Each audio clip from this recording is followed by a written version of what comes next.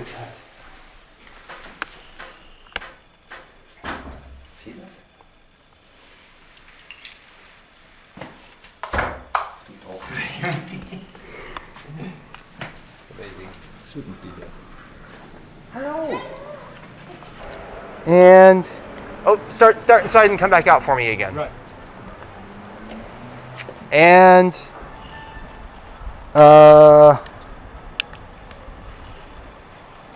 action.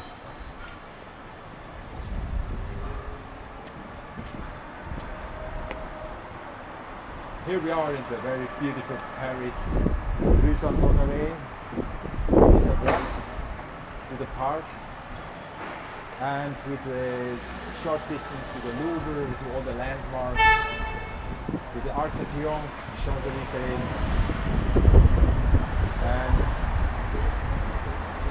it's wonderful to have a lab here, to be in the center of the action, to the auctions, to the brands, to Place Vendôme, to where the new trend fashion of the world for gemstone is created, and to be in the middle of it is fantastic. Today is a very special day because I'm not going for an auction or a gemstone or this and that. That's where we do it next to New York.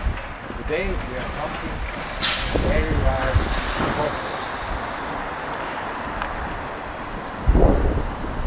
What's the fossil, Doc?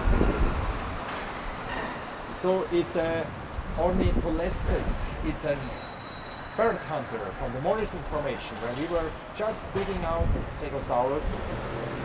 And there are only one or two of them in the world. And this is like 60-70% preservation. And it was a real, very bad guy. I call it Lucifer. Nobody knows. I'm gonna call it Lucifer because it was devilish, going after the birds and the baby dinosaurs and so on. It's a bad guy from the Morrison Formation. Only 2 meters long, was hunting like a tiger, and he was a really nasty little dinosaur with feathers. A bird killer of the ones like Archaeopteryx. Very beautiful. And it is auctioned here in Paris. Paris, the booming town right now. Everything is renovated, all the landmarks, everything is reborn. It's a huge dynamic, and we are here to fetch that piece.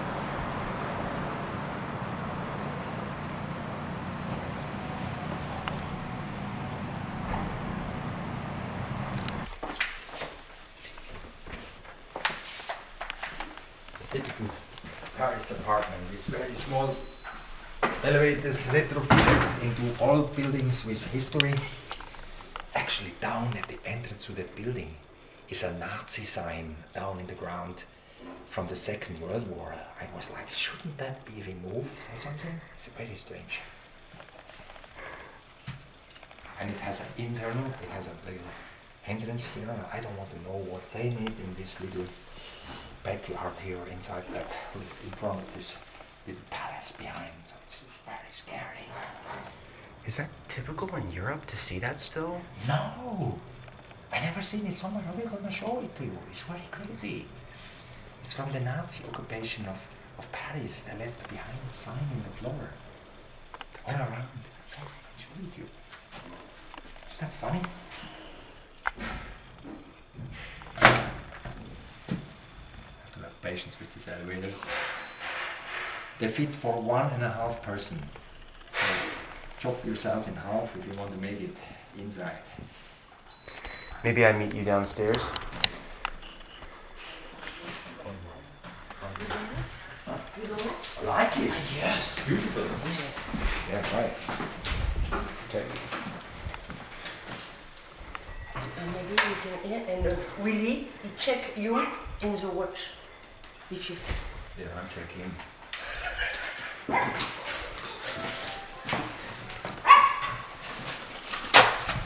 All right. Left, go. Hello, guys. Hi. How is work going? Really well. Very well. All the stones appear the rubies and sapphires from Place Vendôme? Yes, absolutely. Huh? Yeah, right. Full. All through high tech, everything done? Yes. EDX, Yeah, TLR. right. Here is the photo station, here is this buildings and buildings. The high tech room. the machines, chemical testing, infrared testing, microscope, laser-induced breakdowns for spectroscopy. So we are gonna catch the stuff that they are thinking they can cheat here in the Paris market. So we have this little criminological laboratory backstage in an old building, exactly where the action is happening. So they all just carry the stones. Oh, good. No, it's good. I just want to make sure it doesn't touch your So tie. rubbing. Your tie. Oh, yeah. It's okay. So, doctor, why is it important to have a lab in Paris? So the stones are normally bought. Actually, before you answer that,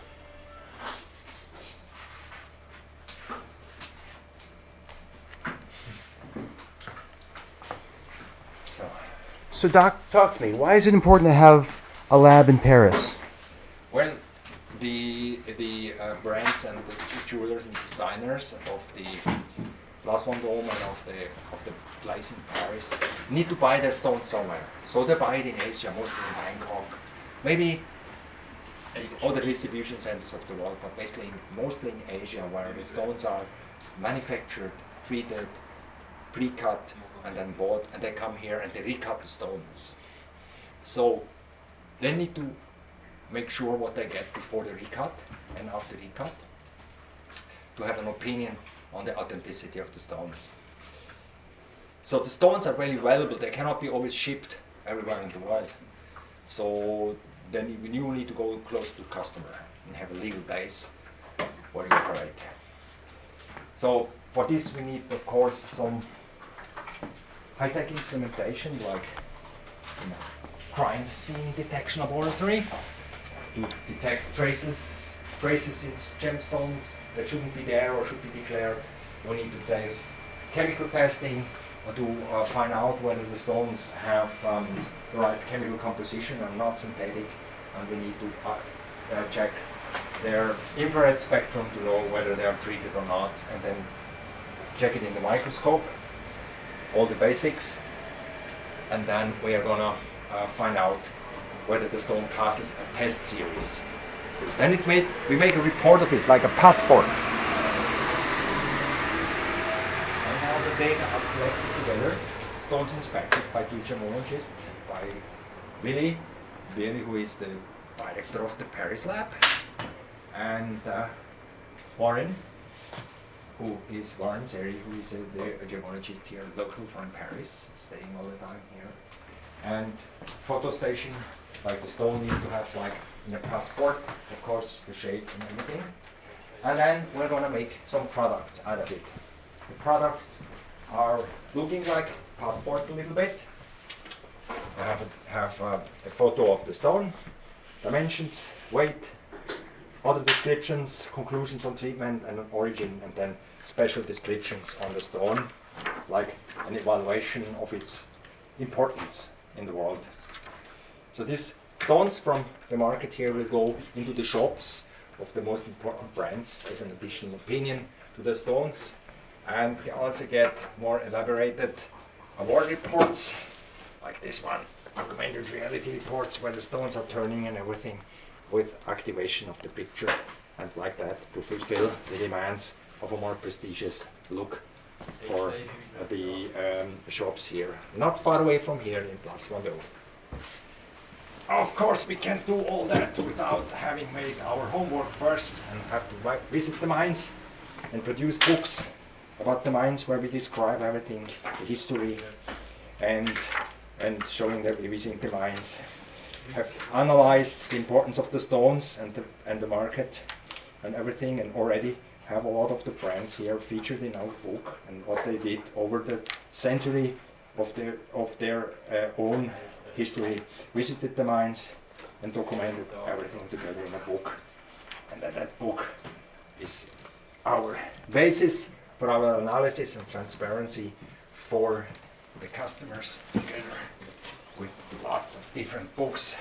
Here, this one on emeralds and so on. So emeralds, rubies and sapphire is the specialization of the Jerez operation, which has little laboratories just all around the world, from Bangkok to Hong Kong, and from France, Switzerland, and finally New York's 47th Street.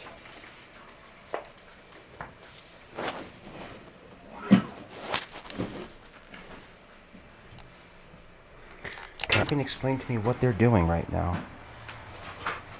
Okay, so the stones has already been measured with the HITEX machine and the data have been uploaded to the server.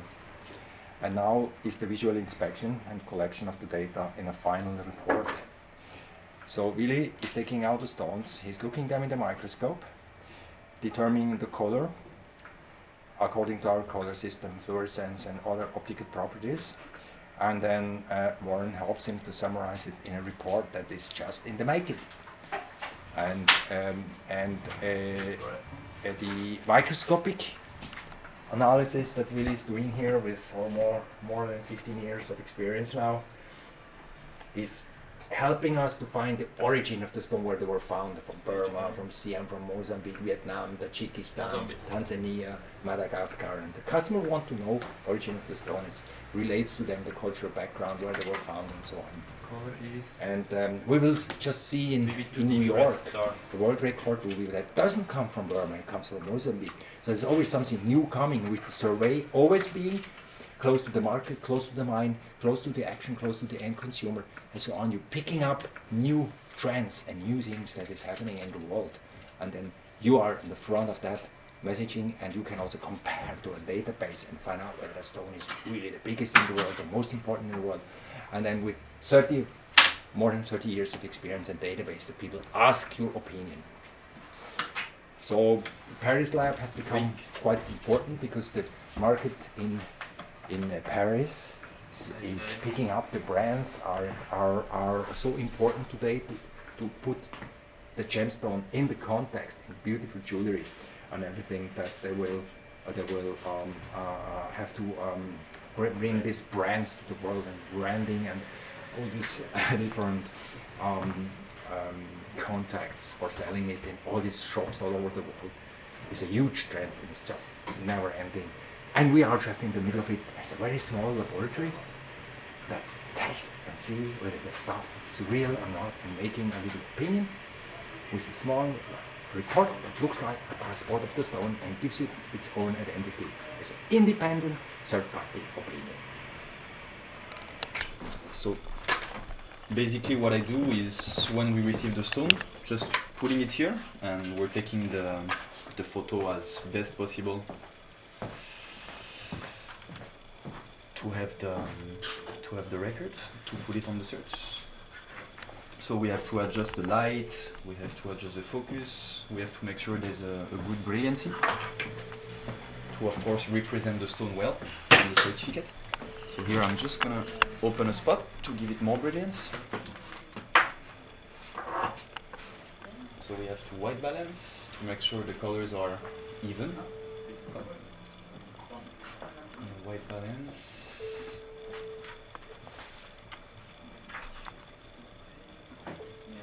And we just calibrate here, make sure the stone is nice as in real.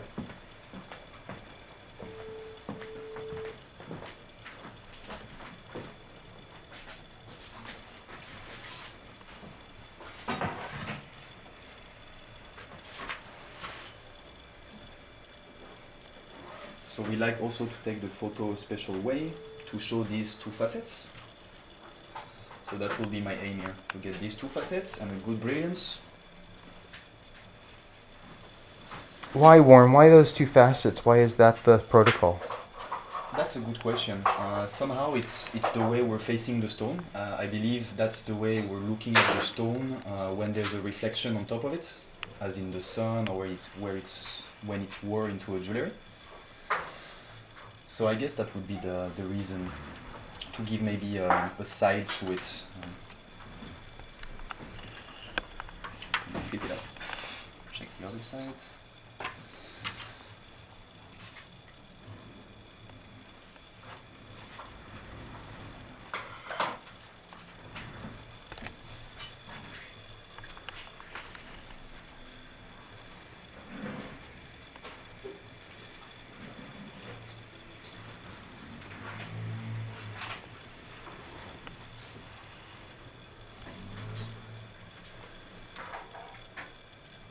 The best photo are taken when the cut is excellent. The best the cut is, the photo will always look better when the cutter made a good job.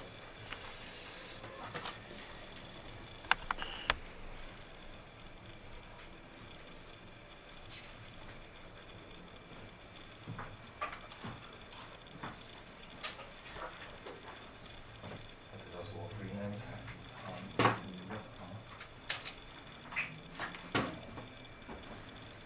So we got a start here. Can you make that one stable without moving it around like free? Yes. Just put it stable from somewhere. Yeah. Just Don't don't block use it. the top lines, yeah. Okay. It doesn't really matter. Yeah, you're right. You're right. You're right. It's just ugly. No, you're right. It's like looks too improvised. Sure. I will make another stone for another shot as well. Not It's a on bit- this stone is okay. It's a tricky stone. No, it's okay. It's big. It's okay. Let's make a switch.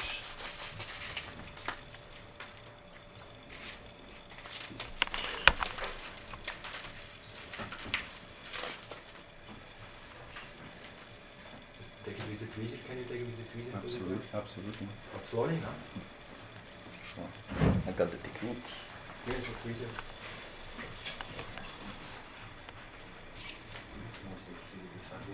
Yeah, make it slow. First time.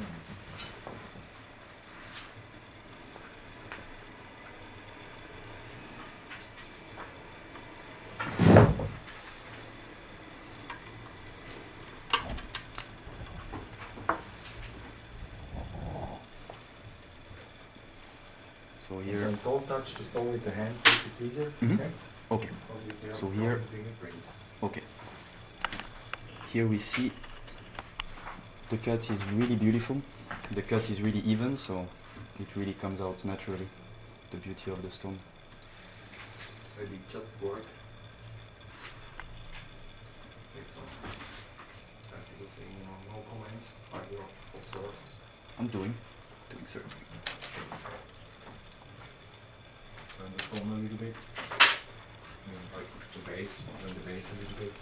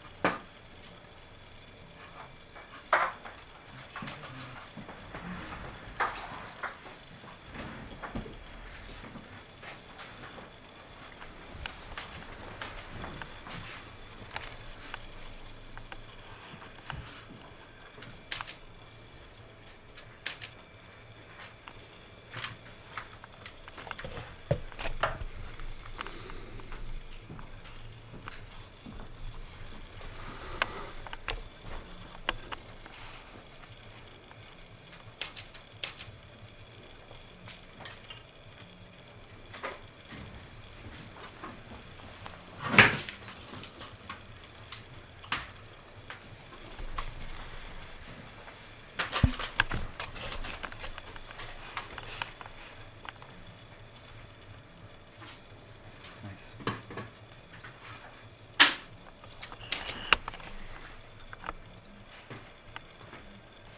Not this lamp in the hand. Warren. Yep.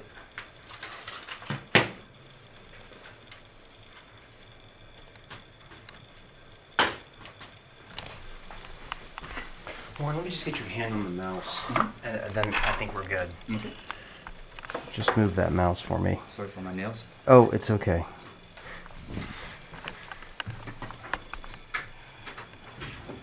Cool mouse. It's like a gaming mouse. Yeah, I installed them around. Oh, cool. Makes us work a bit faster. Yeah.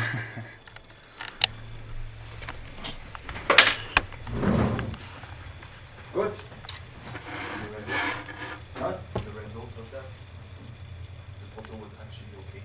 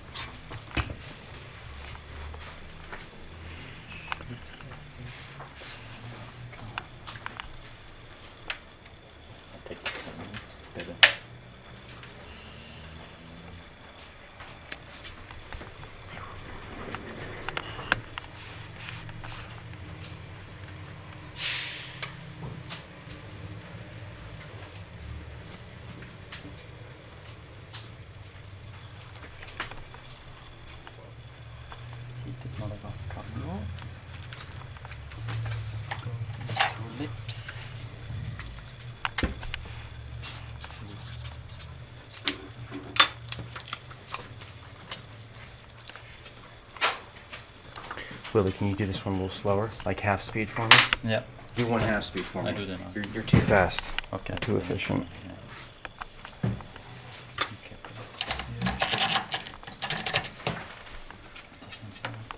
Okay.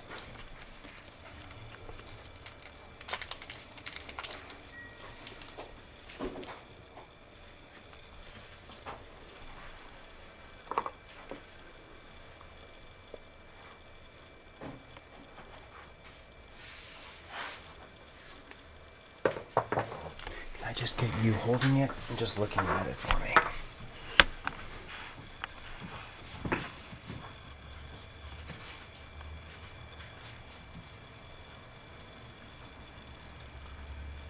Okay. Great, thanks. I have to go to the next entry.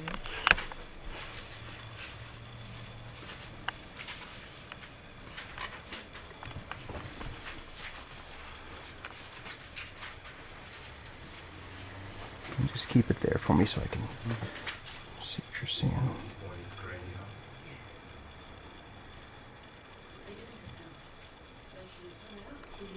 Okay.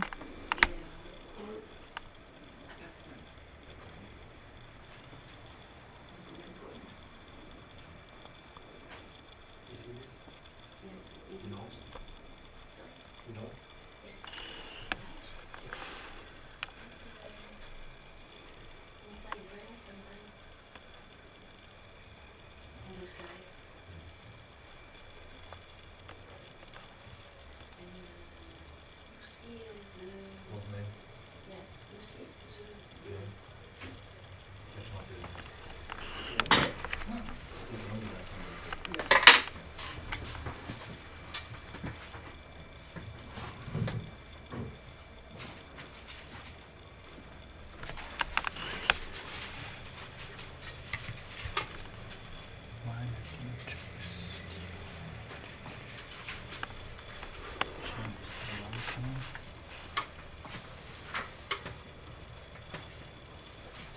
Can only choose pink, why not color it?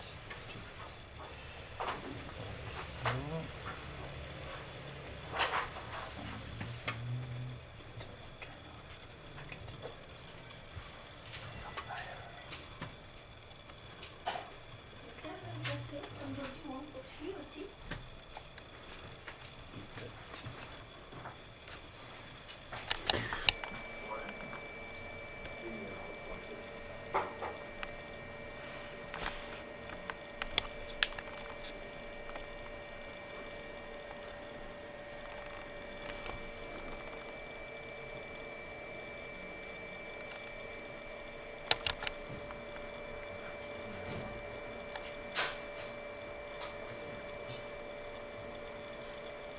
Movie.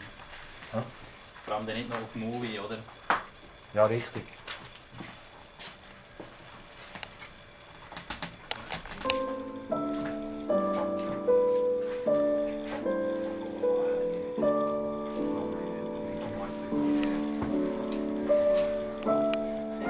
Well, you're about half. Don't worry. I'm not asking you for the happy. Well, I'm ending. No, it's not gonna be.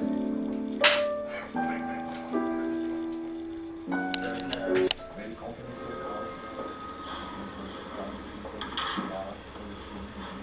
I have to test one ruby from this layout of Mozambique ruby, the center stone. Because I document that this stone is natural and has not been heated or altered in any way. It is totally natural as it was found in the nature.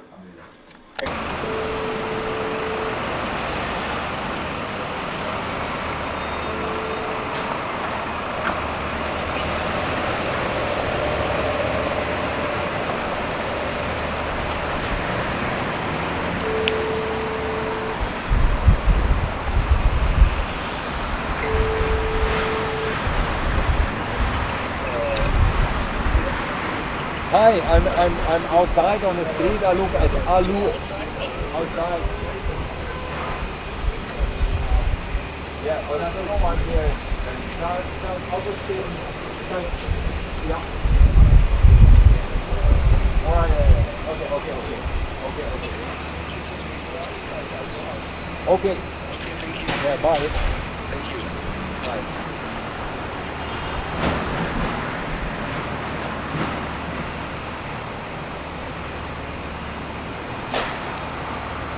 I'm not sure we are at the right place, but there is no sign of that place we are supposed to be. But we're gonna find out soon.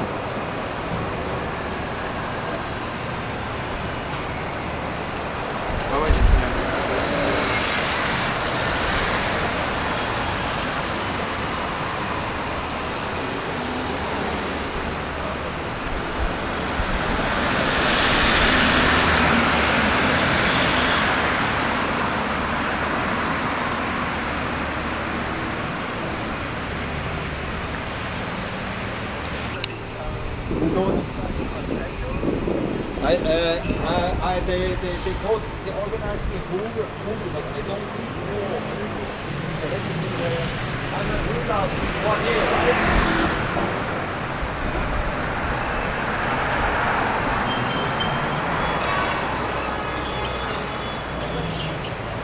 Withdraw. Huh? Here. Yeah, so they dropped us at the wrong place.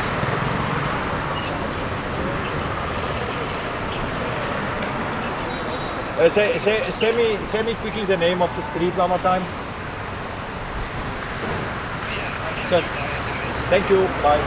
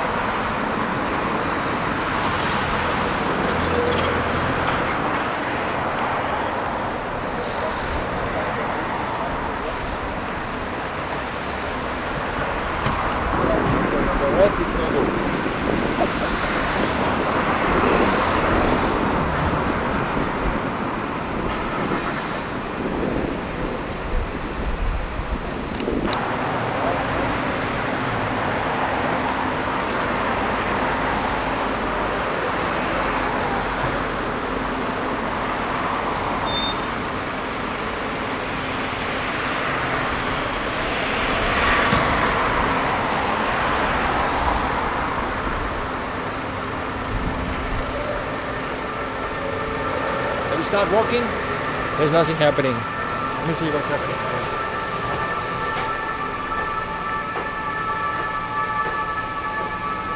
We have to go in here, so we walk in here. You like to catch that, huh? Taxi? Hello, taxi?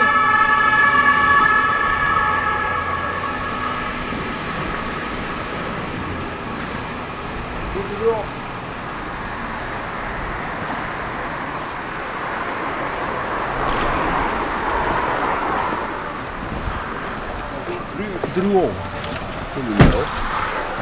Just a moment. 10. Would it be here? I don't think so.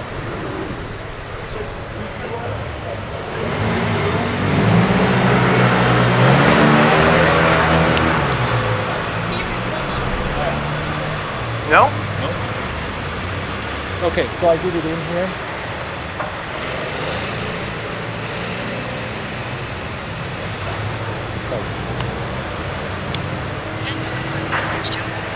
Okay, so the door is here.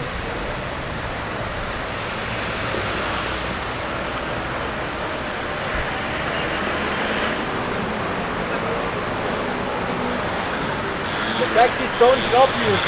They don't drop you at the address, and and then you have to find out your own way.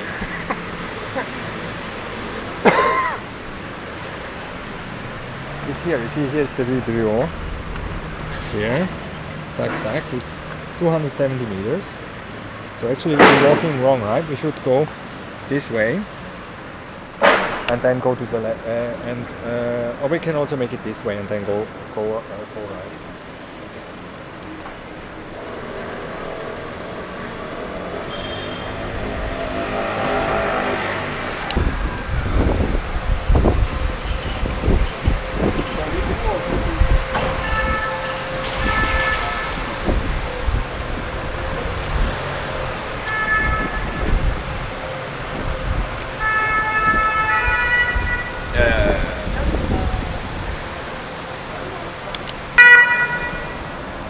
And okay, this is 7.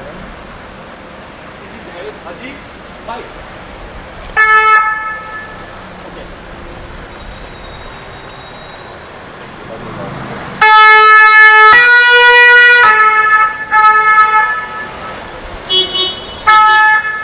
That's it.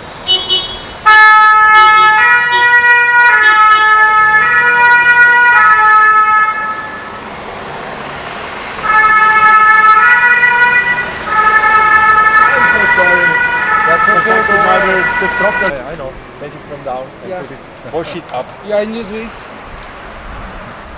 You already did? Many times. With many? They are just moving everything now inside because they changed the position of the bureau for Is that good news for us? yeah. Good. Good news is good news. Have to put that in the ear. Did you walk the whole way from your place? No. Basically,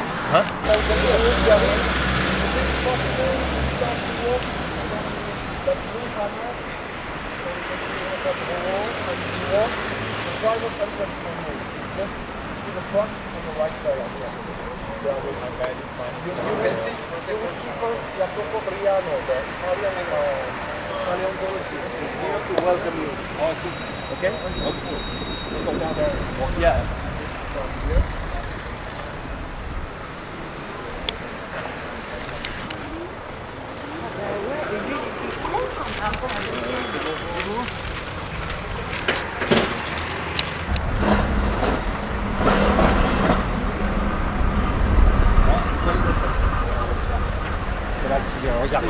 This guy. Yeah, he was looking for camera because he looked at the camera. Look at the camera. and Oh, it was- okay. So come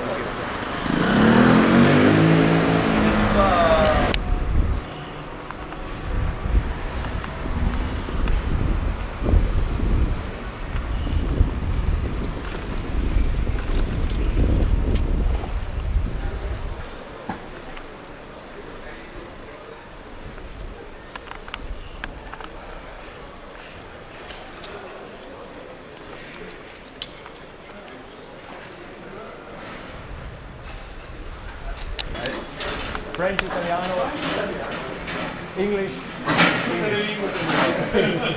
You say on the file of the law.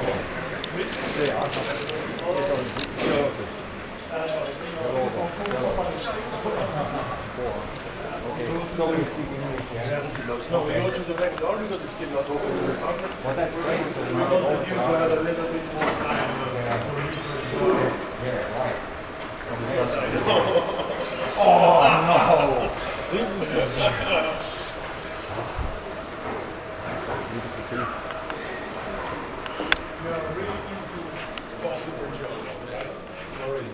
Well, I'm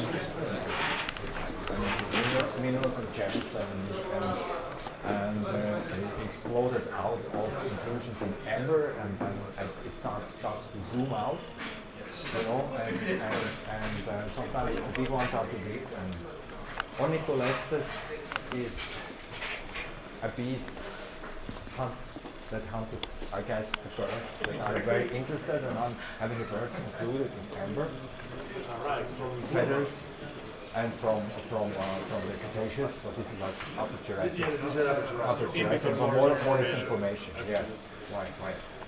That is one of the areas from which we get the best dinosaurs ever. In the past years, we had several from the very same area in KC, Wyoming, and the quality proved to be extremely high.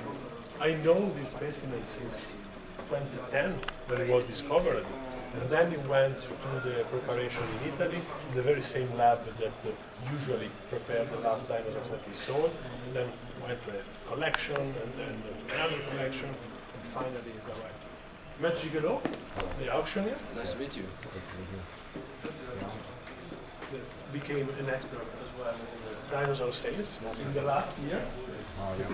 Yes, we started in 2016, the first days, and then everything.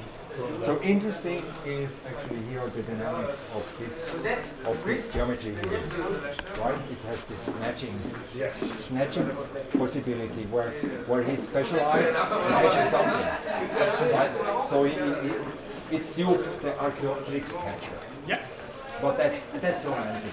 That's romantic. That's romantic absolutely. because they made it up to make a point. Absolutely. But he's probably eating other stuff as well, like. Yeah, he was either preying on small Celerusidae dinosaurs or on birds. But On the it birds. was, yes. Yeah, so taking off birds like the Because we should have been Microraptors. Microraptor, I mean like the transition between the lizards and the birds, and they started flying. Some of them were so sailing, Exactly. they made crash landing and so on, or landed. And he was He right there, jumping there. Wait to jump when they crash landed, right? And snatch them out. So they couldn't make a second chance and go up and climb the tree and make another jump. Yep. Absolutely. So with his clothes, he was actually a little bit like a baby killer. Was it a dino baby killer? A dino baby killer. Dino baby killer. That was an extremely powerful tool. This here is his he grabbed them like this, right? Right? Can I put this here? Yeah, please. So and he was sneaking around in the ground and probably had a good smell. I'm sure about that because the process of the nasal area is very, very developed. It's very well developed. Yes. Huh? So he must have taken sense of small dinosaur and baby dinosaurs and so on, pooping somewhere, and there's a nest and it's not a nest, and he went in the underwood and he was sneaking around and he was smelling. Because he was rather agile in his movement. Yeah, he looks like very streamlined. He could probably go into dense forests and into mangrove situations and here and near lakes or something where birds would take off and fly over and going around and sneaking around. Should have been a little bit dangerous to me. He was a pretty bad boy. Yes. Right? Absolutely. Yeah, right. And probably the mothers of the dinosaurs was scared about this guy. And he wasn't alone, right? No. He was not alone. No, we probably even think that they could hunt in packs. In packs, like a wolf pack. Yes, and that would have been a nightmare. Yeah, if you were because one guy like a wolf, he snaps from here, and they back up each other, and then they may be jumping. Yes, because they were able to make very big damages from the rear claw as well. This one especially. It has like a little blood. This one is for releasing pressure when it goes into a muscle, and the blood come out, right? It's a pressure release design for blood vessels. It's an vessels. incredible design for such a primitive creature, because we are very, very old in this. No, but the dinosaur came after the Permian Jurassic. You know, they had like 100 million years to develop this. Yes. Yeah. It was already high tech. So he's specialized, and the special thing is that he walks and has his weight under the back, right? With a long tail to balance it out, and then put all the weight here. And while they were doing it, they had the possibility to specialize the two hands in the front for other jobs. And he was this one, right? Yes. He was the claw, guys. He was the guy with the claw. He comes to you and it's a nightmare, basically. Yeah, you to meet him. Don't have 3 or 4 of those around you because you cannot concentrate on them. And they're agile, like they put the tail behind and they swing around. They swing around very quickly in the run, right? They can change to the. They can hide. They can sneak in. Yeah, should have been extremely fast and agile for in hunting. And that's what I like. It's like a leopard. The leopard, a leopard or a guepard, you know, like Yes, like, yes, like a this. little bit in that niche. Because the Morrison Formation was like an East African yes, rift, yes, right? reef savanna with some Savannah, wetlands. with some wetland, a little bit savanna, and then like the East African area, right, with a spreading center or something, a little bit volcanism, and then grass and everything, the grasslands, and So it this was grass able were to like meet- the herbivores and their babies, right? And he was probably not going after the big ones. No, no, for sure, because he was not. He was interested to kill the babies. So it makes him an even better boy. Yeah, he was a devil. He was the devil. The He devil. was the of devil. He was the devil of Morrison Formation. the devil of the Morrison Formation that sneaks in, and he had feathers. Yes, that's So what he was isolated. He had feathers. He could go when it's cold. maybe a little He come- bit mimetic as well, so he was able to hide in the vegetation. Probably. Maybe the feathers had some colors, and then maybe showed off to each other and everything. Had different showing big off. guy, I'm the big I'm guy the big guy. here, there, and showed the feathers. And it must have been the feathers must have been full of parasites and stuff. He was a stinky guy. A stinky, sneaky guy that comes from behind and sneaks in.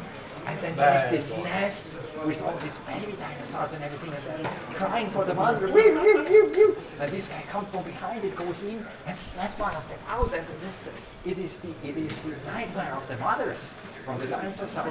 The Nightmare. mother would have warned the Yeah, the mother not sometimes have to go away outside and bring alone. some bread, right?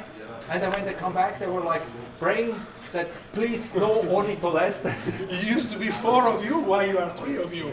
Well, Where the whole is nest- little Timmy? No, maybe like wolves, they're killing more. That's what they have to do. They just have a frenzy, and then they come in a pack. Looks like something that could have a frenzy. Absolutely. A frenzy. So he's non-stopping with this rush and then killing and killing and killing. Killing machine. Killing machine. It's a killing machine. Jacopo, j'ai une question.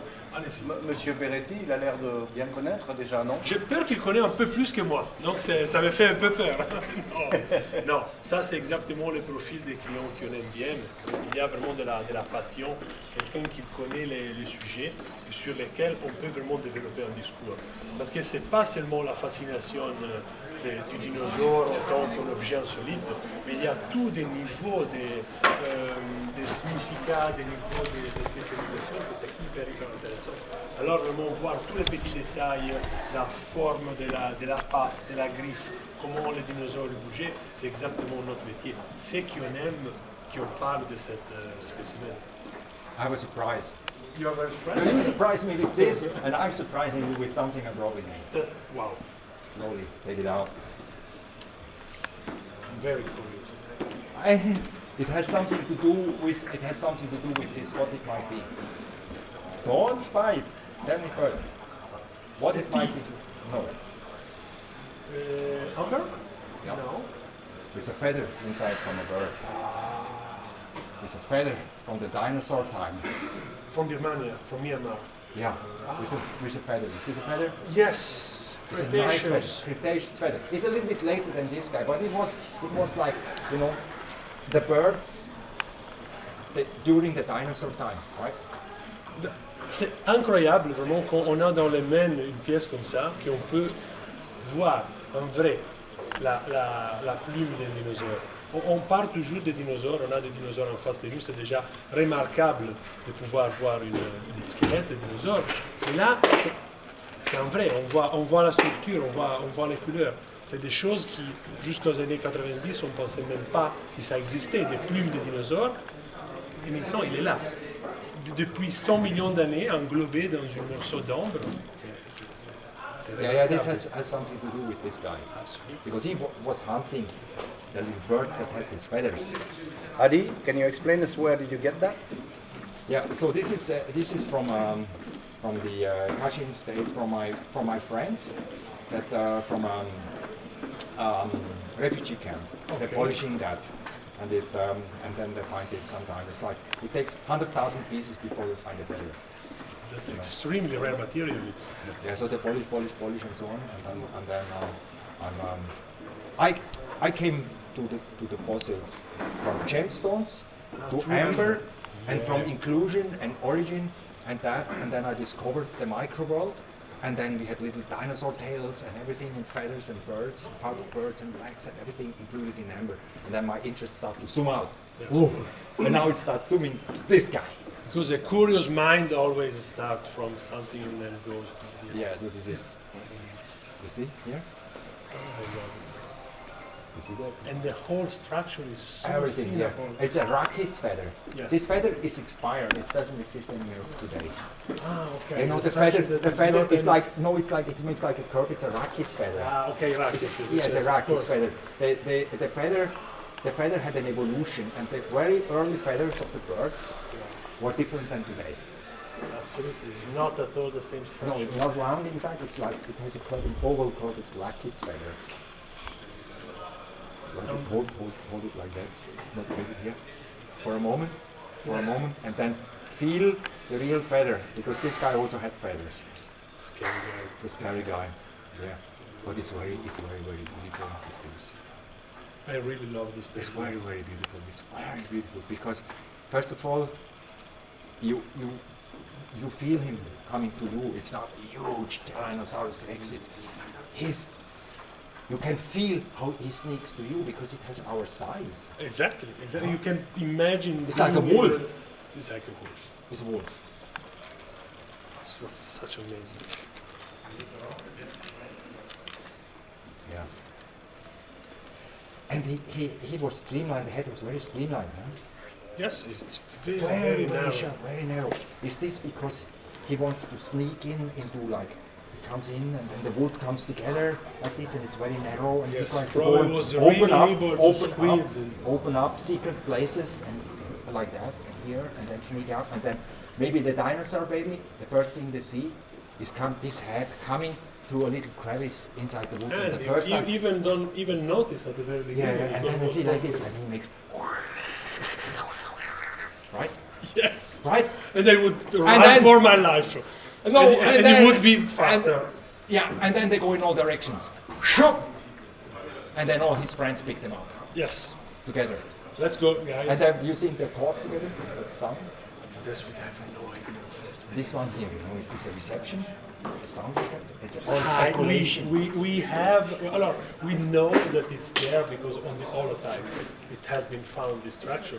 But exactly what it is, it could have been the sustain for a wider structure. Or maybe for a something- feather For the ornament? feather ornaments, probably. Uh-huh. Maybe he had some structure that was used to show off in competition, maybe in mating, maybe fighting. Maybe red or something with a lot of blood in it that's sustained like another. That's one of the ideas. Or that he could collect But on vibrations. Morrison formation, we had absolutely no track of feathers because it's not the fossilization Process. situation in which we can get like in the Liaoning dinosaurs From China, we find the feather imprints. Yes. Because they have volcano outbreaks and the volcano just so thin cover them, ashes. chuck these ashes. And this one is more like in a river. And then it's washed in. It's with always a river lot of bands. big river, with a huge Exactly. river catastrophe, Yes. like a flooding. And then, Mostly flooding. and then he is like in the wrong place, and that's it. What happened? What? And then he gets tumbled in and so on, and that was his end. He ended so many lives of small dinosaurs. Absolutely. And himself probably also didn't have like And we had the luck that the bones have been Washed kept together. together. Exactly. So Usually this is it's from, completely is it separate. from one piece or From one piece. How you From know? one How piece. you know? Because I know exactly where it has been found, I know exactly the location data, and I know exactly all the traceability of the specimen. And I really believe that it's extremely important not to make composite specimens. Or you have to disclose it. Exactly. Oh, of course. If you Of disclose course. it, you can do what you want. Of course, But the of fire course, has to know. of course. But So I see from the picture that about 60% is true, like one part here and one part here. we have a very good plan. Arthur, est-ce que je peux avoir l'iPad avec la ou les catalogues, les catalogues.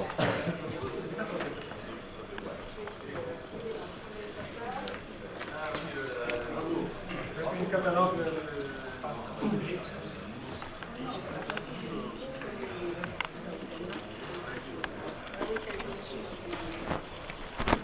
It is small one, but we can.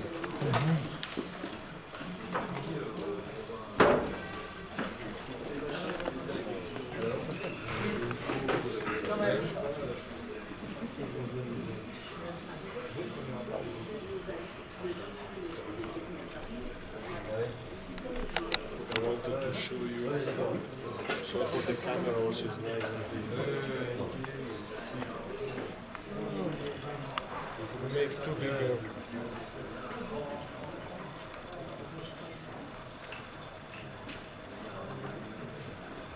I'm gonna tell which one is real and which one is not. Yes. Okay, here you have. So here, this is left side. Left side. Is here. So this is real and this Yes, is not, exactly, right? exactly. And so the real one is here. Let me calibrate myself on the real one first. So this is real. This one here. This one not. Not enough, huh?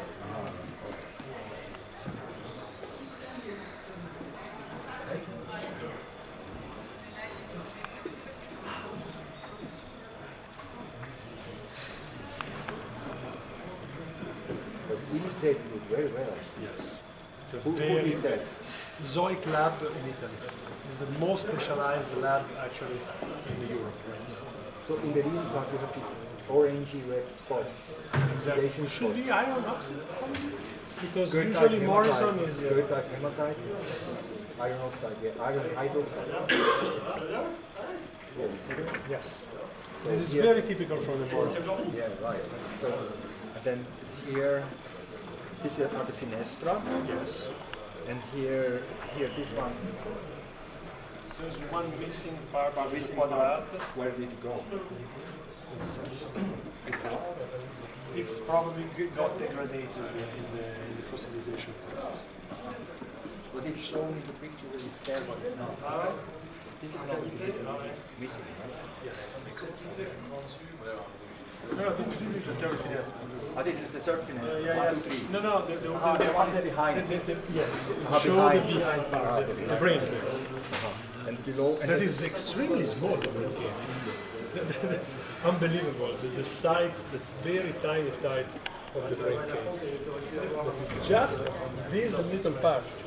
The whole structure is empty, and the brain was just here. Yeah, and he has a small body. Do have the dinosaurs have some of the brain in the red column? No, They don't have it. No. Okay. They used to have hair sacs in the Hair sacs, sauropods, yeah. but not brain structure. All right.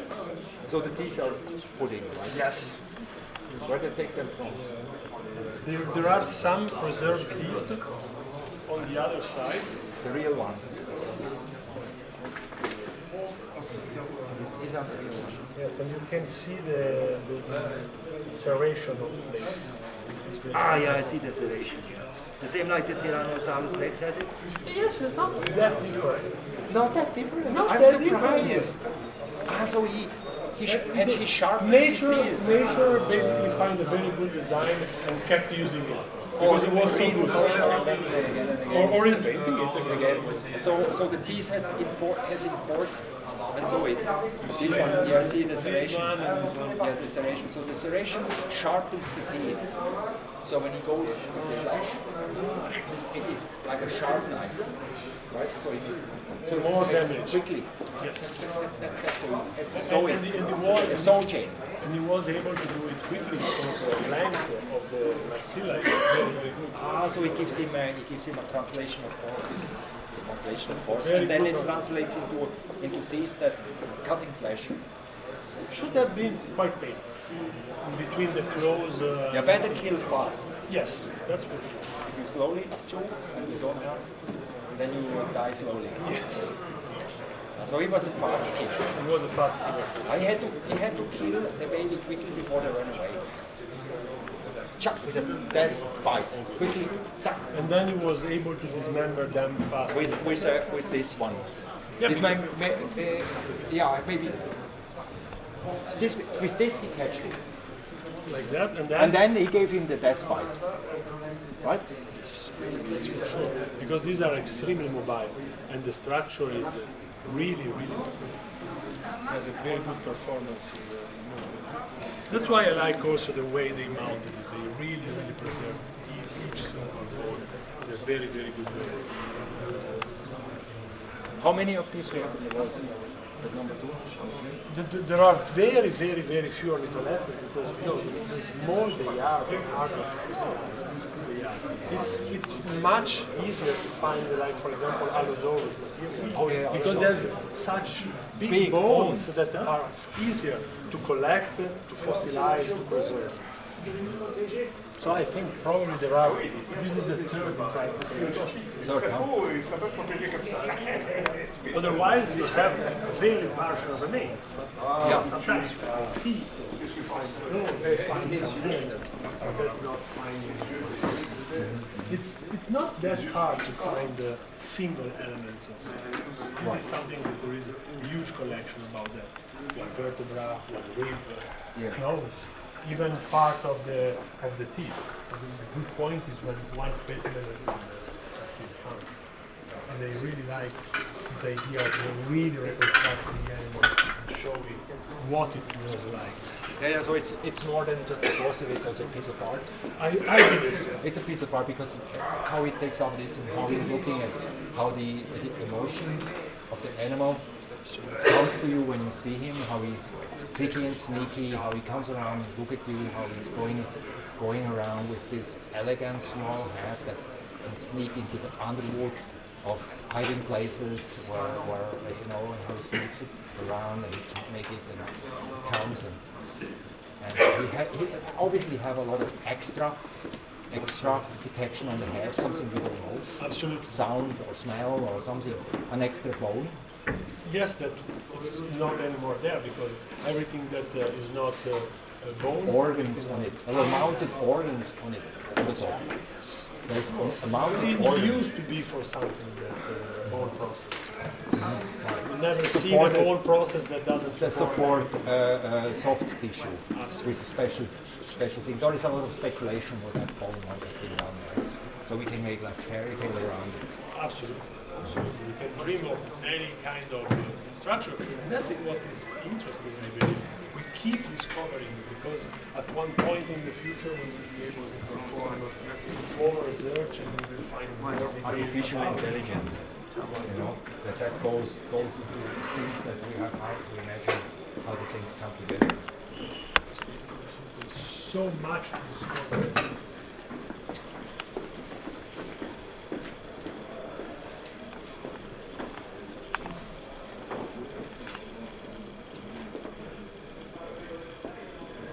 Did he had some problems with the hair?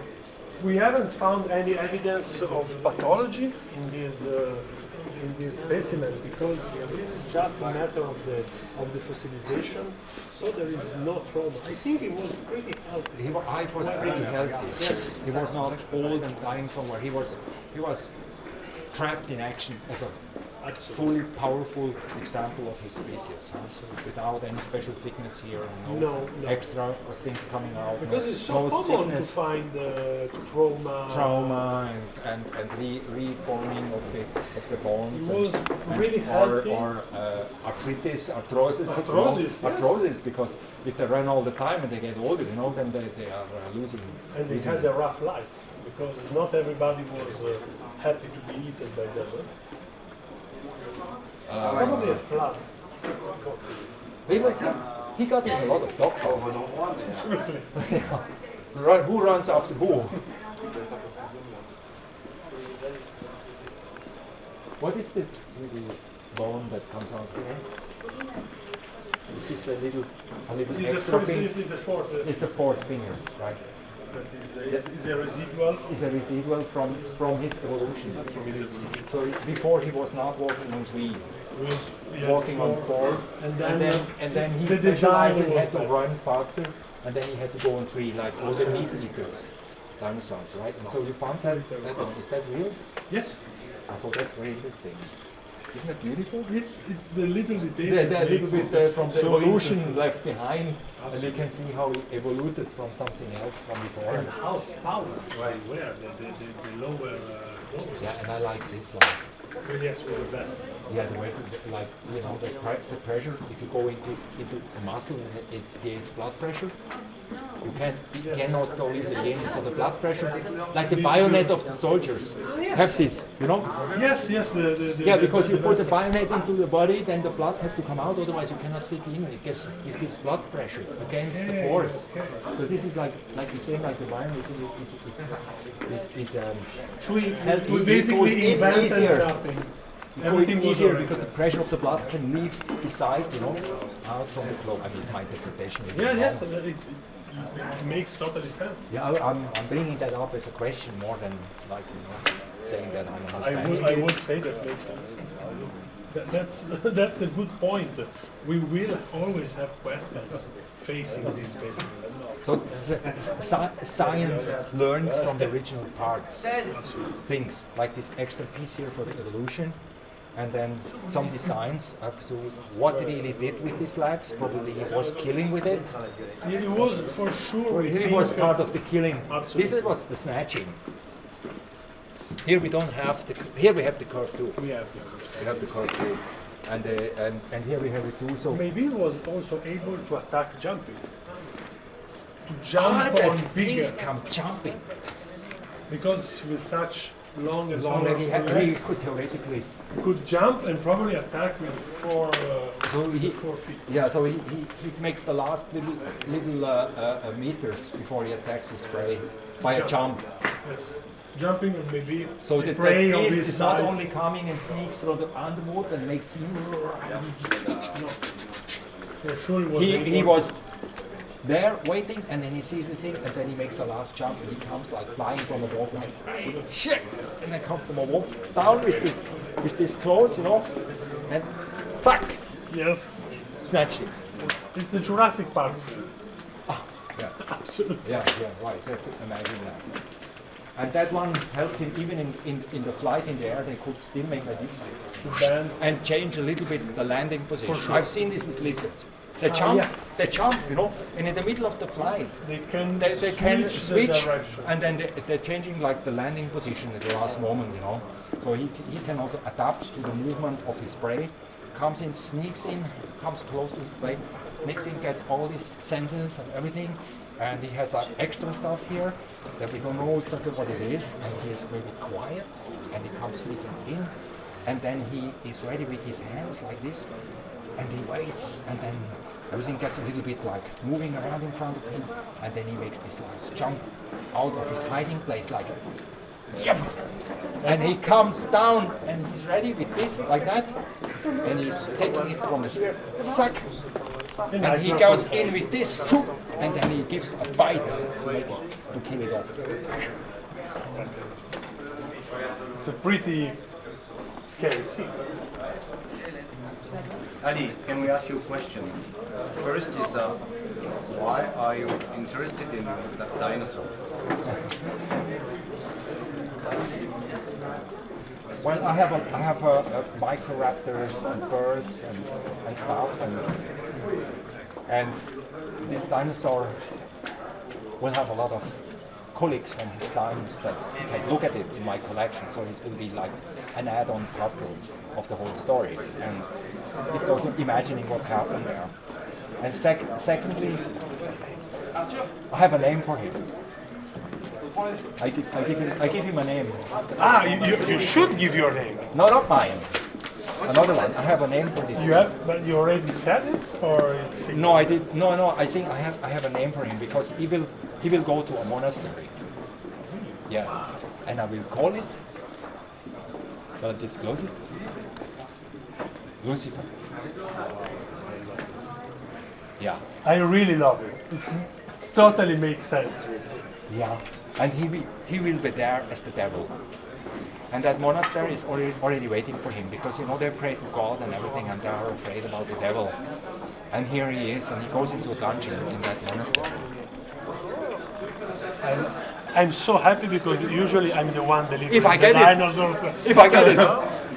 To today there's the fight. But, You will be know, the predator. You know, I don't want to say 100% get it. There will be too much Yeah, disclosure. Ali, you're talking like if you get it, but there's an auction before. Huh? Don't. No, he was fighting for his life, and I'm fighting to get him. So we have something common. No, I know. So Yeah. no, You will do your it's a- best. if there is another crazy man like me, we will be having a match, and the outcome of that match is unknown. So that's the beauty of it. Now, what I like also with this piece is the documentation. Yes, All the of course. bones are described, where they come from, how they were found, all the documentation. So for science and for me to publish on it is absolutely necessary. Otherwise, I can never publish in a journal anything that we find out. This is for us, it's extremely important. And I'm happy that we brought this piece of conversation because we are actually looking for clients that have this attitude towards science. Because we know exactly the value that this specimen have for Ah, science. alors attends, excuse-moi, Jacopo. En Peut-être français. quand, oui, Ah oui, on va le faire, ok. quand tu nous parles à nous, c'est mieux français, Ok. ça évite de faire dubbing. Ok. Well, Oui, just alors, in between the two of us, I really love it because we have some clients that really buy these dinosaurs just for themselves, and they go as a living room. And okay, it's a market, we know, but when there's this scientific part, we love it so much, and we have so much work that we do in the university institution that we really love it. So anytime that the idea is to publish and to keep doing great for science, I'm there always. Jacopo, alors, It's a statement. It's very vous aimez ce genre de client? Absolument, absolument. Alors, moi, je travaille pour les marchés privés. Donc, on est ouvert à toutes les choses possibles, ça c'est sûr et certain, mais on cherche le plus possible de pousser les clients vers une coopération avec le monde scientifique. Parce que c'est des spécimens assez intéressants. Je comprends l'intérêt pour garder chez eux cette spécimen. C'est tout à fait les droits des acheteurs, mais s'il y a faisant d'intégrer la science avec la collection, ça c'est remarquable. On a toute une série de paléontologues qui travaillent avec nous, c'est toutes les universités, toutes les institutions qui n'attendent que ça, qui n'attendent que des collectionneurs qui ont un regard plus avancé vers leur collection pour créer des partenariats comme ça, pour donner accès aux spécimens, pour faire que ça donne toujours quelque chose à la science et à la connaissance de notre planète. Ça, c'est franchement remarquable. C'est ça qu'on aime et c'est ça la direction qu'on pousse.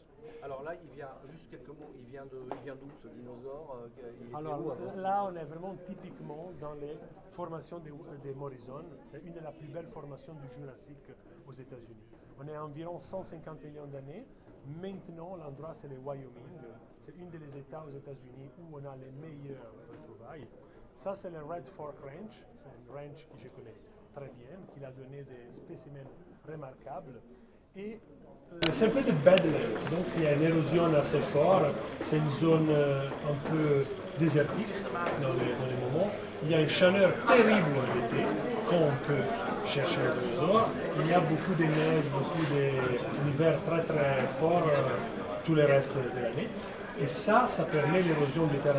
Donc chaque année, il y a des poches de fossiles qui sortent, on a des petits éléments, des ossements qu'on peut se retrouver, et il y a des équipes de paléontologues qui seront sur le terrain et cherchent si l'érosion a sauvegardé quelque chose, et c'était en 2010 que cette dinosaure a été retrouvée. Je me souviens à l'époque, quand il était retrouvé, je me souviens quand il était arrivé en Italie chez Zoic, cette société qui s'occupe de la restauration. Après, je me souviens qu'il était vendu, il a fait plein d'échanges, cet dinosaure, mais j'ai remarqué la qualité des ossements et la position qu'ils ont donnée. Ça, c'est très important, de donner une reconstitution et ça nous donne l'idée exacte de l'animal. Ce n'est pas des ossements qui sont là sur une table qu'on ne comprend rien. Là, c'est vraiment un travail de paléoartiste et de reconstitution de qu'est-ce que c'est l'animal en vivant, comme monsieur l'a bien remarqué, bien sûr. Il était où avant ce dinosaure? Il appartenait à qui? Il appartient à qui là, pour l'instant? Il appartient à un collectionneur privé. C'est un collectionneur qui a eu ça pendant quelques années. Et vu les résultats, c'est pas exactement son domaine, c'est pas forcément un collectionneur des fossiles. Il avait acheté peut-être ça sur un coup de cœur à un certain moment et il a vu les résultats remarquables de notre vente. Il a dit, je comprends qu'il y a un marché, pour moi c'est le moment de me séparer de cet objet, est-ce que vous accepterez de les prendre en vente? Et c'est autour de lui un peu qu'on a organisé cette vente. Et c'est ce que je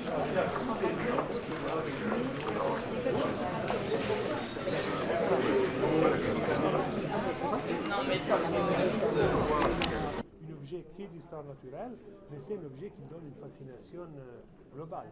Il y a beaucoup de profils différents des acheteurs qui peuvent tomber amoureux de l'objet comme ça. Yeah, I have in my foundation already 3 holotypes. And then so we have a depository for holotypes and publishing. You are a depository? Yeah, right. Oh, that would be my dream. Yeah. And but I'm sure that you have plenty of very good contact with paleontologists. We're publishing science and so but on. we have all the best in Italy that would be very interested in following up upon the trend and do Yeah, all it should be published. Absolutely.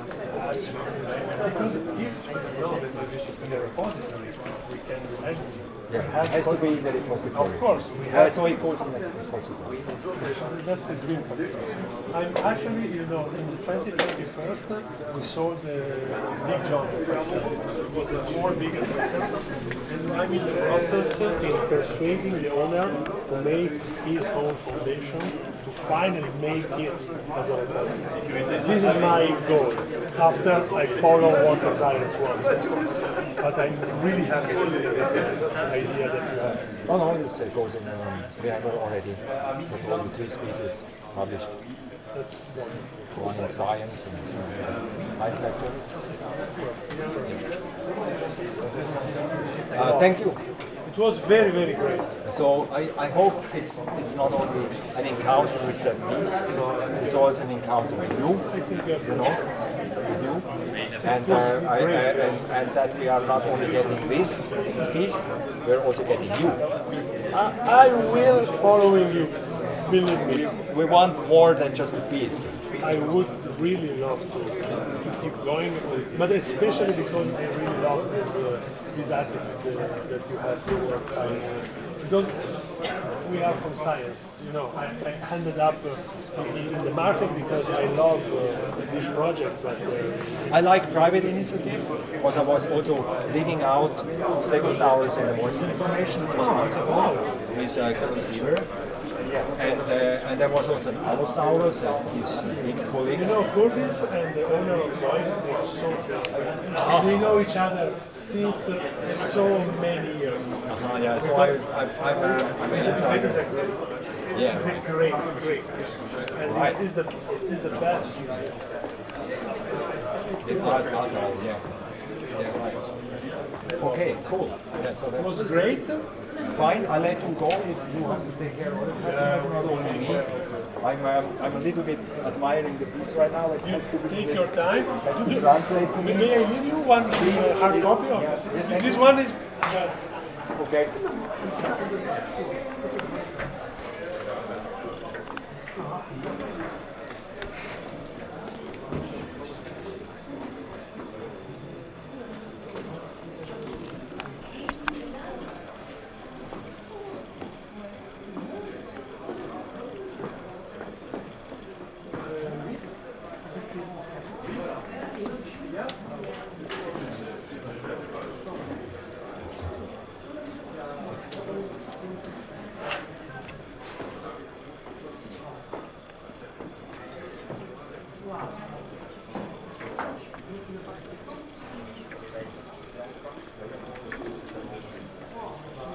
What do you know about this dinosaur? They lived together with the Stegosaurus, Allosaurus.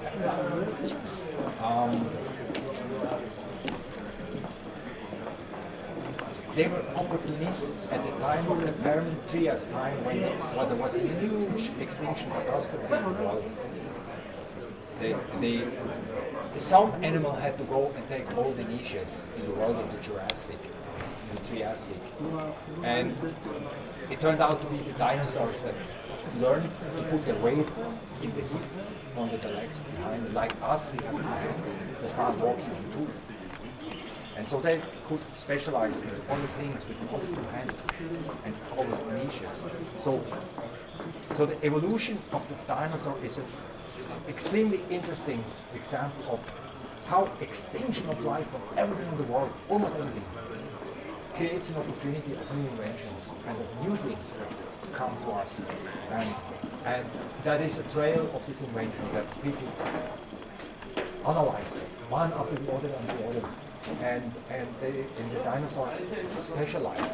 They were also important because he was like maybe killing dinosaur babies, but maybe also protected from overpopulation, like the shark in a reef. The reef dies without the shark. So he had a regulatory job. He was not only a bad guy, he was regulating the world around him and making sure that there is not overpopulation of different species and so on. He kept them down, he kept them healthy, he went after the sick, he went after the genetically not so well products that came out, you know, they were like sexually reproducing and all the time had small differences. And he eliminated the ones that were not fit and so on. He was kind of like the shark in a reef, but he was in a savanna, in a grassland. And he had his job, and without him probably that ecosystem would have collapsed. So he was a guardian, he was also helping to make evolution kind of. He was a product of the evolution, and he was part of making the next step for evolution. So very important part of an ecosystem. This dinosaur has already disappeared when the T-Rex appeared? Yeah. Yeah? So it's much older than the T-Rex. The T-Rex is from the Upper Cretaceous. This one is from the Jurassic. There's 100 million years in between. And when we look at a movie like the Jurassic Park, and so on, it's just Jurassic Park, but the T-Rex is from the Cretaceous. So the Jurassic was the Allosaurus. And that was the big hunter at that time, and not T-Rex. So we can leave it there. It's okay, you know. It's science fiction, and we don't have to leave it. Criticize that, but if you really want to know, you know, it's different. You know, the T-Rex was not in the Jurassic. It was in 100 million years later. But the Allosaurus was there, and he looked kind of similar, but the T-Rex was much bigger. The T-Rex was getting bigger in the Cretaceous. The legs in front, smaller and smaller, got bigger and bigger and bigger. He find something out that the nature favored. So there was like a billion T-Rex on Earth, you know, a billion in the whole time. When the T-Rex was on Earth, when you count all the species, billions. And we find only 3, 4, 5 of them we found. And here, I don't know, were there billions around the Earth, but only 3 found? So every species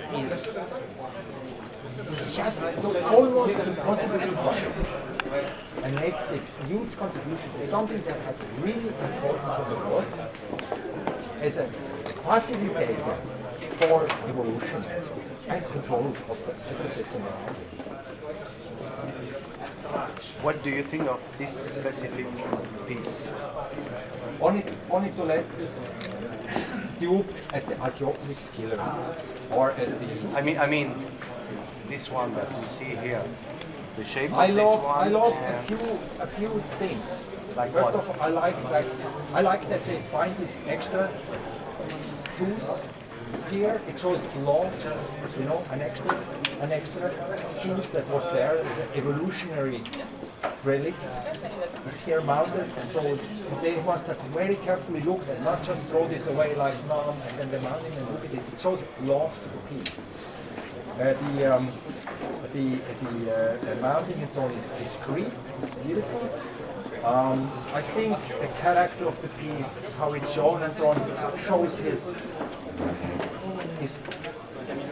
personality very well, according to what we see that piece made.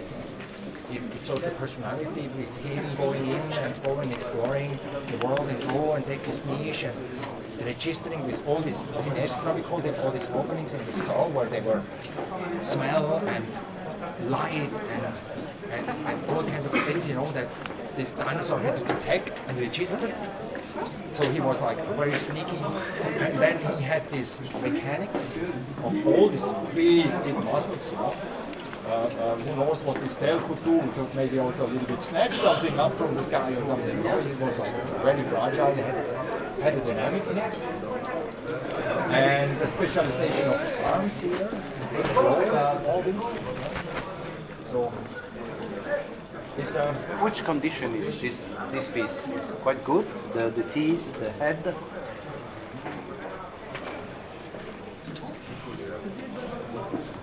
From far away, I wouldn't be able to say which piece is reconstructed or not. I have to go with the loop on it, right? So I find it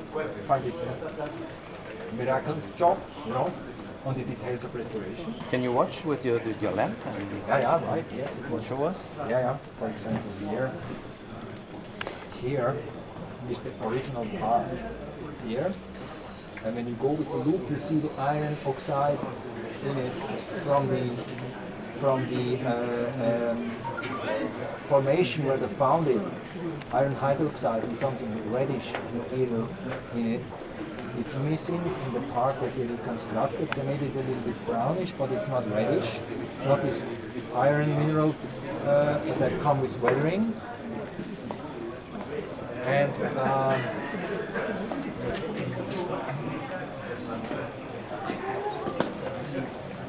yeah, there's a little bit a pinpoint structure of the mineralization of the bones. The bones are not bones; they are replaced. They are rocks now. You know, the bones in the head. They say this is original. Actually, the bone is also replaced. It is not calcium phosphide, calcium carbonate or something. It's also stone. But the mineralization, the replacement of the bone by stone, is created by real minerals like quartz or iodide or something, carbonate, calcium carbonate. And while the reconstruction here is different, you know, they're like cement minerals or something that they use to make that. So there is another mineralogical composition. For example, can you show us a real one and a reconstructed one? Yeah, here I mean, this is the real one here with the reddish. Sorry, which one? Here is the reddish. Once again, which one? Here, this part is the real, and I think this one is not real. You know. Once again.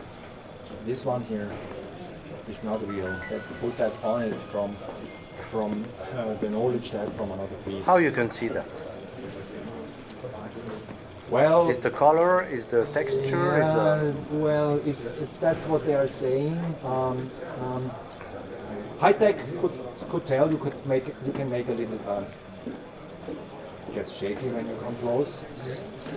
You can go with a reflective Raman probe on it and identify the minerals that are in this part here, and then you come maybe to cement minerals or something. While here on this part you get natural minerals from the replacement of the bone.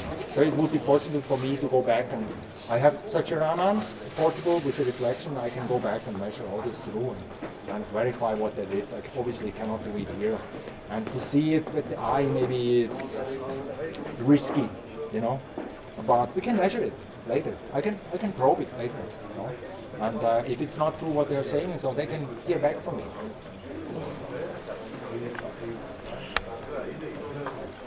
So what we would need now is just, without talking, you're just turning around and... Carrément.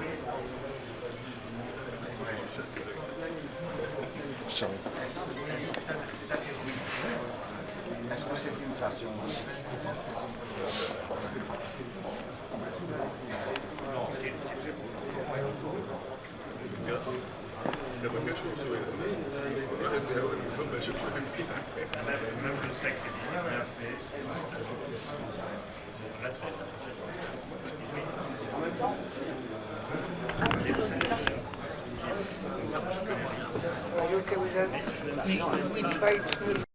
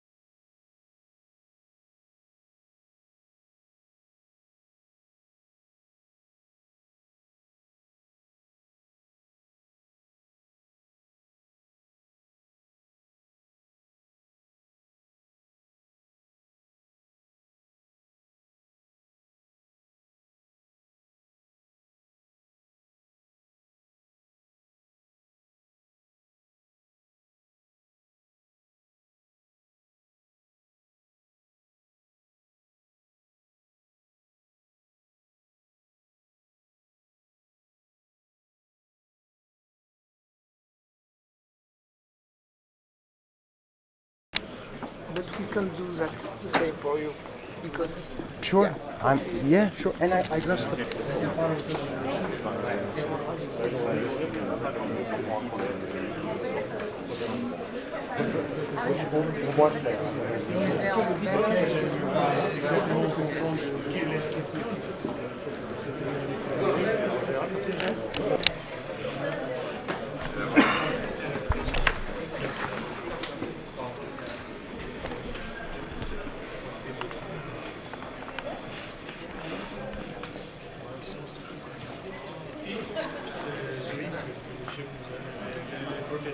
Avec on respecte toujours ce petit milieu, les gens ils ont mis aussi dans cette domaine.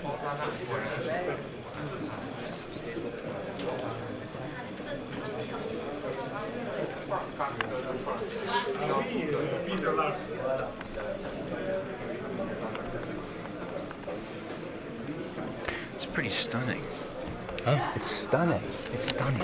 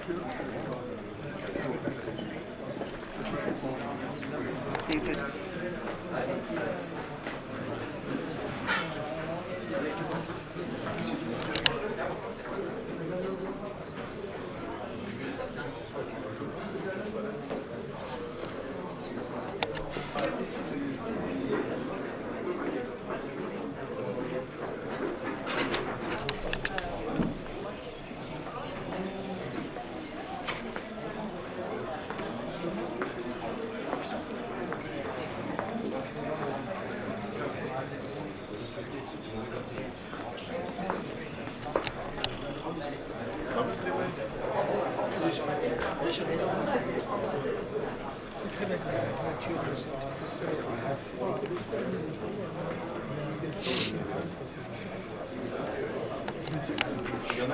head, and goes to the woods underwood and everything. He looks for nests and hiding baby dinosaurs and everything. He comes in and he's ready to make a big jump on them and surprise them. He is the nightmare of every dinosaur mother that leaves the nest and has them behind them. They cannot walk yet and everything. They hide and he goes after them.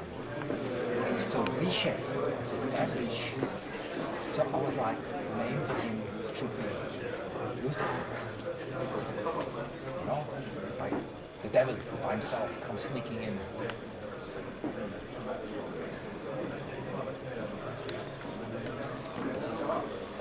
That's why it comes to a monastery.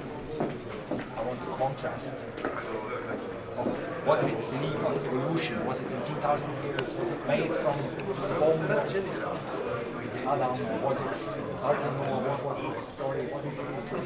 And where is it? It's not the price. Tu vas galérer là. Ouais, ouais, c'est ça. You buy a piece of the ocean, it's not the price, you have to pay a premium from the seller. It can be 20%, it can be 50%. You know, it adds up. So you have to be careful, you know, how much you see, because it's 20.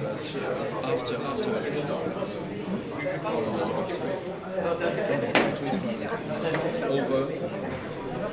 If it's over,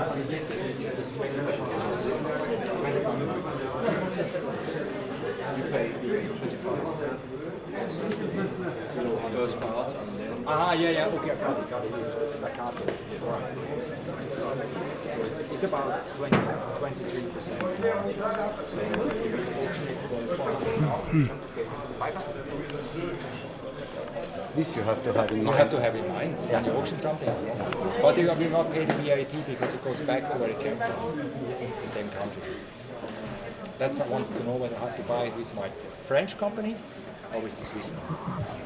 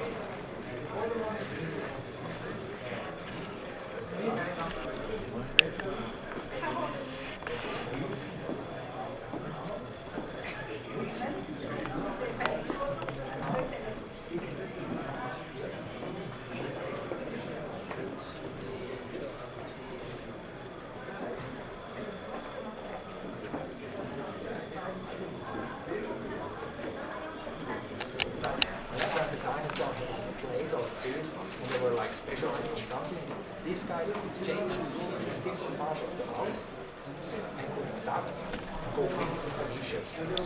The dinosaur said, okay, you take the land, and I take the sky, and I become the jet fighter and the airplane and everyone that flies. And they went quite successful. They're very successful. Millions and millions of birds in the Pacific.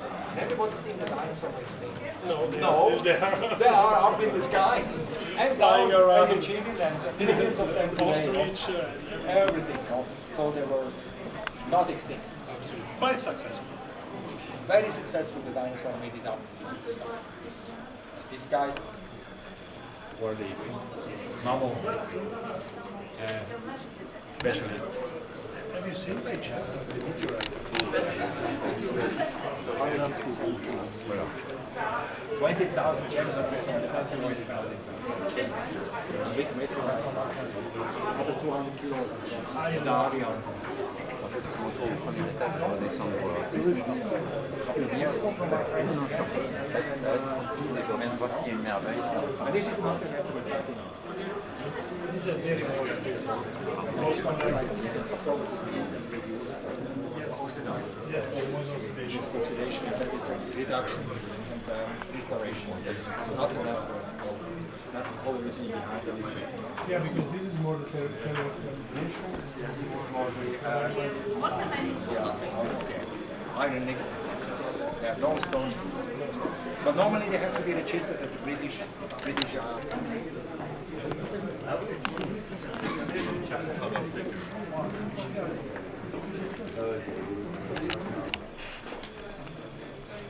Interesting.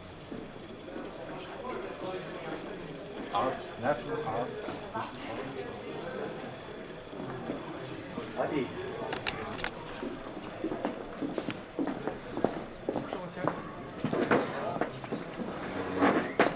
So is there still an auction for this? Or did Today? you, but okay, you haven't bought it. No. Okay. No, this was the viewing. They really like to go through with the publication and to I can get more pictures of the preparation as well. Probably I can gather all this information. As soon as I tell them that we want to go for a foundation and something like that, they will be. I will buy it private first, and then I have to give it to the foundation. Yeah, but this is So doesn't that's like change- it's illegal. This It's is illegal. doesn't change a thing. I have to for the VAT and everything.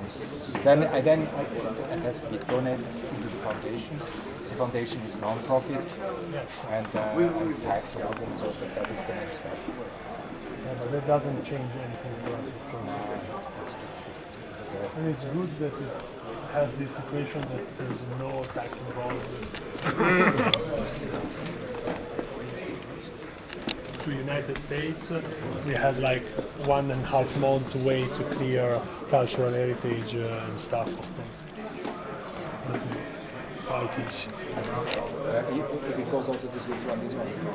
This one it's European, so it's just to be processed outside, but it's below the value that we use our export license.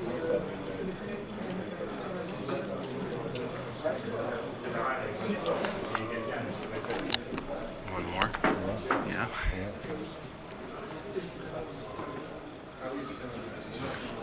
Where would you put this one in the bathroom? In the extra one I made, you know, the big one. Right. The new And pavilion. this again has its own crate. It's completely ready to be shipped. And okay, this is just to let you know the evaluation that I managed to arrange with the client. It's very good. Because we sold one 210, the seller said, you have so good result, I have this piece, we can propose, but I don't believe in putting very high estimates in the auctions. I always try with the seller to go for very reasonable estimate. And then it's a matter of the buyer if they want to go up or higher. So this is, I'm very happy of the value that we've been able to I noticed. because we believe that this is how you should Make an go auction. into- Exactly. Jacopo, could you just talk? You mentioned cultural sensitivities or being aware of cultural heritage when it Yes. comes to fossils and stuff. Could you just talk to Addy about that briefly? Like, what does that mean exactly when it comes to like Okay. trafficking in fossils, selling, dealing in fossils? Like paleontology is one of the branches of the cultural heritage laws in the world, of course. So there's no difference in between a piece of art, an archaeology piece, and the paleontology piece. It's something that is highly regulated in the world. And this is something that we really need to take great care of. So like half part of my job is the due diligence of comprehending and understanding how the pieces came to the collection, how the legality of these pieces are, and how the process of transferring from one country to another, it all works. And I have I'm unlucky from one side and I'm lucky from the other side that it's coming from Italy, where we have the strongest laws with the protection of cultural heritage. I've been obliged to study so much and to work toward this system. So we always pre-clear every single lots for export, and we know exactly what should be done to go to Switzerland, to United States, or to any other country in the world. And this is especially important because one buyer, when it comes to auction, I think he just wants to select very nice specimens and doesn't want to have any trouble, delays, issues, and everything. Everything just needs to go super smooth, and that's why we pre-approved everything, and it's so much easier. So it's just a matter of clearing the export with the ministry and ship it out of the country. If this goes Switzerland, it has to pay tax according to kilo. I will check with the database exactly for Switzerland. How heavy is this? 100, 200? No, I don't think it goes on the weight. Not on the weight, huh? No, not on On the the weight. value. On the value, exactly. I will check for you Okay. immediately. Sometimes it's 200 euro per kilo. You know. What is it about this piece that intrigues you so much? You didn't come in here expecting to buy this. It's a male, most probably. It's adult, 15 years old. It's difficult to get if it's like comes from Siberia or something. You find it in Tucson. You have all this headache of how you can bring this in your country. So sometimes you find it like cheaper somewhere in Tucson or that, but you get huge troubles, huge costs with importation, claims, heritage problems, and everything. What you just talked about, right? And then when you buy it here, people are not aware about all these extra costs that come, and they maybe think it's a little bit expensive. But at the end of the day, it's not expensive. It's cheap, you know, because you all that due diligence work is so depending on the trail of that piece. That trail, if you have it, you know, maybe it's not in the price. But if you don't have it, it makes it very expensive later. And it's beautiful. It's a big layout. It could be like the mammoth in the Swiss mountains were there in the glacier time, and we have all this glacier in the history, and it's very attractive. It's a piece of art. Looks dynamic. Do you know the provenance of it? Poland. That's what he told me. I have to ask again. Maybe it's in here. Poland. So it's a European piece, you know.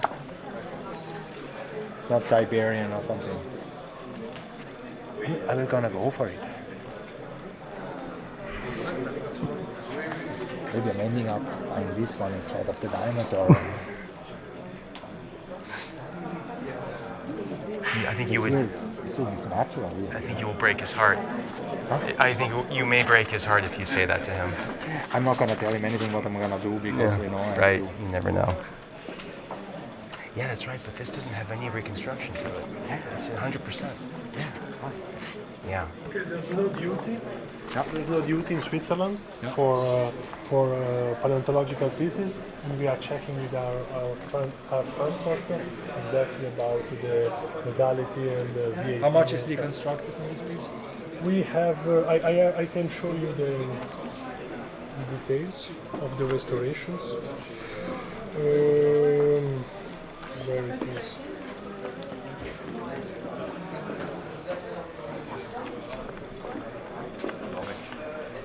It's very nice.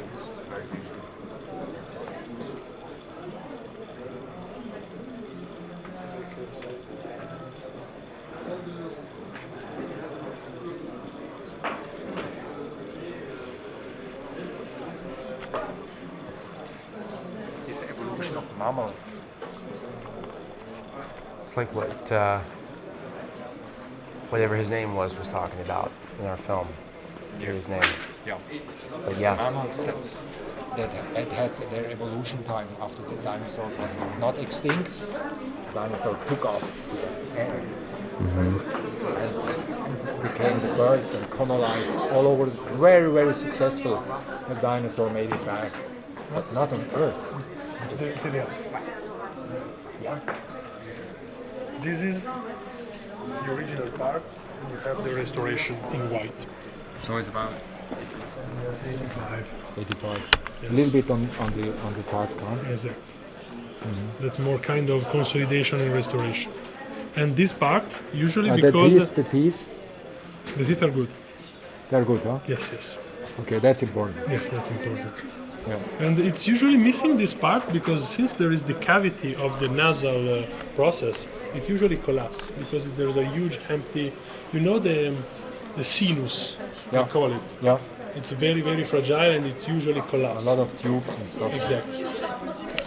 And there is you have the VAT, 8% VAT. 8% VAT, yeah. But it really depends on how you buy, is as a company or as a private individual. But there is no duty, that is the main... To ask my lawyer. You can ask.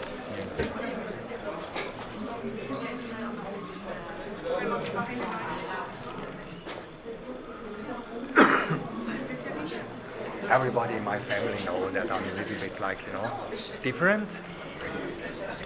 And, sometimes they think you are different and exotic and eccentric and things like that. And sometimes you have to symbolize it and show this eccentricity and have to be proud about who you are.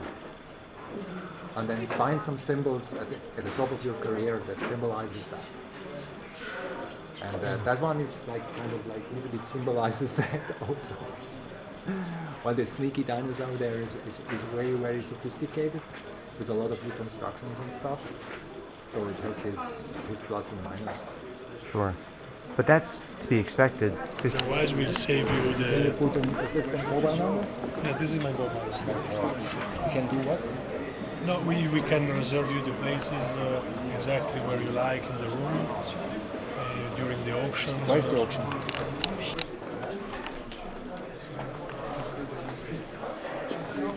It's iconic. it's iconic. And sometimes an icon is born and you feel it. And it's there to stay because, you maybe can already not live with it already, without it. It's also one of a kind. Truly. Yeah, if everybody has this iconic, it's not Yeah, iconic. it's not iconic. Yeah, right.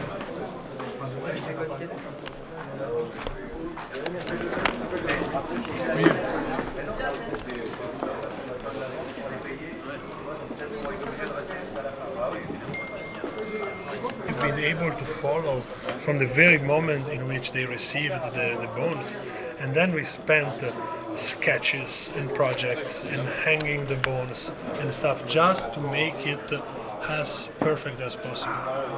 And usually one very big test for the Predator, you let one kid inside the room, and if the kid got scared, it means that you made a very good job and you managed to get exactly. But that is not nice for the kids, Well, yeah, but it's we test on kids.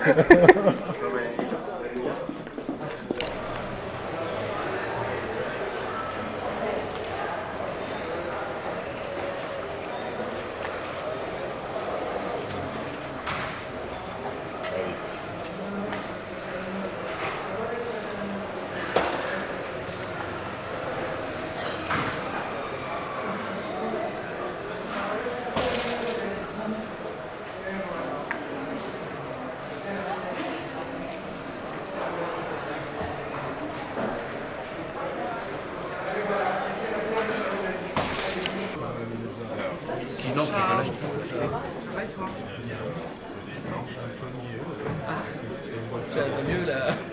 Trop de soirées.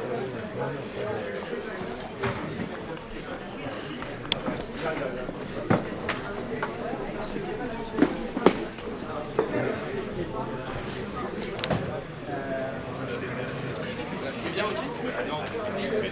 Ouais.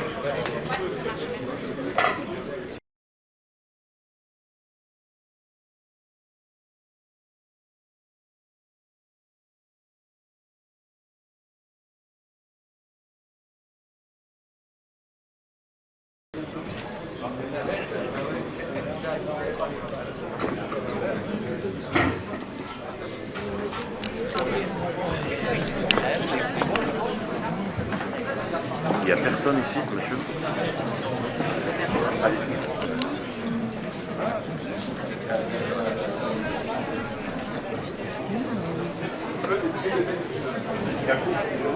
Mets-toi là-bas. Je montre au nom de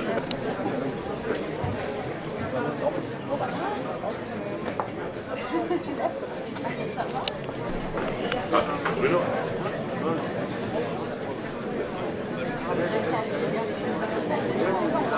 Allez, vous avez pas devant.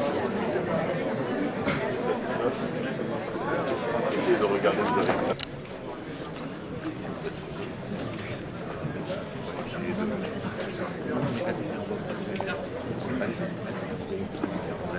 Vous avez une place de l'occupation.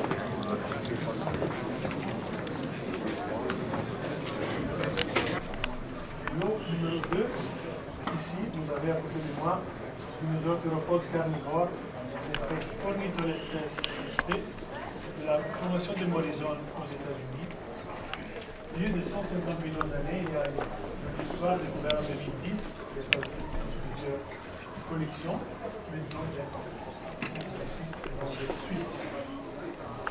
Nous débuterons pour ce théropode à 150 000 €. Ici à 150 000 €. 150, 114, 90, 200. 200 000 ici. À 200. 220 000. 250 000 ici. 300 000. 300 000. 300 000. C'est là. 300 000, c'est là. 300 000. Pas sur le live, à 300 000. 300 000, des On voit ça 300 000, c'est bien vu. À 300 000. À 350 000. 350 000. 350 000 dans la salle. 350 000. Attention. Plus là, plus là. Que dit le live? Gros live. plus par l'eau sur le live. Jet juge à 350 000, ici c'est bien vu. 350. Adjugé 350 000 dans la salle. S'il vous plaît. What do you do?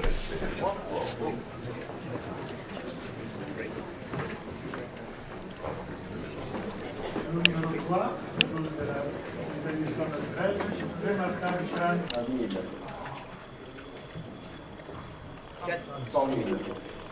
100 000. Envoyez-vous en salle à 100 000. 100 000 c'est ici.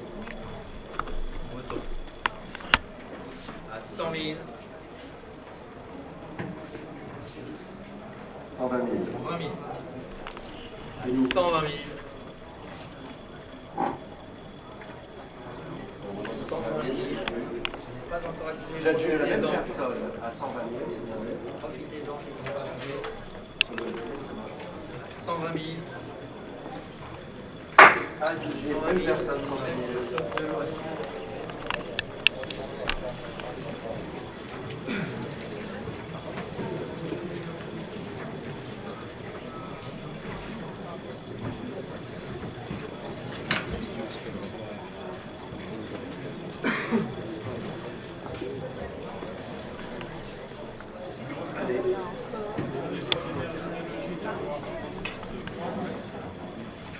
Très extraordinaire géologie de roi de France, 8 feuillettes de vélin montées en un rouleau de près de 3 mètres, illustrés un aux États-Unis, un à la Bibliothèque nationale de France et celui-là, qui est donc le seul exemplaire connu en main privée. Mention les enchères à 7 000, 8 000, 9 000. 39 000. 40 000. 40 40 000. 40 000, par l'eau, 40 000. On relance à 40 000, s'il vous plaît. J'adjuge à 40 000. Ici à 40 000. 40 000. Le numéro 5, Bambon, l'exceptionnel père de groupe en bronze, durant les allégories du Nil et du Tigre, fondé au début du XVIIIe siècle, d'après deux célèbres marbres antiques des couleurs arabes au XVIe siècle. 280. 300 000 par mois. 300. 300 000. 300 000. C'est bien 300 000. 320 000. 320 000.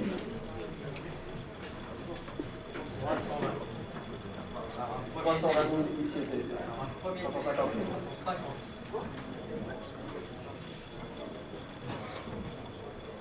350 000. 300 combien 60. 60 000. 60. 10 000. Et nous 400. 400 000.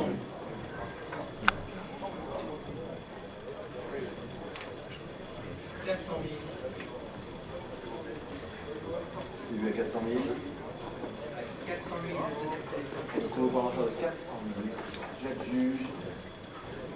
400 000, c'est vu. Contre le live et contre la salle. Au téléphone à 400 000. À 400 000. Pas dans la salle. Et nous non. Plus par l'eau. Plus là. 400 000. J'adjuge à 400 000. C'est vu. Adjugé 400 000. 17 000, 18 000. 19 000. 9 000. 19 000 ici. 19 000. C'est vu à 19 000. 19 000, attention.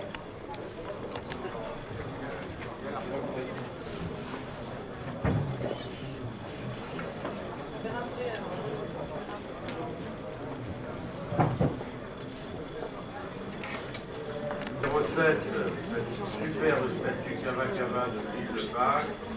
Commençons à 100 000. Les téléphones, c'est bon?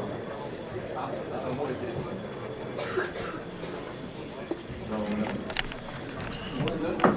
C'est bon? Allez, 100 000 on est bon. 100 000, 110 000. 110 000, 120 000, 130 000, 140 000. 40. 140 000. 140 000. 140 000. C'est plus là. 140 000, c'est là. Et nous, 140 000.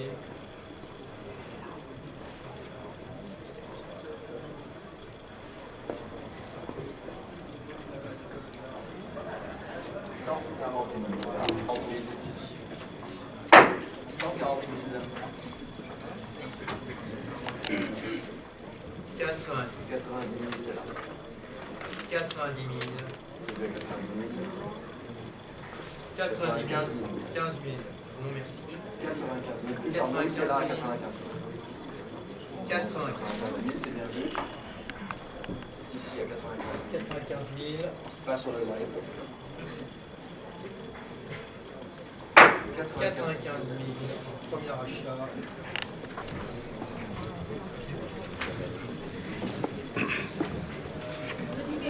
Maintenant, par un numéro Guignol, une toile signée qui provient de la collection et qui est restée dans la même collection et dans la même famille. Et pour cet important tableau, nous commençons à 6 millions d'euros. 6 millions d'euros de moutons. 6 millions. 6 millions. 6 millions 100 000. 6 millions 100 000. 6 millions 100 ici. 6 millions 100 000.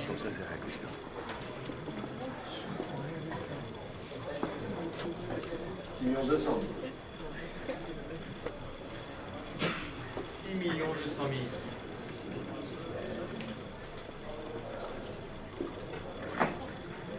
6 millions 200 000. 6 millions 300 000. 300.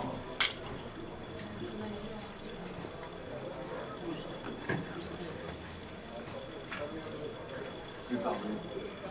6 millions 300 000. On renonce à 6 millions 300 000 ici, au téléphone. 6 millions 400 000 pardon. 400 000.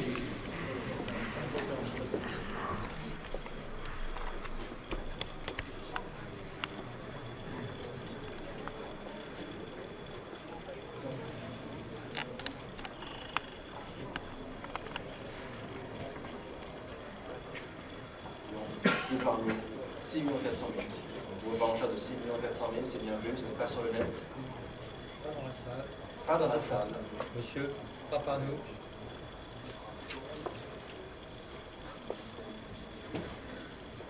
6 millions 400 000 ici. Le numéro 11 a été immobilier. Toujours après. Pénétration dans l'air le plus bas, 0,12. C'est une voiture qui est capable d'atteindre 580 000, toujours au téléphone. 580 000. Alors c'est le centenaire du Mans, il faut quand même le préciser. 580 000. 15 000.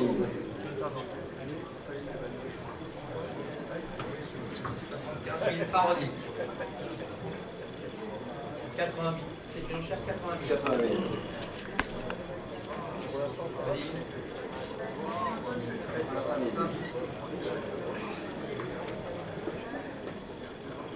90 000.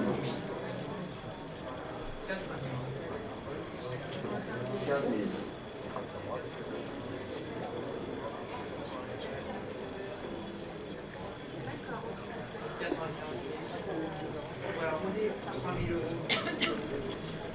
95 000 ici au téléphone. Pardon. 100 000. À 100 000. 105 000. 5 000.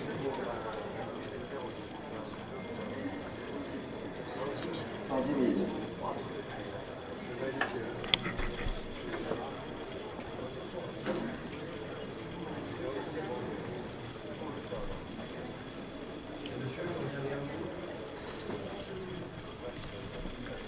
Plus pardon.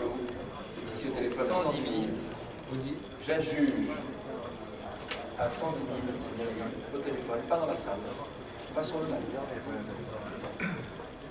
Adjugé 110 000, plus 8. Acheteur 8.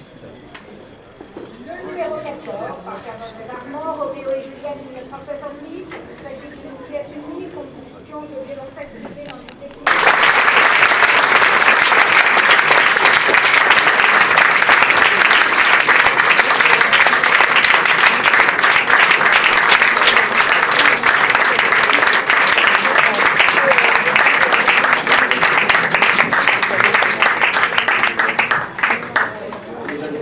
l'évacuation est terminée. Merci pour votre présence.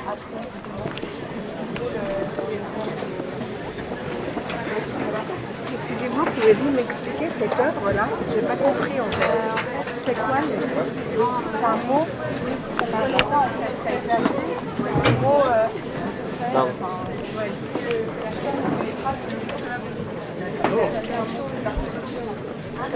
I got that. Première dans l'histoire de l'art, dans l'histoire de la peinture. Ah oui, Attendez, je vais passer devant. Je suis l'ami. Juste on attend. Il est là, il est là. Je vais le rencontrer.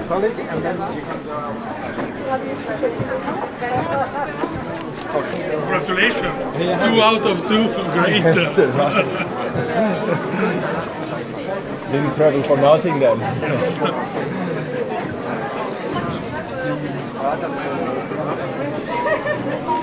I was captivated by that manor on the side, you know, and it has a heritage, it has an exact finding spot, it has a very, Voilà. a very Vous voulez voir les autres salles ou vous rentrez? it's a very, very beautiful piece to go back high to the Alps where the glaciers into the environment and animals normally inhabited.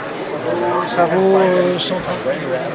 And it's from Poland, and so it's from Europe, and it is a very big task. It's very beautiful. Something else is a contrast to the dinosaur. The dinosaur were beaten up during the extinction time 66 million years ago by the mammals. And the mammals were very small, like rat-like animals that survived this extinction. And they were at the beginning of their evolution. So they covered the land, while the dinosaurs covered the air and became the birds. They were flying high and said, give up the land, it's not for us. This is for the birds. And they took the air and became the new jet fighters of the air with all kinds of birds. But the mammals, with very special new invention that they can have different types of teeth adapted very well. They were at the beginning of the evolution, the stem evolution. But the dinosaur, when they extinct, were the crown evolution, the engine of everything that existed. So they couldn't adapt. They were already specialized. The mammals are not. They started. And the mammal is the symbol of how mammals changed from habit. And some of the teeth became and here. And this is such a symbol. Mammals, we are also, took over from the dinosaur. Beat them up. And now here we are as a mammal. Again, so this big contrast, a symbol, what was the past, and couldn't go on complete. It's a new invention that started to evolve over 50, 60 million years and finally brought us the mouth, you know, adapted to the climate and everything here. And the teeth obviously adapted, become very big. And here they were 2 meters. So it's such a symbol, mammals versus dinosaurs. What are you going to do with this mammoth? Where do you plan to put it? The mammoth is going to the Pratt Museum Foundation in a new building right now. Perfect, it fits in there. And then the foundation can register specimens for research. And so the dinosaur will go into a public available private research foundation, the Pratt Museum Foundation. Which also can access numbers that are accepted in the international world of science. So people can actually publish their piece and it can rest with us for science. We have already 3 such pieces in our collection, except at the highest level of publication. So that means the dinosaur will walk its walk in the science world and will be investigated and published. The mammal will be there as a symbol of what was next. And will be a centerpiece of the next step in the Pratt Museum Foundation. What about Lucifer? Now we can call him Lucifer. He has a name. We have to baptize him. Yeah. So all these are kind of iconic because Ornitholestes, the bird killer, is only a few, like 1, 2, or 3 in the world. He becomes iconic. This, I think, so it's a little bit iconic, and iconic pieces get a nickname. And this very big beast, and this sneaky beast, and approaching everything from behind the corner, and so much bad reputation. He had one of the listers being the baby robber of the dinosaurs. They call him Lucifer. What about the price? Is the correct price? This one? Well, it's it made its maximum. It made its maximum. I would have gone higher because I absolutely wanted to do this. But I was thinking about paying that price actually. With the percentage in it, so it was like 20% more. So it's almost $500,000 price. So it's a very hard price. If I not would have the added value from the science player, and then I can publish it, maybe assess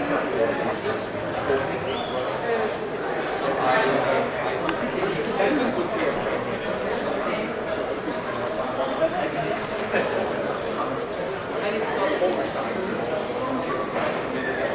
It's free, important things, but that fits good. There's something important that doesn't have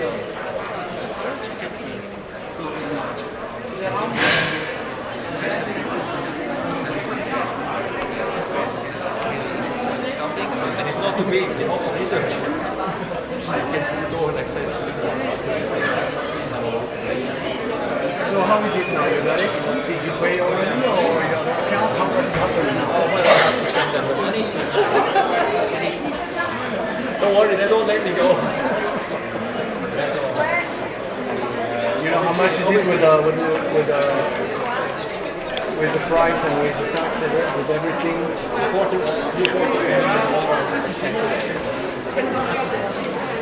It's the maximum. Are you happy? Yeah, it's good. I'm surprised about the people. There was like already theater for shipping. So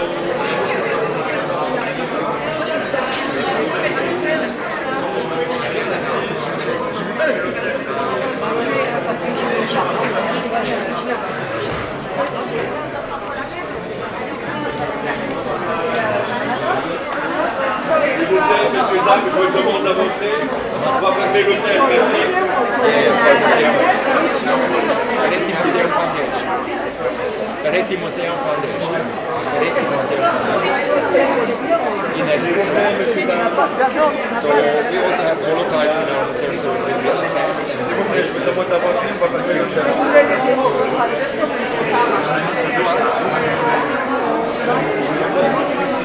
Come here.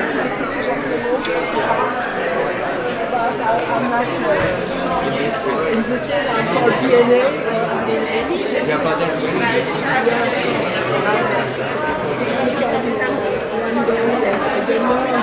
No, it's all replaced. All replaced. Bone marrow or something. No, it's all replaced by others. Yeah, and that's for this price. So you can make many others. Well, you can't buy obviously the whole world. Yeah. So you have to stop at one point in time, otherwise it becomes like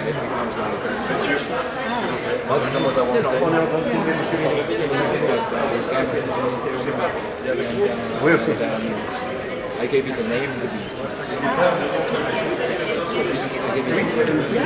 Lucifer. Wow. And for the mammoth, Mammoth not yet. Mammoth not yet. Ah, okay. So Lucifer. There was a last minute decision to buy it. Okay, so good for you and for the museum and for all scientists. Thank you. Okay. Yeah. Okay, nice to meet you. Yeah. Good luck. Okay, thank you. And it doesn't have DNA, RNA anymore in it. Yeah. No genetics. Yeah. We don't know, in the metal sometimes we can No, it's replaced everything. Yeah. There's no but more we bone. don't know. That I say for amber, same stuff inside amber. Yeah. Now I should have to show you something. Yeah. Maybe I have it here. Not sure. Et madame, vous trouvez ça bien que Oh pardon, mais c'est lui qui, parce que je suis scientifique et il est content. Je discute. Très bien. J'allais vous demander. Ah oui, mais c'est pour où est-ce que vous allez me passer? Ah non, nous on filme monsieur, on le suit depuis plusieurs jours déjà. Ok. Et comme il a acheté le dinosaure. Ouais, il veut me montrer quelque chose. Voilà. Can you open me that piece? Il l'a appelé Lucifer. Il l'a appelé Lucifer. Voilà. Et vous qui êtes scientifique, ça Bah, fait quoi moi, des gens qui mais je achètent des suis dinosaures? moi, je suis plus dans le DNA, RNA, la biologie moléculaire, voilà. Mais, okay, thank you. I don't have my card, what? Well, it's my email. Please contact Okay, me.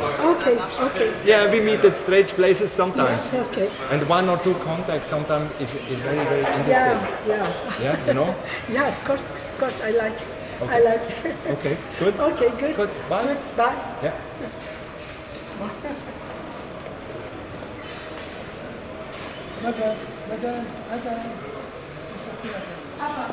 So the lady was is specialized in DNA, RNA, molecular, Yeah. that determines our body and everything, in molecular science. And she didn't know that dinosaur doesn't have any traces of DNA anymore because there is nothing on the bone original. It's all transformed into rock. So the bone become already replaced by minerals, right? So no DNA. Yeah.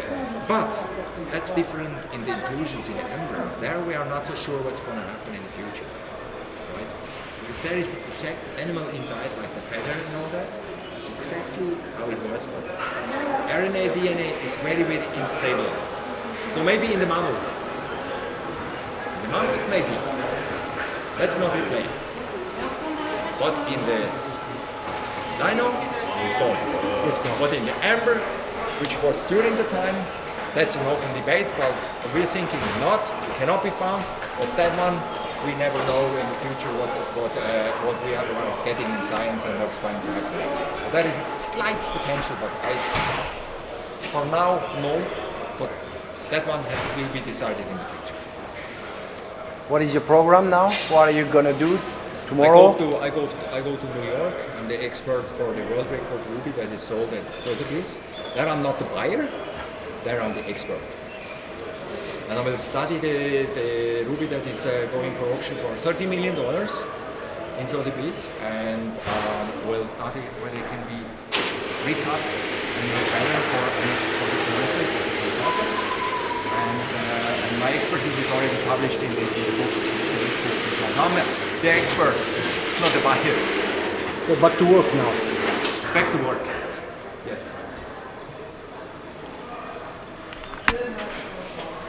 We're trapped. They don't want us to go home because we didn't pay yet.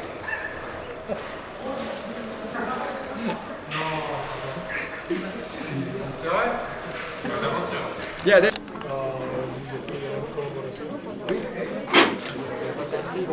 Je donne un nom.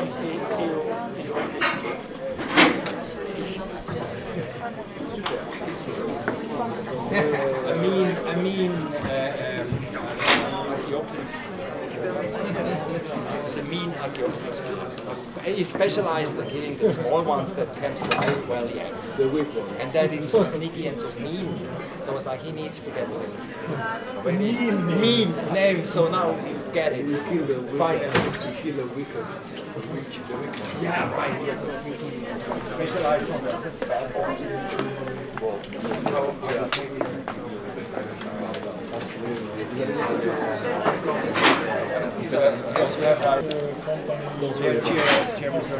Maître, vous êtes content?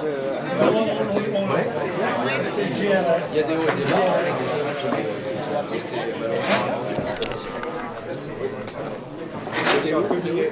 C'est américain, de Suisse.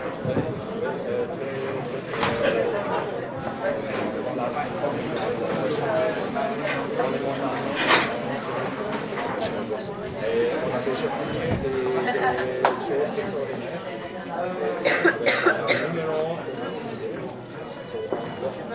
nous, on peut donner un numéro.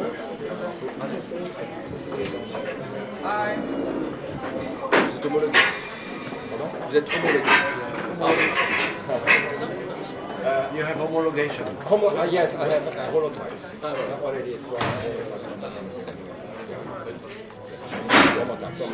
C'est des clients que vous allez voir plus souvent, dans les salles de vente.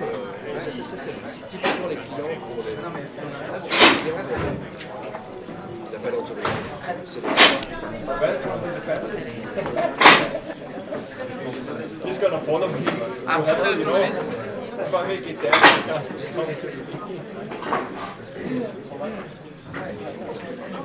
Already, just one talk that I already have. This is the leading Italian paleontologist. That is as well a young explorer of National Geographic. Fantastic. You make me He's the best contact ever in beating the line. Sure. He's young, he's super passionate, and he has a lot of ideas to preach. Because he's under contract with National Geographic. So, you know, for me it was like, if I can pay more than anybody else because I get added value. I get value that I can publish. I get a new reach out of the box. Normally I work with gemstone. I'm a gemstone expert. Going now to New York, and I'm the expert of the world ruby right there. Yes, so I'm the expert like this guy, but for the ruby. So I will be there tomorrow. Yes, of course. And then this is my world. But out of the box, you can meet a lot of people that do something totally different. And they have sometimes machines that we don't know. And then they come back into my field. So we had this with amber research, and with ammonite research, and then they said, okay, we have this new KN's microscope, laser microscope, and now it's with us, and we, things happening. And you know other things, you met other people, out of the box. New ideas. Yeah, and then it enlarges the network. Yes. And they never underestimate what they have and know more than what we know.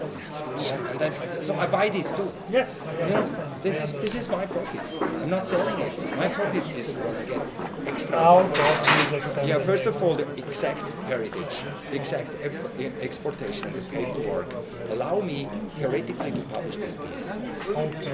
Secondly, I don't have a product to submit it. Secondly, I can assess it in the museum, give him my museum number. Yes, that's the most. And then, and if it's a new species or something, I can have it as a holotype or as access number.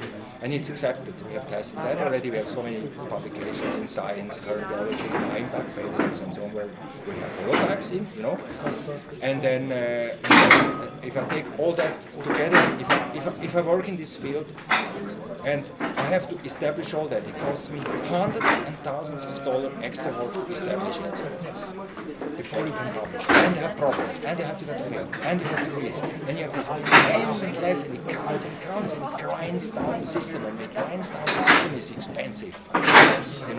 That's why I can go higher. I mean, there's a commercial value. You can put it back in auction and sell it again, but we cannot when it's in the foundation. I cannot sell anymore. Because it's a non-profit. Peretti Museum Foundation is a non-profit, so it will not be able to take it out. As soon as I put it in, right now it goes to my company, and then when I have a research project, then I give it to the museum to make the number. If not, I don't. Yeah, of course. Then, if nobody wants to know, why I have to block it? Of course, that makes perfect sense. Yeah. That is the right blend of public interest and private interest. Yeah, because both are needed. This is very interesting symbiotic there. Yeah, because I was digging in the Morrison Formation 6 months ago for a Stegosaurus and an Allosaurus, and we found it. And so I know how difficult it is to take it out. And I'm dating the Morrison Formation right now, new with circles and so on. We found it in the this is so important. Yeah, so now we don't have such a good dating. Yeah, so I'm doing it with zircons. Yeah. So I collected the samples. It's in our pipeline. So I know the formation. I was there, working on the ground, documenting it and everything. This is very close. We were in Medicine Bow. And so I know the heritage of it. I know how difficult it is to take it out. Yes, because you've seen by 2 years digging and 2 to 3 years preparation. It is a 5-year project. Yes. Right. And so that is value, right? It's value. Right? Yeah. And then it's in the public already. It's known, right? And so that's the added value of such an opening. I met you, which is an asset also to me, and we understand each other. We already make the contacts to very interesting people, Yes, absolutely, and that will be my pleasure to keep doing this. Yeah. I will not come back here and buy too many, because you cannot obviously not buy up the whole world. No, of course, nobody. Vai! It was a great day. Great. Thank you so much. Ciao. Ciao. Ciao. Parliamo italiano anche. Parliamo italiano.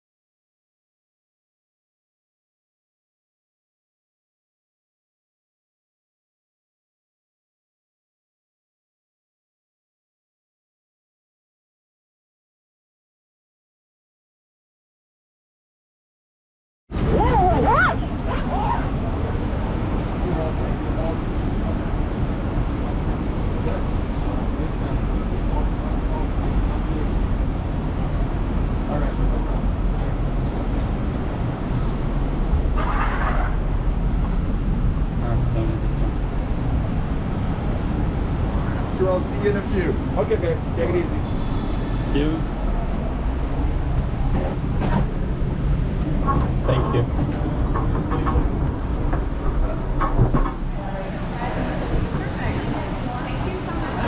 Maybe after. Maybe later. Yeah. That's okay.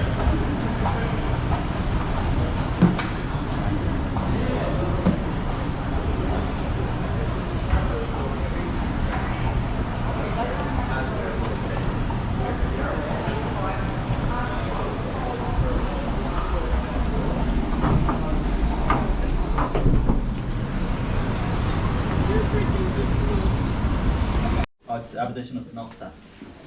Sonst können wir ja irgendwie sonst mal zusammen hocken. Mal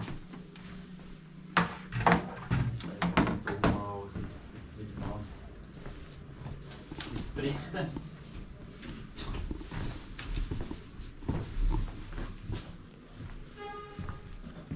Pigeon blood ruby, Melly. Pigeon blood. That name paid off. That name paid off. Yes, I think it did. Jesus Christ. Balance. Modo green.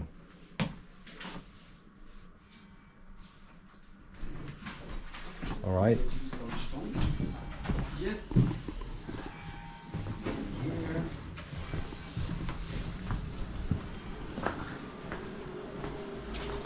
Huh.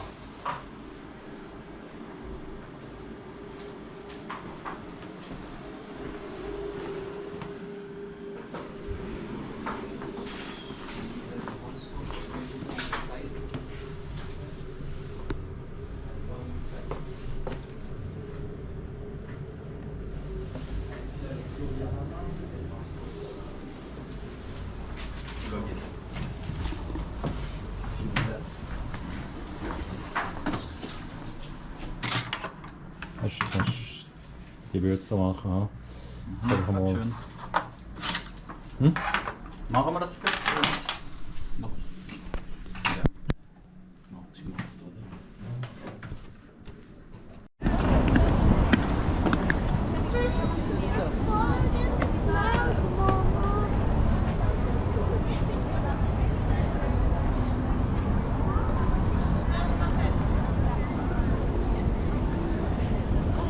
Got the beach wrapped on. Oh, it's very far.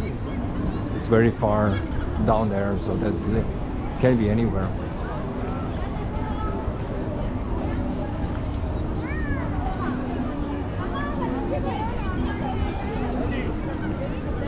Hi. Down there is nothing? They removed already. I think it was here. Was here? All right. I just asked the black guy telling I fell down.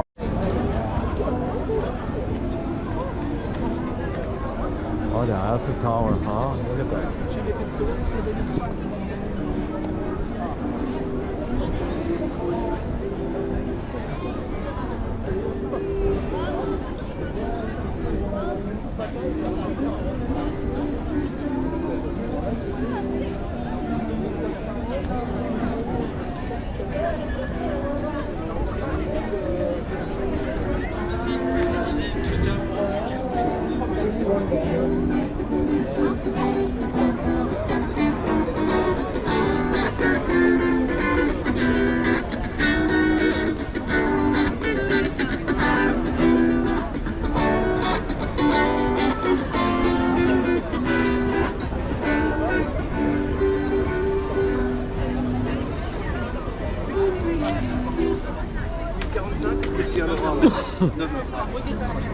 You like? Oh, you want it? Yeah, yeah. On? Better with this.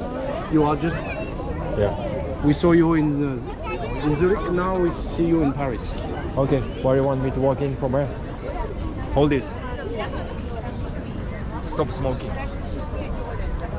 I'm a good cameraman. You won't regret it. Ah bah oui, en plus c'est vrai. I do traveling like Kubrick. Been smoking because of the lens. I'm gonna be there because the sun better is face to you. So the best is maybe you just arrive walking here. You don't look at me. You just look the Eiffel Tower or something. Yeah. Or maybe you take make another shot.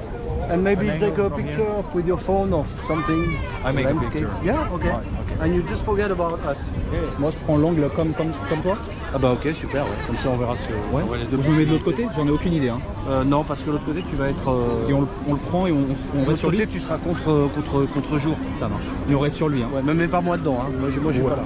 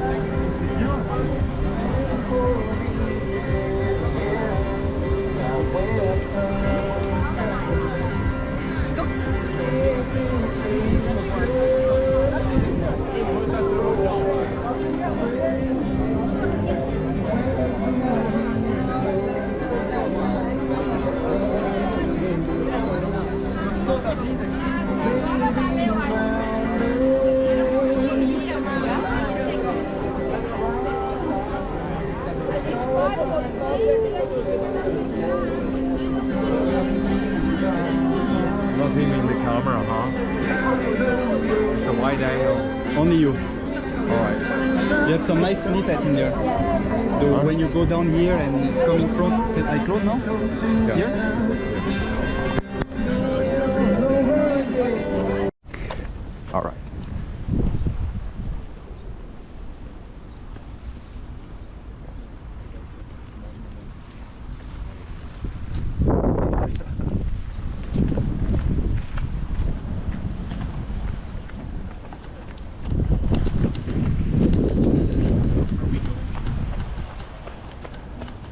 We are not going inside. They wouldn't let you go in with these legs. Right. Show me the Mona. Look at that, look at this. Isn't that a nice shot? Look at it. Oh yeah, oh yeah. Yeah, symmetrical too. Like perfectly symmetrical because even the buildings on either side are the same. Yeah. And now I take it out like this.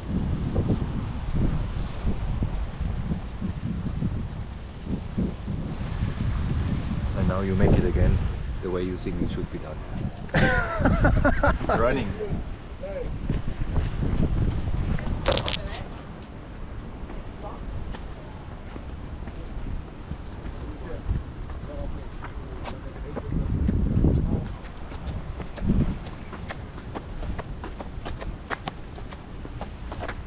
I didn't look at it, but that's what I would do. Something like that.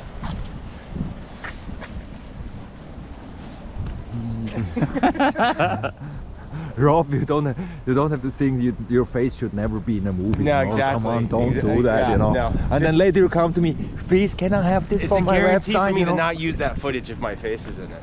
No, but look at no. I mean, like not for us, for yourself. Sure. Because right now you're walking. Look, Mom, I Yeah. made it. Yeah, look I'm at here. that. Yeah, look at that. That's amazing. And now you walk back. Look, Mom, I made it.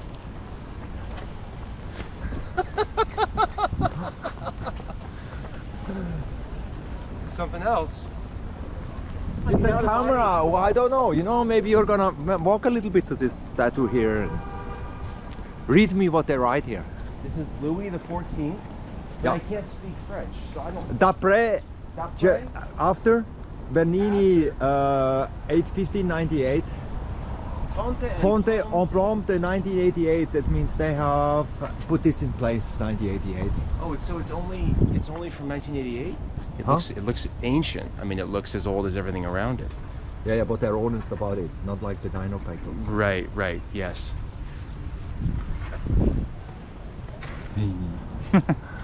But perhaps the statue was somewhere I'm also else. around, don't worry. Huh? Perhaps the statue was somewhere else. Or is it also from 1988? D'après Bernini looks to me like this is the Louis XIV, a little bit glorified, huh? Don't you think so? The founder of Versailles is the you know that? The founder of my Sure, sure. Louis the 14th. Yeah. That was Louis the 16th. That's Louis the 16th. I thought Louis the 16th had Versailles. He was the Uh-huh. one who lived in Uh-huh. lavish, Yeah, palatial. That's one before then. 14. 14th. Yeah. No, it's Louis XIV. Don't get carried away with the I guy don't- from I- California. I don't know what I'm talking about. No, it's okay. California was founded in the 1850s, so I don't really know anything prior to that. Yeah, that was the... American history doesn't go back that far. Well, but they did a lot of damage. Good enough for wars a couple of centuries. Sure, yeah. Yeah, we made our mark. Mm-hmm. You made a new culture on the basis of another one that was destroyed. That's right. That took 10,000 years in the making. That's right. And then Yep. go west. Stood on the shoulders of... Take them all out, take in Aboriginals. with all the bisons and everything that's together. Right. Don't do it halfway, make it right. Ecosystem, everything. All the barbarians. Everything, inclusive the little small Yes, that's bisons right. that walk around and look into a That's right. train's eye. And now the few remaining bison that are left take their revenge by pushing tourists into acid baths at Yellowstone National Park. Yeah, you get kicked ass if you So go too it's close. like, you know what? Maybe you deserve it. It's on camera. Great. It's a little bit chilly, yeah. Right. So, can you change the camera so it is correct for this? What do you want it to? I don't know how to use a GoPro, Doctor. Okay, give me back then. Yeah, you know more than I do. Oh, well, that's bad news. Do have to change. Change it Niet into wide, medium. oder? No wide, because this is too wide. Weißt du, mal von der Typ, das ist immer gut. So, jetzt darfst du filmen. Das habe ich noch keine Touristikidee. So, look at this. You see, Monsieur, la Tour d'Eiffel à Paris. Yeah. Hein? It's Oh, all here, here. the Triomphe is Yes. Champs-Élysées. Yes. Avec un felice, right, with another heart. Et le triomphe de la nation nationale de Yes. France. Yes. It's all here. Yeah.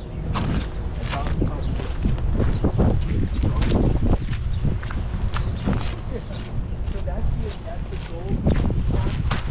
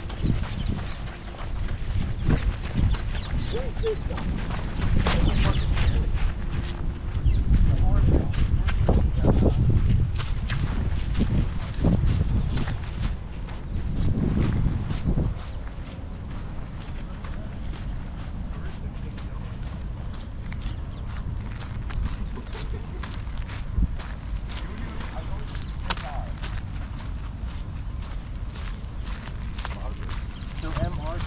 Oh, that's 99. It doesn't say when it was placed. MR, what is MR 2099? This is the ref. In mines. No, they don't.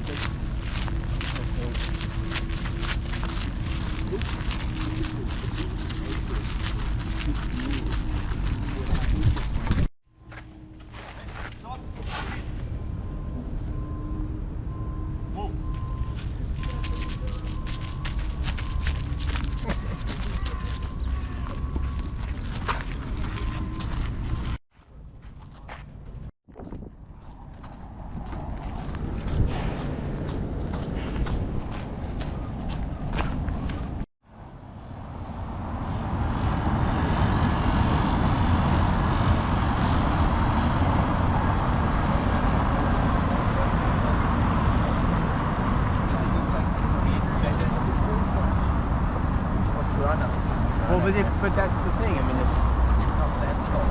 Right, right.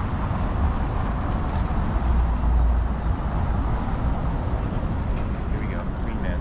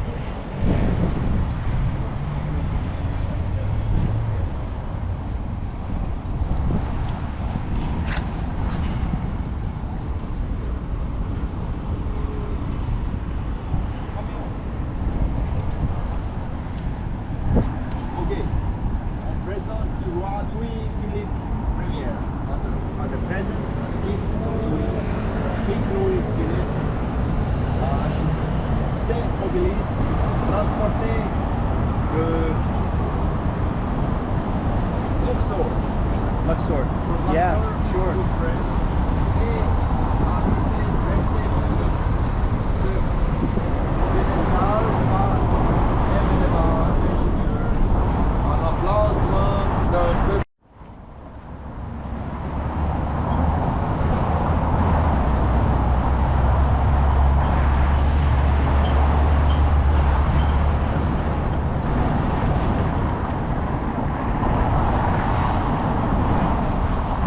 Egyptians have access to walk around? to make it 3D relatively quickly and hold it up, and then you make like circling with that wall around it, you run around. from below. I'm filming now.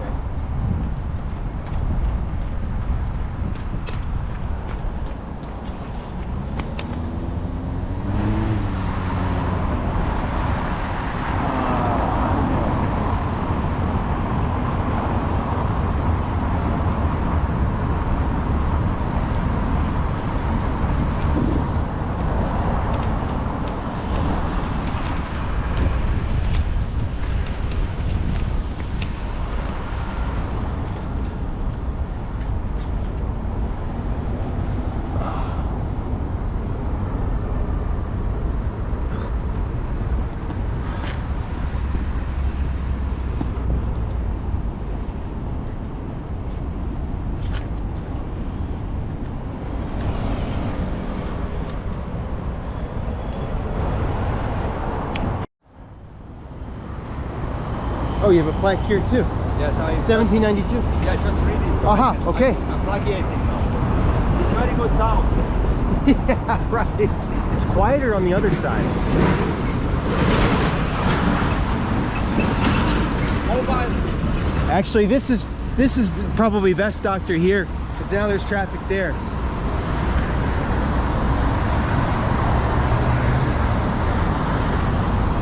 This place here was renamed the place of the French Revolution, and here where we stay, the kings and queens and Marie Antoinette was chopped off their heads right here. Okay, after they have stolen the obelisk and made it for everybody, they have to come here, show it, and leave their heads. in a basket. So that's the place we're standing right now. You know, you don't only have heads inside embryo, you also have sometimes in basket when you're born at the wrong time in history.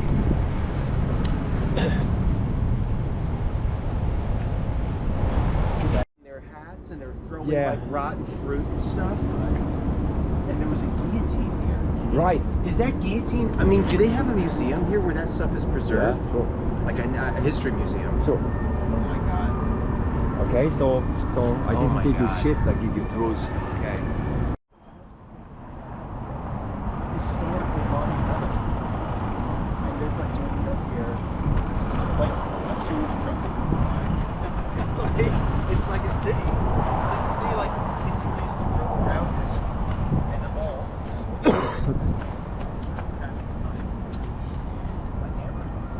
This is my only day here.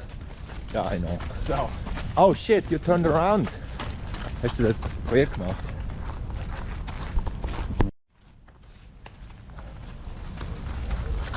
So Rob, we had this early morning in the Place, in the Parc de Tuileries, and it summarizes a nice part of the history of the world. It's relevant for the United States of America. It underscores the ignorance of the American, of the average American. No. I mean, I'm not want to go this way. I want Okay. you to wrap up Okay. the bullet points of your experience this morning. What did impress you most? How there can be such a concentration of seismic events and history in such a small area. The fact that the Parliament is right here, that the Arc de Triomphe and the Eiffel Tower and the Louvre and so much of not just French history but Western history seems concentrated in this area. It sort of creates an out-of-body experience.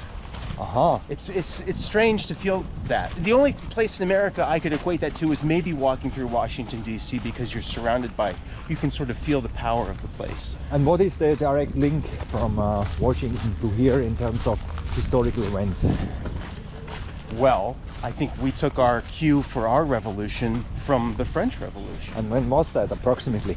Give me Well, a date. 1776 was when we mark our revolution, but the revolution here was I think 1774. 94, 1794. Yeah. So ours was first? No, maybe you mix up the dates, but we can go revisit that later. What was the revolution about? Here? Yeah. I think it was because people were sick and tired of the monarchy living in decadence while the everyday Parisian was living in squalor, in corruption. So how did they show their appreciation of the monarchy? They cut their fucking heads off. And where was that? At this, in the shadow of this Egyptian obelisk. Yeah, and who gave them this nice present, the obelisk? Well, I wouldn't say give. I would say forfeited. Well, let's the Egyptians forfeited it. Yeah, who? No, not the Egyptians brought it here. Who brought it here? Oh, Napoleon. No. No. Who? No. Then who? The kings that Louis. they... Yes, one of the Louis. Louis the... Yeah, one of the kings that one they of the chopped the 50 head was off. V... Yes, right. It was VI. So that was the thank you. Right. Well, I have the history on the film, on the details. A little mixed history, but yeah. No, it's a... 17... So wait, what was the date there? 17... the execution date between The 1792 revolution, and 94. the French Revolution. 1792. So ours was 1776. Well, maybe the things converged.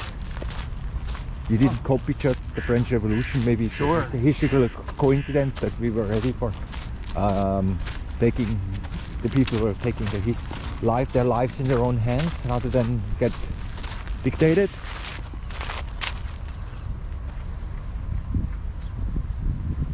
Make a run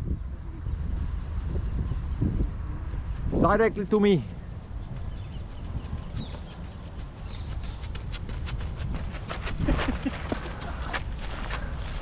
And you should have continued.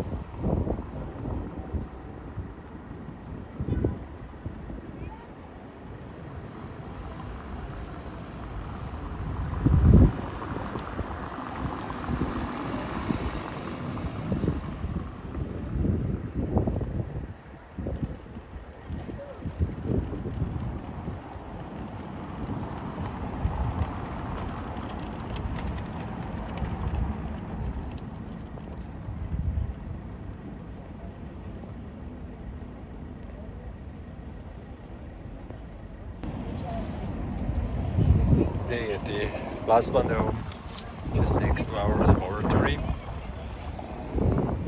It's Paris is just such a great place to be in, with all the brands and everything that happens in the world in gemstones.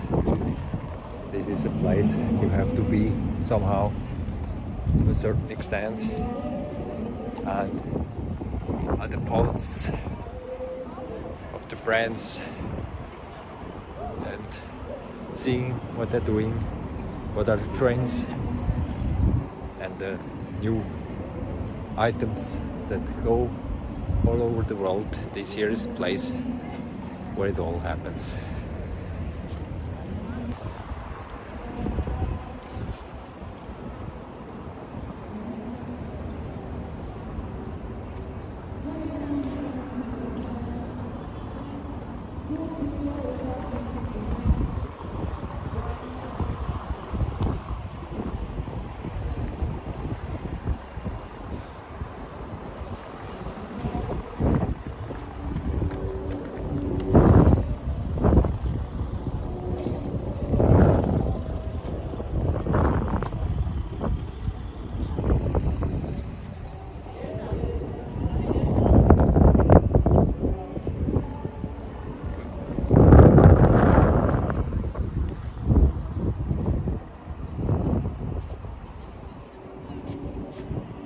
Plasma Dome in Paris, just next to our laboratory and not far away from the ocean, where we are gonna go for something else than gemstone.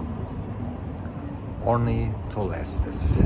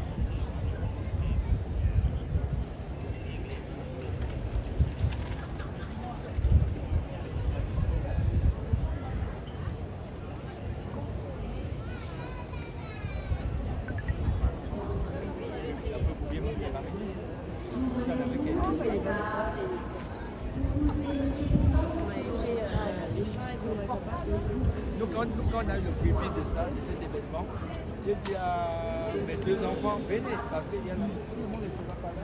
Il y a la possibilité de s'inscrire sur la cause de l'état d'intérêt. Très vite, hein. Voilà. Il y a des gens là, tout le monde qui est là, qui s'est inscrit, qui n'ont pas reçu de confirmation. Voilà. Ah, voilà.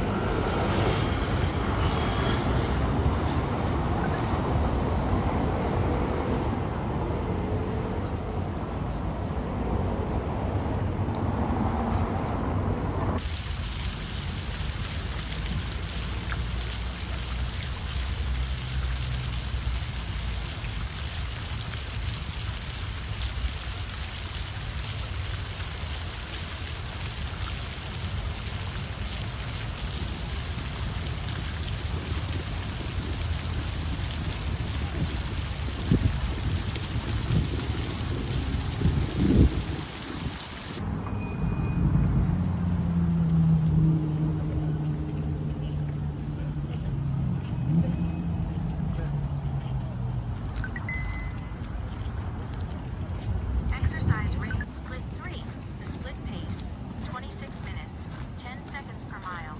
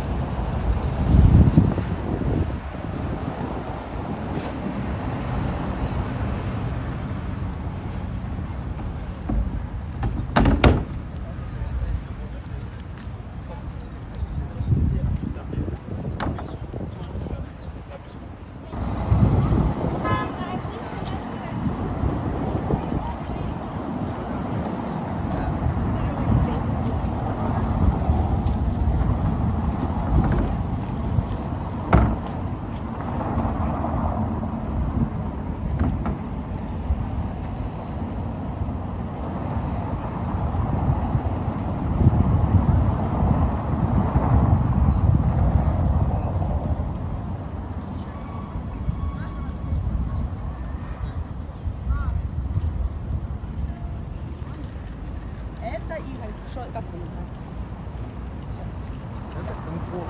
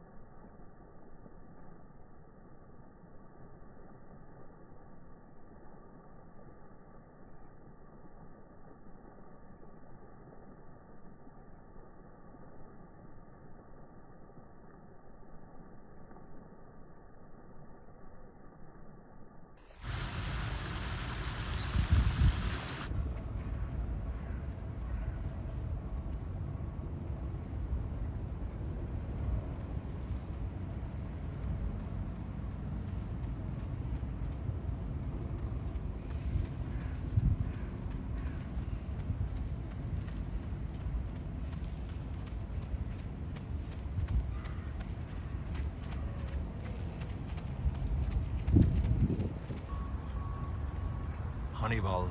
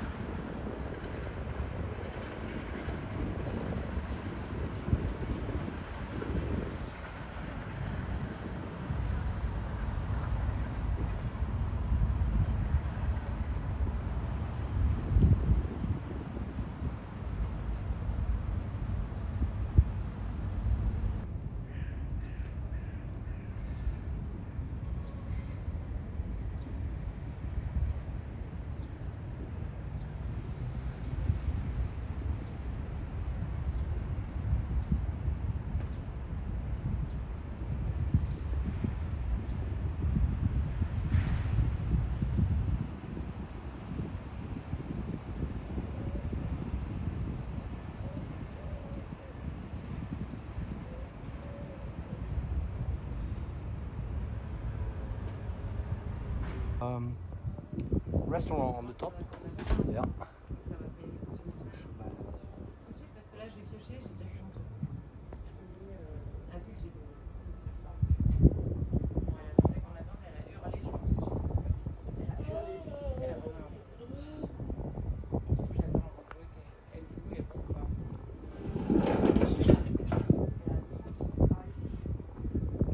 Opera de Paris. Notre-Dame de Paris. Where is it? You see the two towers, the church? Oh yeah, that's very, This is very Notre-Dame. behind. Yeah. They're fixing it Yeah, it's almost finished. already, huh? Yeah. Wow, Notre Dame. In this one? Yeah. Museum of the Army. Beautiful.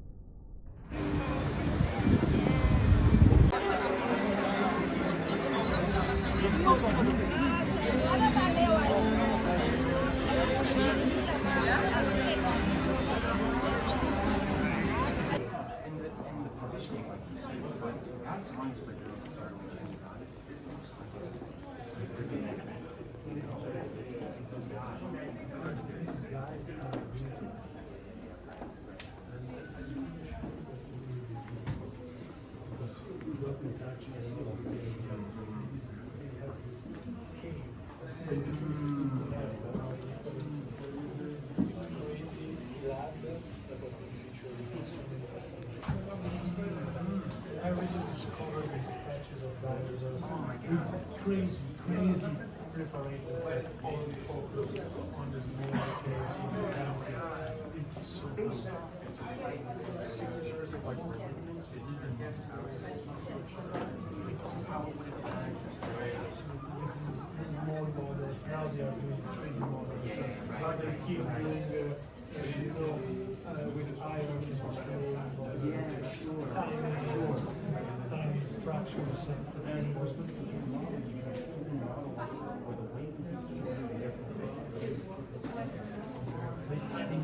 yes, right. But then at one point we just get the paper and they cut it and it's a whole many iterations.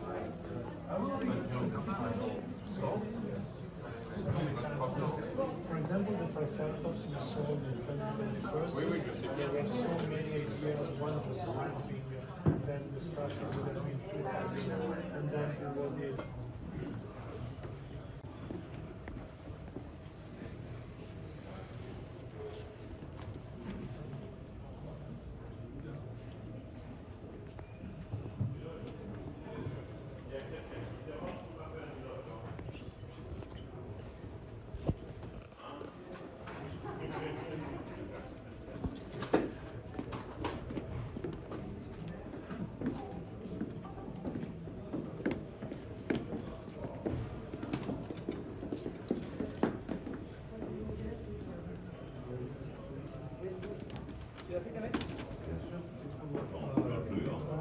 Schön da mit so einem schwarzen Hintergrund da.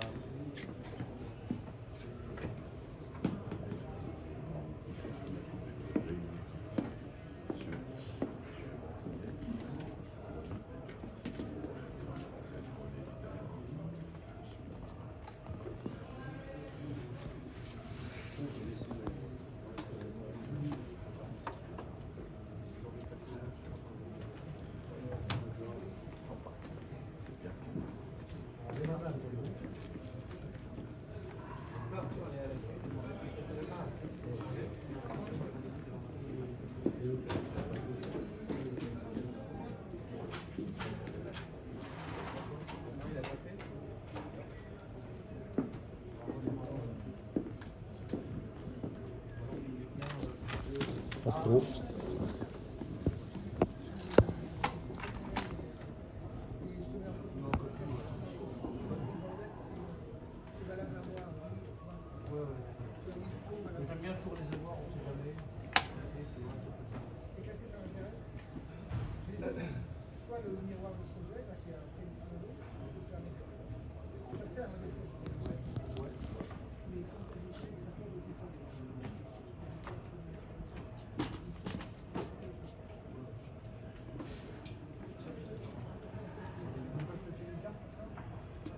Rund 50 Millionen Jahre.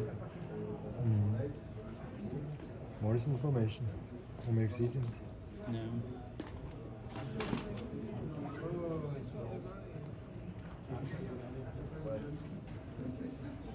Okay, halt drauf.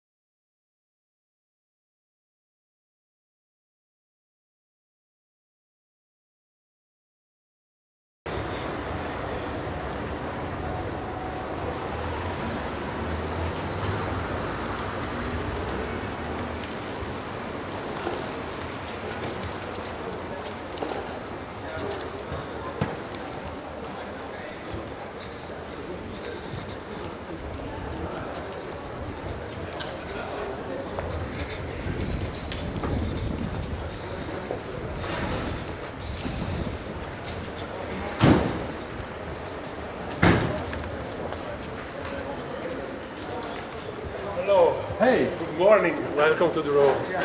Parliamo italiano. Ah, italiano. No, but French italiano. French italiano. English. Tutte le lingue del mondo. Sì.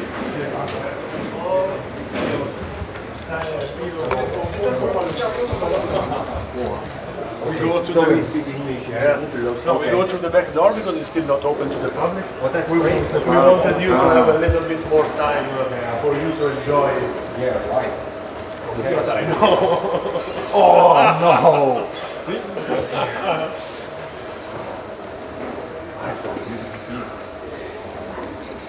You are really into fossils and geology, right? Already. Well, I'm into minerals and gems and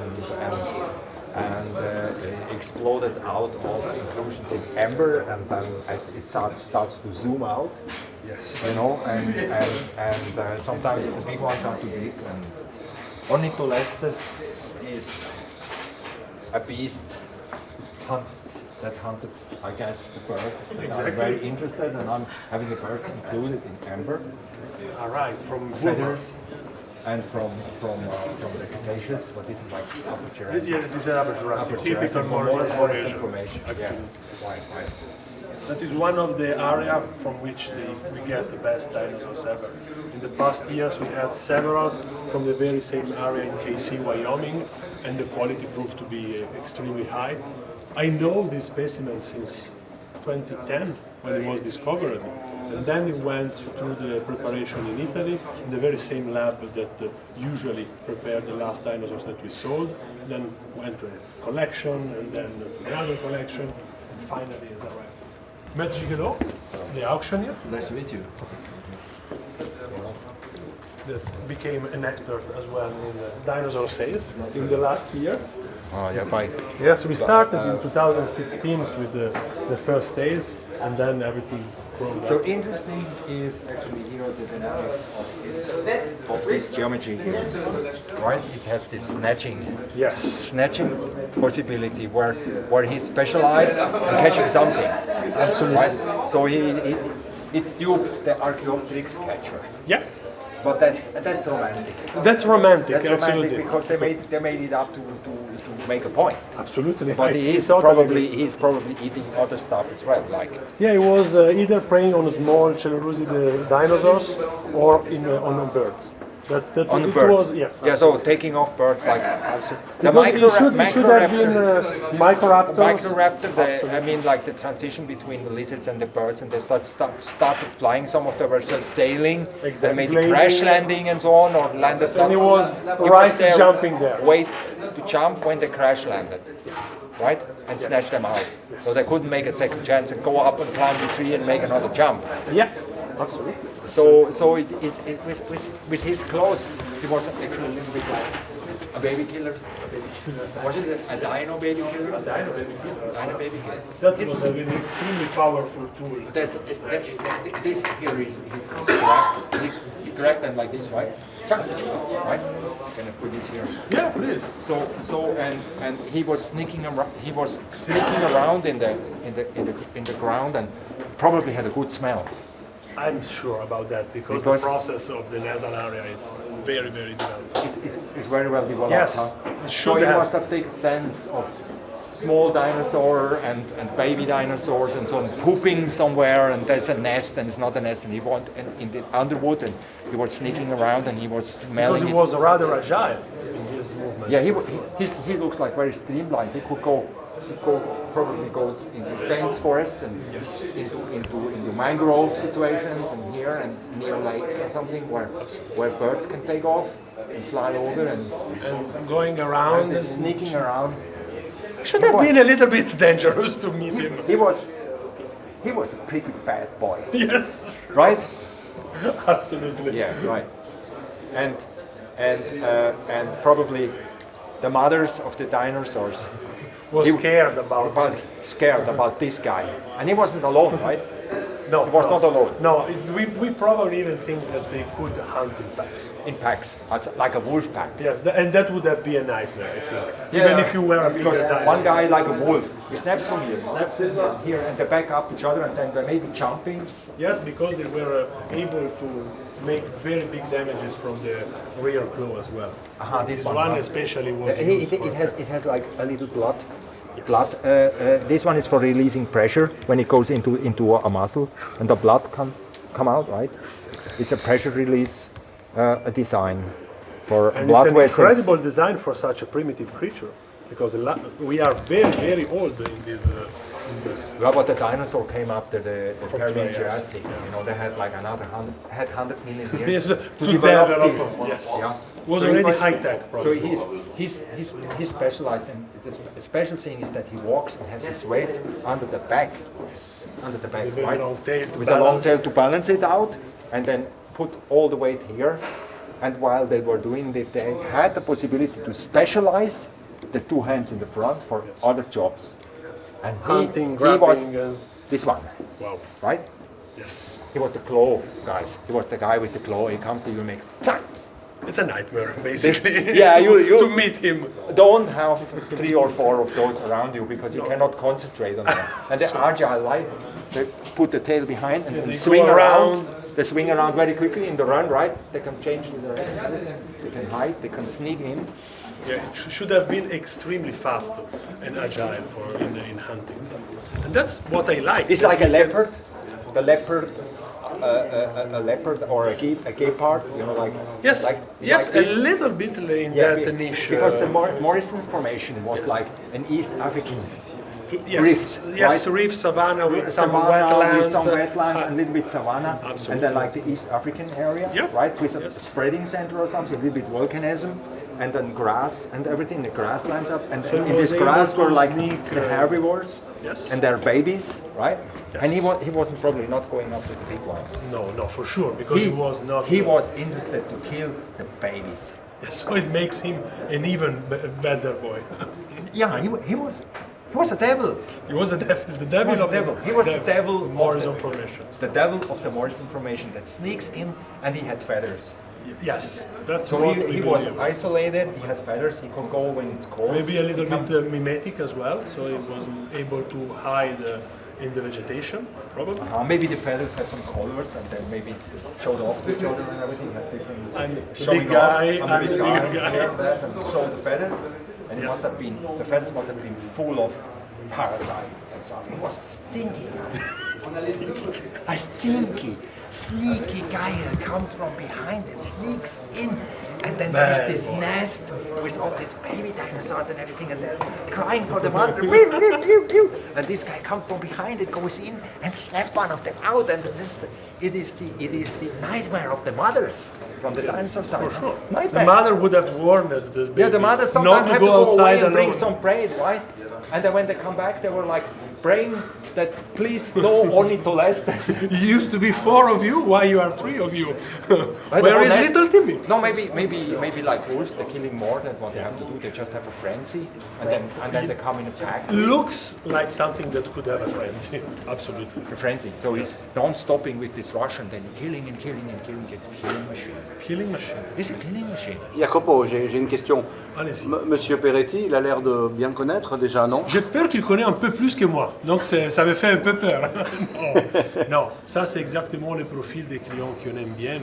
Il y a vraiment de la passion, quelqu'un qui connaît les sujets et sur lesquels on peut vraiment développer un discours.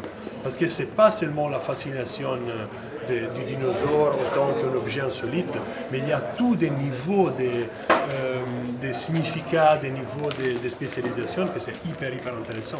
Alors vraiment voir tous les petits détails, la forme de la patte, de la griffe, comment les dinosaures bougeaient, c'est exactement notre métier. C'est qu'on aime, qu'on parle de cette spécimen. I have a surprise. You are very surprised? You surprise me with this, and I'm surprising you with something I brought with me. Wow. Slowly, take it out. I'm very curious.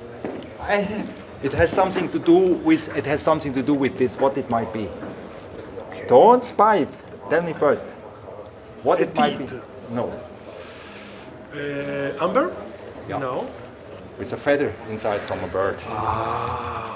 With a feather from the dinosaur time. From Birmania, from Myanmar. Yeah, with a feather. You see the feather? Yes, It's a nice Cretaceous. feather, Cretaceous feather. It's a little bit later than this guy, but it was like, you know, the birds during the dinosaur time, right? C'est incroyable vraiment quand on a dans les mains une pièce comme ça, qu'on peut voir en vrai la plume d'un dinosaure. On parle toujours des dinosaures, on a des dinosaures en face de nous, c'est déjà remarquable de pouvoir voir une squelette de dinosaure. Mais là, c'est en vrai, on voit la structure, on voit les couleurs. C'est des choses qui, jusqu'aux années 90, on ne pensait même pas que ça existait, des plumes de dinosaures. Et maintenant, il est là. Depuis 100 millions d'années, englobé dans un morceau d'ombre, c'est Yeah, this has something to do with this guy. Absolutely. Because he was hunting the little birds that had these feathers. Adi, can you explain us where did you get that? Yeah, so this is from the Kachin state, from my friends, that from refugee camp. Okay. They're polishing that, and then they find this sometime. It's like it takes 100,000 pieces before you find a feather. That's extremely rare material. It's Yeah, so they polish, and so on, and then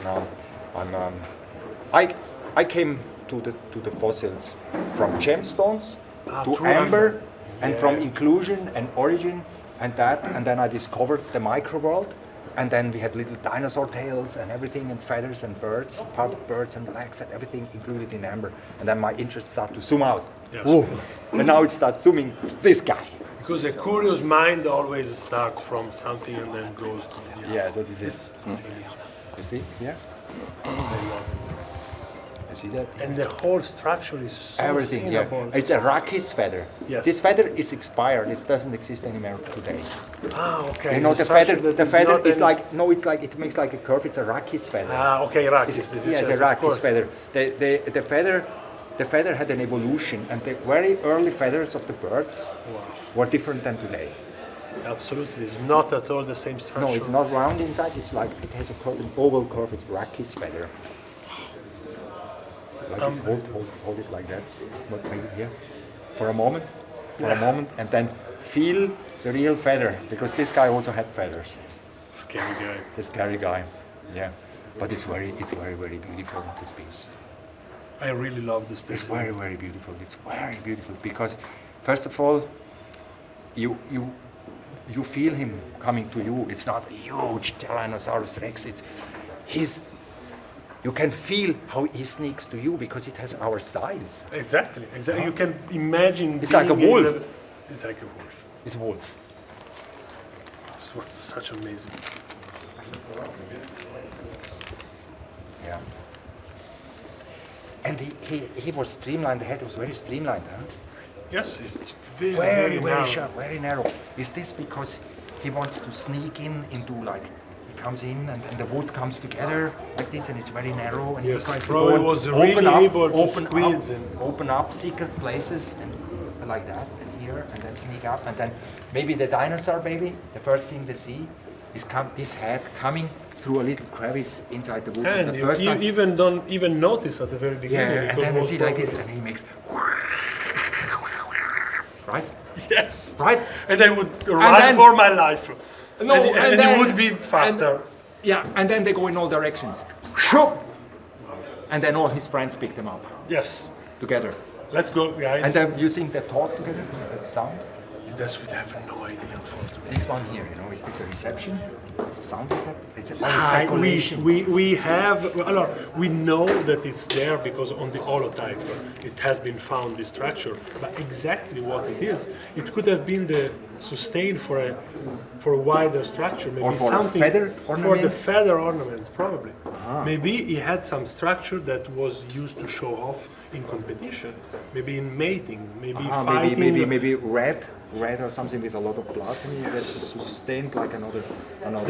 That's one of the ideas. Or that he could collect. But on vibrations. Morrison formation, we had absolutely no track of feathers.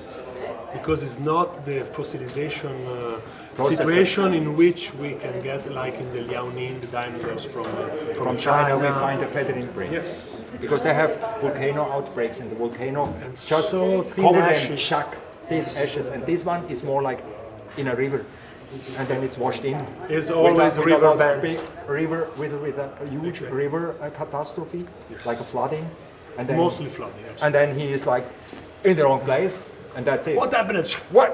And then he got tumbled in and so on, and that was his end. He ended so many lives of small dinosaurs. Absolutely. And himself probably also didn't have like And we had the luck that the bones have been washed kept together. Exactly. So Usually this it's is completely is it scattered. from one piece or from From one piece. How From you know? one piece. How you know? Because I know exactly where it has been found. I know exactly the location data, and I know exactly all the traceability of the specimen. And I really believe that it's extremely important not to make composite specimen.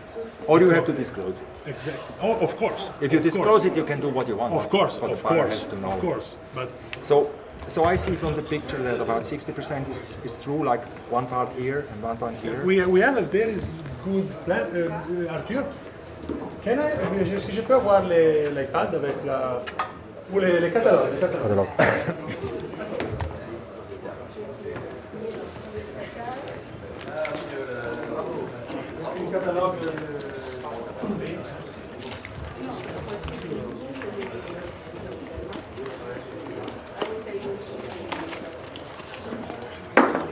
It's a small one, but we can.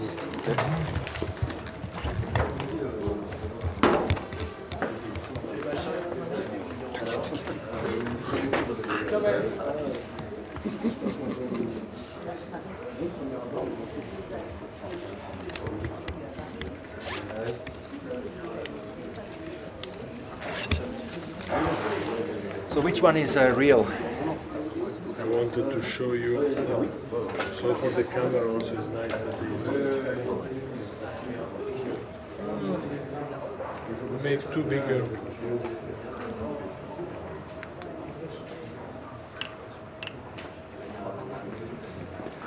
I'm gonna tell you which one is real and which one is not. Yes. Okay, here you have. So here, this is left side. Left side.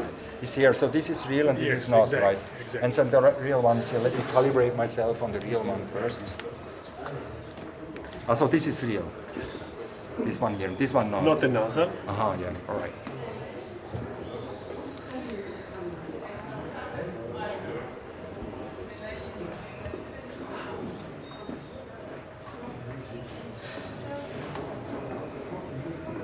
But you imitated it very well. Yes. It's a Who did that? Zoic Lab in Italy. It's the most specialized lab actually in Europe right now. So in the real part you have these orangey red spots. Exactly. Oxidation It should be spots. iron oxide probably. Because Goethite usually Morrison hematite. is Goethite hematite.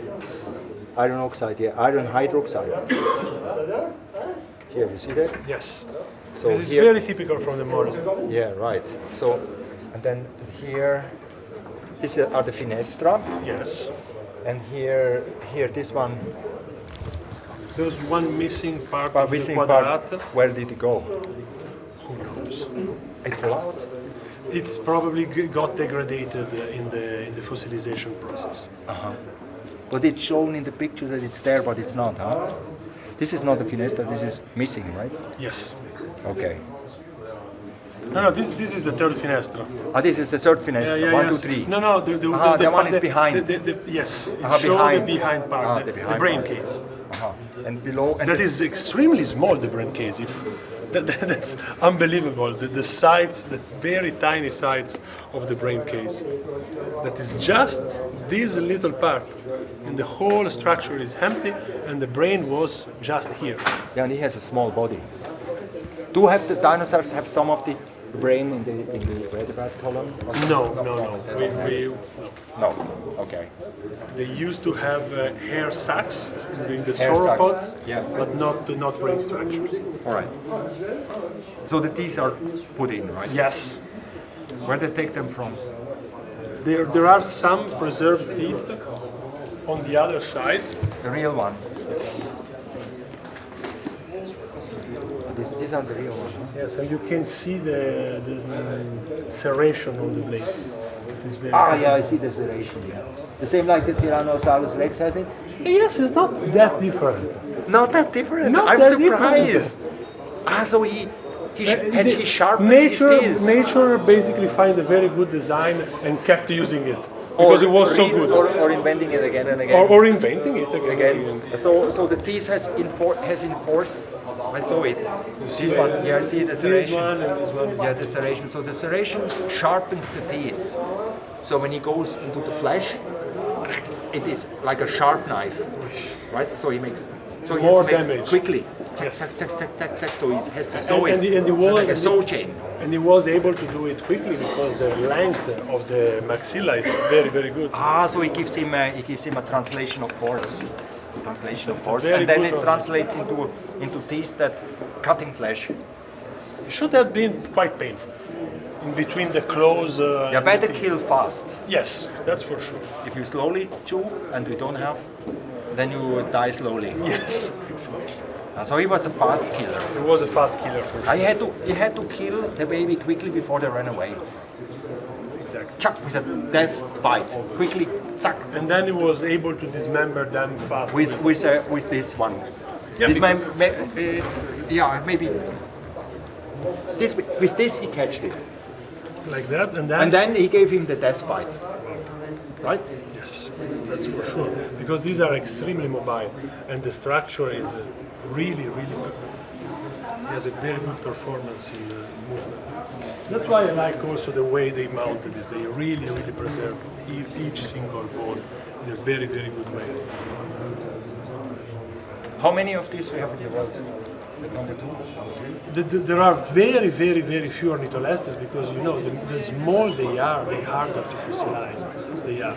It's much easier to find, like for example, Allosaurus material because it has such big bones that are easier to collect, to fossilize, to preserve. So I think probably there are. This is the third one. Otherwise, you have very partial remains.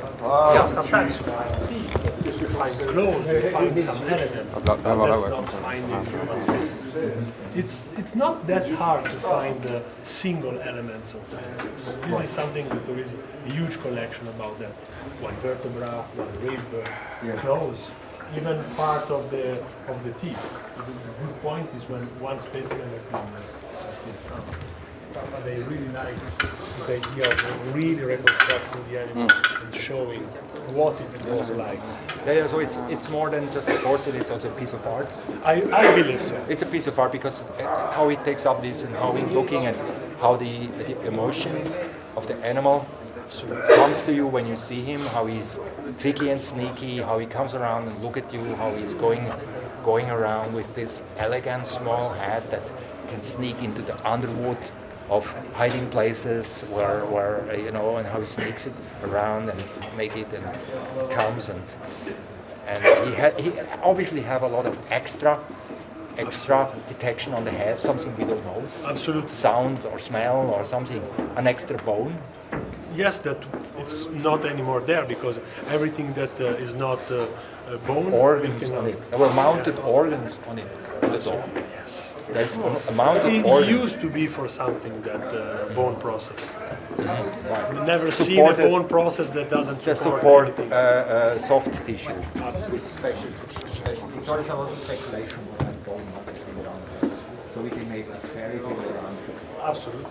You can dream of any kind of structure, and that's what is interesting, I believe. We keep discovering because at one point in the future we will be able to perform more research and we will find more details about it.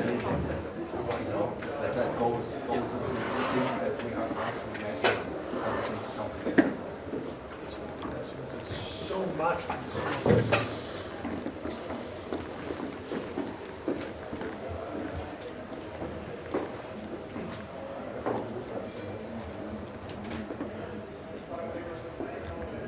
Did he had some problems with the hair? We haven't found any evidence of pathology in this specimen because this is just a matter of the fossilization. So there is no trauma. I think he was pretty healthy. He was pretty healthy. Yes. He was not old and dying somewhere. He was trapped in action as a fully powerful example of his species. Absolutely. Without any special sickness here, and no extra things coming out. Because no, it's so no common sickness, to find trauma and reforming of the bones. He was really healthy. Or arthritis, arthrosis. Arthrosis, yes. Arthrosis, because if they run all the time and they get older, then they are losing. And they had a rough life because not everybody was happy to be eaten by them. Probably a flood caught him. He got in a lot of dogfights. Absolutely. Yeah. Right. Who runs after who? What is this little bone that comes out here? Is this a little Is the fourth? Is the fourth finger? Right.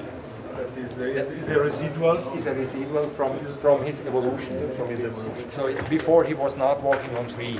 He was walking on four, and then he specialized and had to run faster, and then he had to go on three, like all the meat eaters, dinosaurs, right? And so you found that one. Is that real? Yes. So that's very interesting. Isn't that beautiful? It's the little details. The little bit from the so evolution left behind, and you can see how he evolved from something else from before. And how powerful they were, the lower claws. Yeah, and I like this one. Well, yes, with the vessel. Yeah, the vessel, like the pressure. If you go into the muscle and it creates blood pressure, you cannot go easily in. So the blood pressure, like the bayonet of the soldiers, have this, Yes. Because you put the bayonet into the body, then the blood has to come out. Otherwise, you cannot stick in. It gives blood pressure against the force. So this is like the same like the bayonet. So we basically invented easier. nothing. It goes easier because the pressure of the blood can leave beside, out from the flow. I mean, it's my interpretation. Yes, it makes totally sense. Yeah, I'm bringing that up as a question more than saying that I'm understanding. I would say that makes sense. That's the good point. We will always have questions facing these specimens. So science learns from the original parts. Absolutely. Things like this extra piece here for the evolution, and then some designs of what really did with these legs. Probably he was killing with it.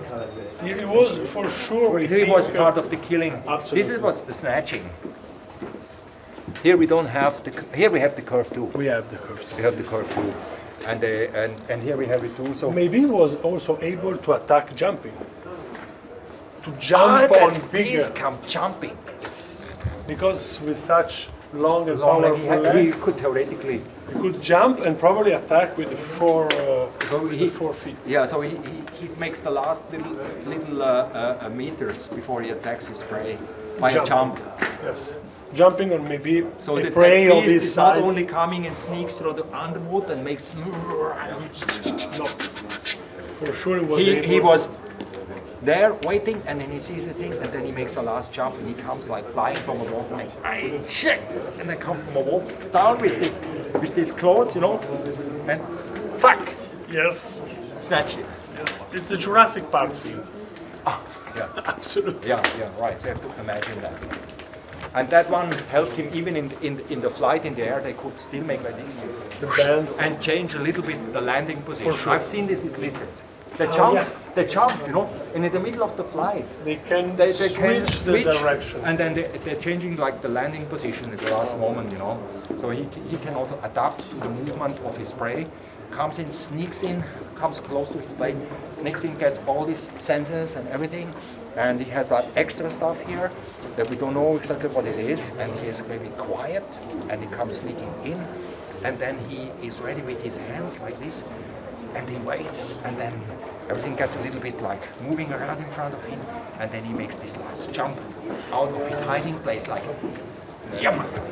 And he comes down, and he's ready with this, like that, and he's taking it from here, suck, and he goes in with this, and then he gives a bite to make it, to kill it off. It's a pretty scary scene. Adi, can we ask you a question? First is, why are you interested in that dinosaur? Well, I have microraptors and birds and stuff, and this dinosaur will have a lot of colleagues from his times that can look at it in my collection. So it will be like an add-on puzzle of the whole story, and it's also imagining what happened there. And secondly, I have a name for him. I give him a name. Ah, you should give your name. No, not mine. Another one. I have a name for this. You have, but you already said it, or it's secret? No, I did. No. I think I have a name for him because he will go to a monastery. Yeah, and I will call it. Shall I disclose it? Lucifer. Yeah. I really love it. It totally makes sense with me. Yeah, and he will be there as the devil. And that monastery is already waiting for him because they pray to God and everything, and they are afraid about the devil.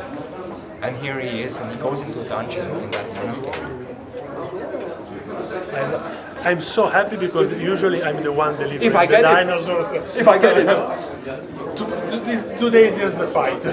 You will be the predator today. I don't want to say 100% get it. That will be too much. Yeah, Ali, you're talking like if you get it, but there's an auction before. Huh? Don't.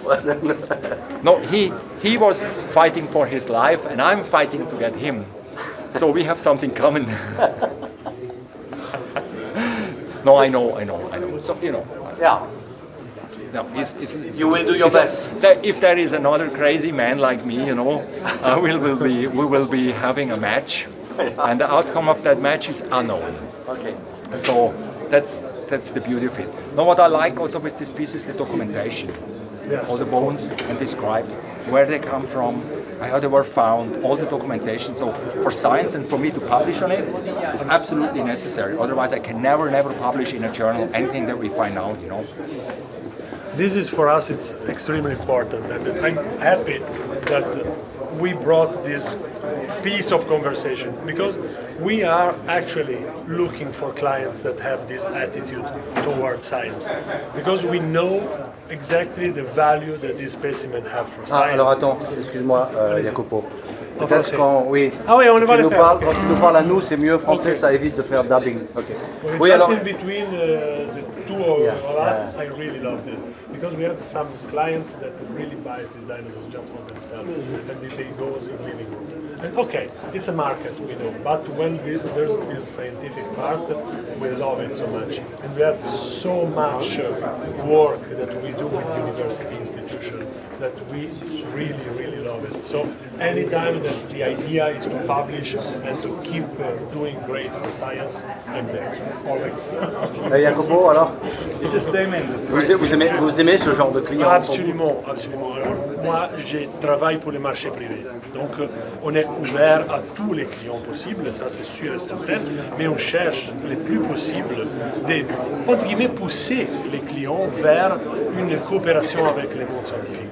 Parce que c'est des spécimens assez intéressants. Je comprends l'intérêt pour garder chez eux cet spécimen. C'est tout à fait le droit des acheteurs, mais s'il y a faisant d'intégrer la science avec la collection, ça c'est remarquable. On a toute une série de paléontologues qui travaillent avec nous.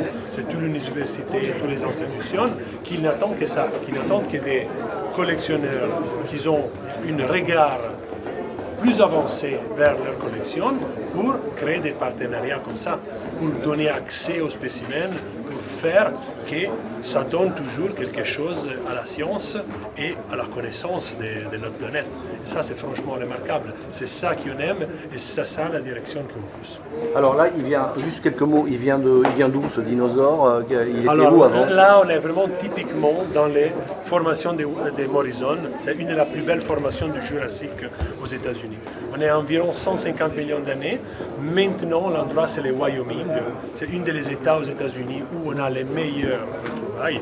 Ça, c'est le Red Fork Ranch. C'est un ranch que je connais très bien, qu'il a donné des spécimens remarquables.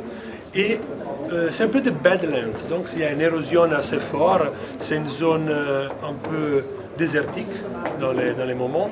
Il y a une chaleur terrible l'été, quand on peut chercher les dinosaures. Il y a beaucoup de neige, beaucoup d'hiver très très fort tout le reste de l'année. Et ça permet l'érosion du terrain.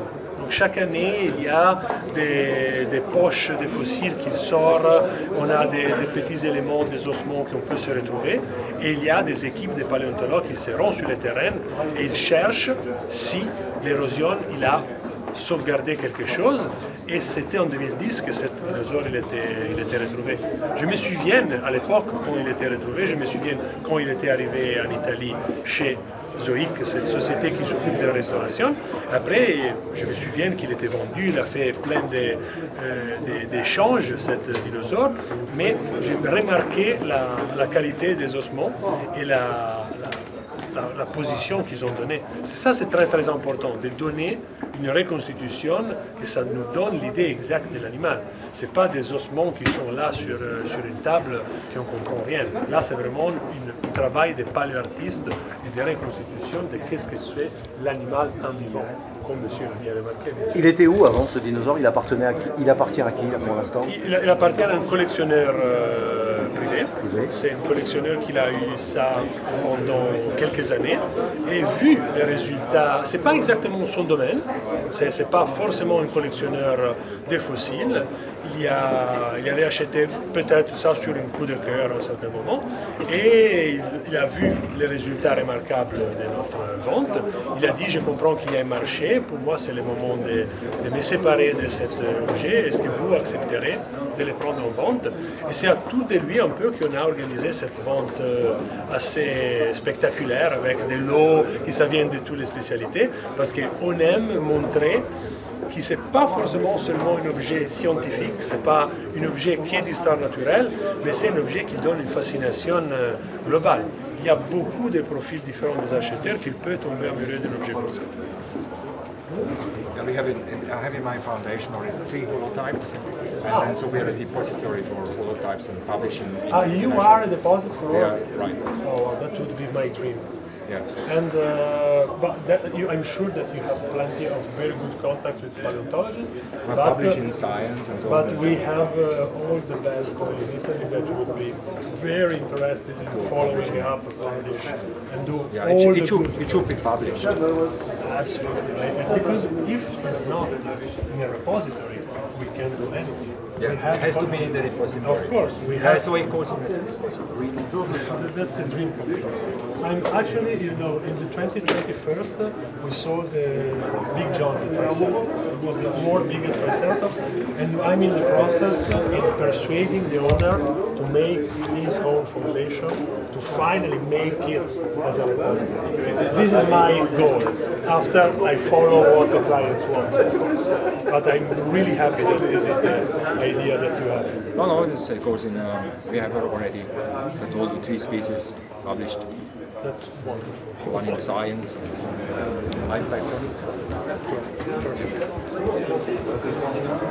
Thank you. It was very, very great. So I hope it's not only an encounter with that piece, it's also an encounter with you, with you, and that we are not only getting this piece, we're also getting you. I will follow you. Believe me. We want more than just a piece. I would really love to keep going, but especially because I really love this asset that you have. Because we are from science, I ended up in the market because I love this project. But I like private initiative because I was also digging out Stegosaurus in the Murchison Formation 6 months ago with Carl Siever. And there was also an Allosaurus and his colleagues. Curtis and the owner of Zoic, they are so close friends. They know each other since so many years. Yeah, so I'm an insider. Yeah. He's a great person. And he's the best. Okay, cool. It was great. Fine, I'll let you go. You have to take care of it. It's not only me. I'm a little bit admiring the piece right now. You take your time. May I leave you one hard copy of it? This one is. Okay.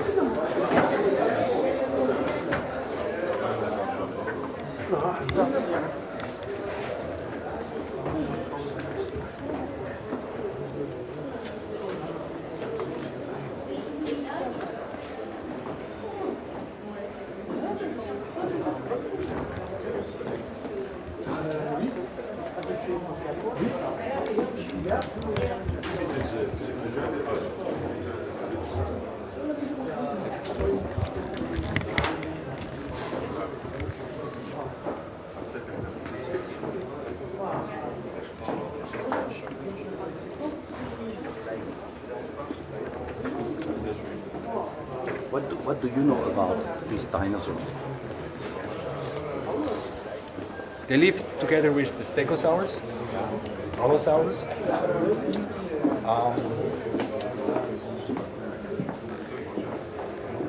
They were opportunists at the time of the Permian-Trias time when there was a huge extinction catastrophe in the world. Some animal had to go and take all the niches in the world into Triassic. And it turned out to be the dinosaurs that learned to put their weight in the hip, under the legs behind. And like us, we have two hands, they start walking on two. And so they could specialize into other things with the other two hands and cover niches. So the evolution of the dinosaur is an extremely interesting example of how extinction of life from everything in the world, almost everything, creates an opportunity of new inventions and of new things that come to us. And that is a trail of this invention that people analyze one after the other and the other. And the dinosaur specialized. They were also important because he was like maybe killing dinosaur babies, but maybe also protected from overpopulation, like a shark in a reef. The reef dies without the shark. So he had a regulatory job. He was not only a bad guy, he was regulating the world around him by making sure that there's not overpopulation of different species and so on.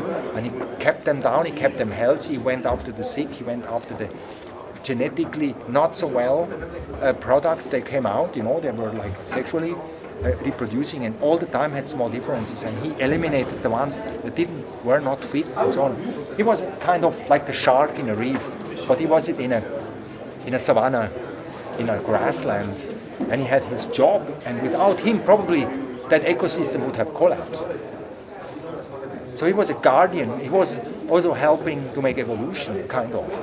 He was a product of the evolution, and he was part of making the next step for evolution. So very important part of an ecosystem. This dinosaur has already disappeared when the T-Rex appeared? Yeah. So it's much older than the T-Rex. The T-Rex is from the Upper Cretaceous, and this one is from the Jurassic. There's 100 million years in between. And when we look at a movie like the Jurassic Park and so on, it's just Jurassic Park, but the T-Rex is from the Cretaceous. So in the Jurassic was the Allosaurus, and that was the big hunter at that time, and not T-Rex. So we can leave it there. It's okay, it's science fiction, and we don't have to criticize that. But if you really want to know, it's different. The T-Rex was not in the Jurassic. It was 100 million years later. But the Allosaurus was there, and he looked kind of similar. But the T-Rex was much bigger. The T-Rex was getting bigger in the Cretaceous. The legs in front, smaller and smaller. He got bigger and bigger and bigger. He find something out that the nature favored. So there was like 1 billion T-Rex on Earth. You know that? 1 billion in the whole time. When the T-Rex was on Earth, when you count all the species, billions. And we find all the 3, 4, 5 of them we found. And here, I don't know, were there billions around on the Earth, but only 3 found? So every species is just so almost impossible to find, and makes this huge contribution to something that had really importance in the world as a facilitator for evolution and control of the ecosystem around him. What do you think of this specific piece? Ornitholestes tube as the Archaeopteryx killer, or as the... I mean, this one that we see here. The shape of I this love one a few things. Like First what? of all, I like that they find this extra tooth here. It shows loft, you know, an extra tooth that was there as an evolutionary relict is here mounted, and so they must have very carefully looked and not just throw this away like nom, and then they mount it and look at it. It shows loft to piece. The mounting and so on is discreet, it's beautiful. I think the character of the piece, how it's shown and so on, shows his personality very well, to according what we think that piece made. It shows the personality with him going in and going exploring the world and go and take his niche and registering with all these finestra, we call them, all these openings in the skull where they were smell and light and all kind of things, you know, that this dinosaur had to detect and register. So he was like very sneaky. And then he had this mechanics of all these big muscles, you know. Who knows what this tail could do? We could maybe also a little bit snatch something up from the sky or something, you know. It was like very fragile, it had a dynamic in it. And the specialization of the arms here, the claws, all this and so on.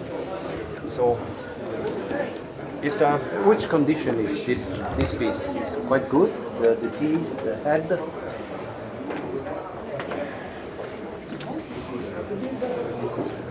From far away, I wouldn't be able to say which piece is reconstructed and not. I have to go with the loop on it, right? So I find it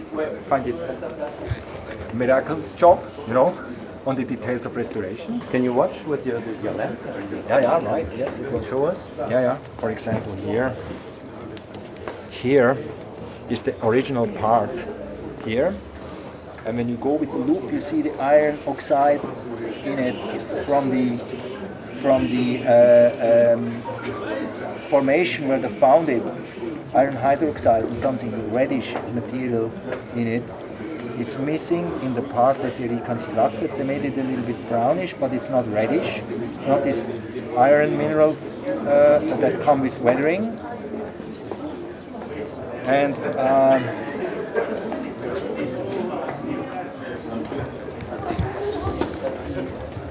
yeah, there's a little bit a pinpoint structure of the mineralization of the bones. The bones are not bones; they are replaced.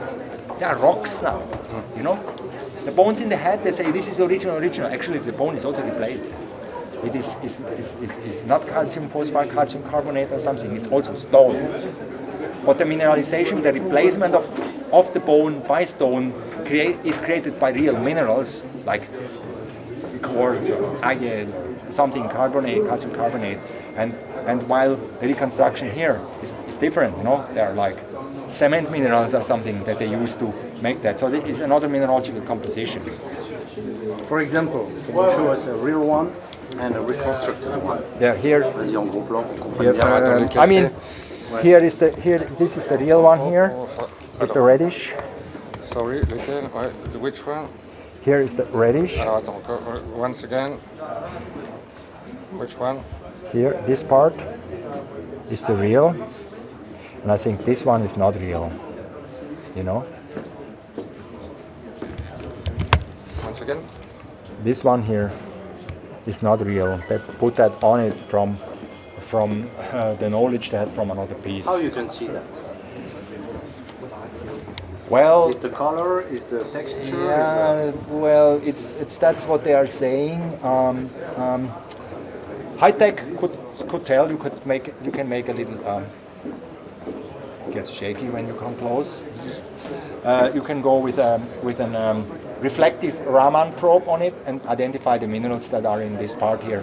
And then you come maybe to cement minerals or something, while here on this part you get natural minerals from the replacement of the bone. So it would be possible for me to go back, and I have such a Raman portable with a reflection. I can go back and measure all this through and verify what they did. I obviously cannot do it here. And to see it with the eye, maybe it's risky, you know. But we can measure it later. I can probe it later, you know. And if it's not true what they're saying, and so on, they can hear back from me.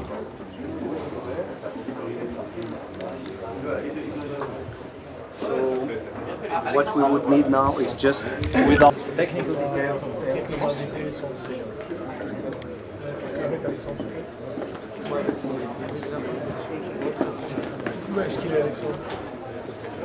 C'est quoi, parce que pour la facturation,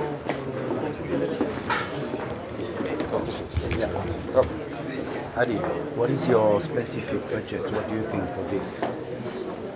What would be good for you? I go up to $500,000. You can go up to $500,000. Yeah. Do you know what is the estimation price? 200 to 300.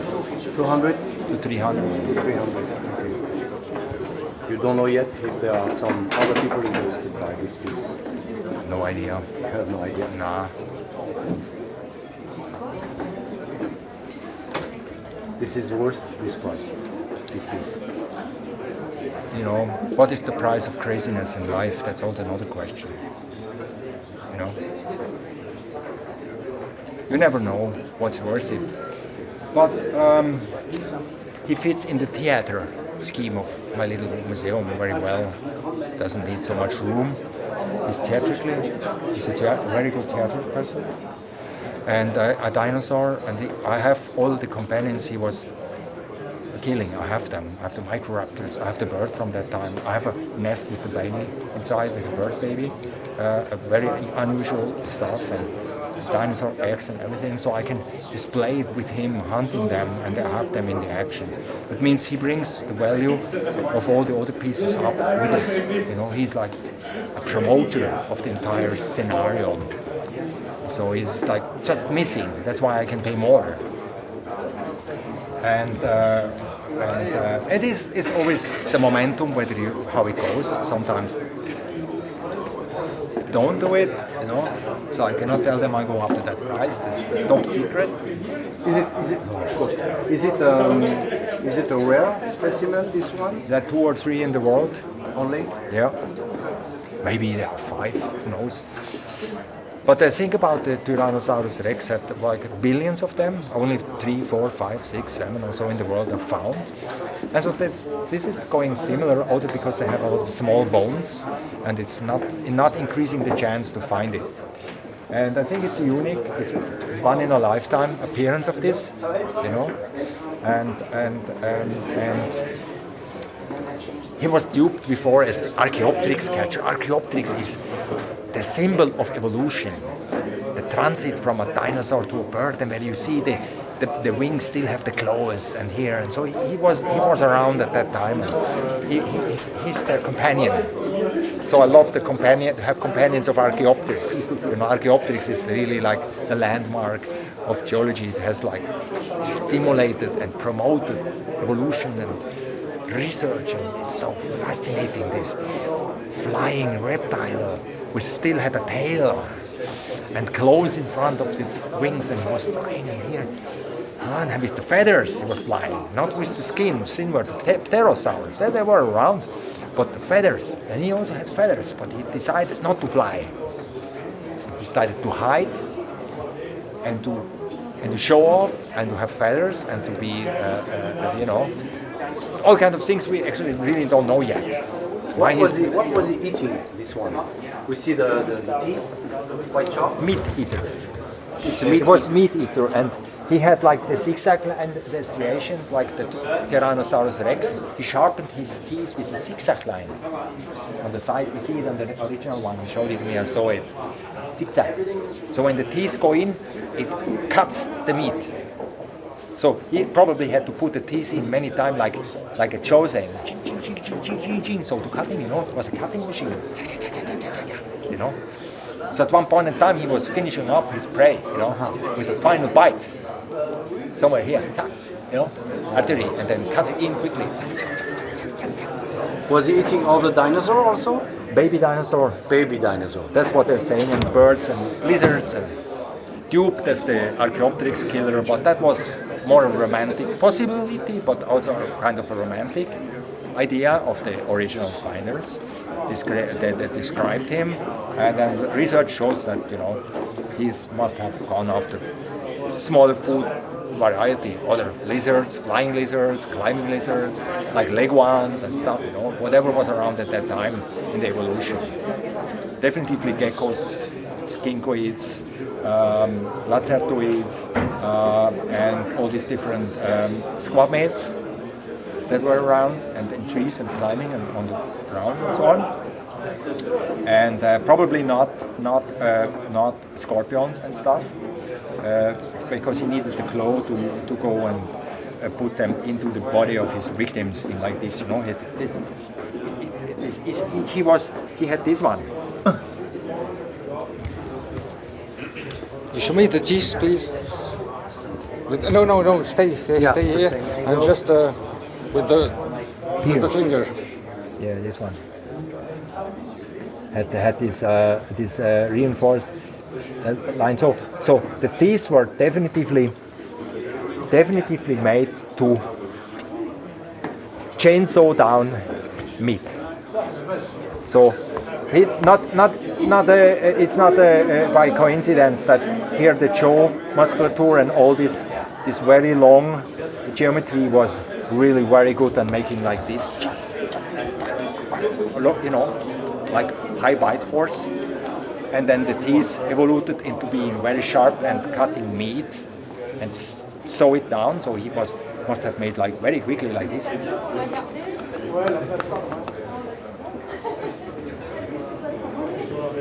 Was snapping quite a bit and quickly. It's cutting meat like a machine. So you told us that you already have a name for this one. Yeah. Can you explain to us the signification of why you chose this name? He's so sneaky, and he comes in with a very small head and everything, and he goes through the woods, underwood and everything, and he looks for nests and hiding baby dinosaurs and everything, and he comes in and he's ready to make a big jump on them and surprise them, and he is the nightmare of every dinosaur mother that leaves the nest and has them behind because they cannot walk yet and everything, and they have to be quiet and hiding, and he goes after them, and he's so vicious and so devilish. So I was like, the name for him should be Lucifer, you know, like the devil by himself comes sneaking in.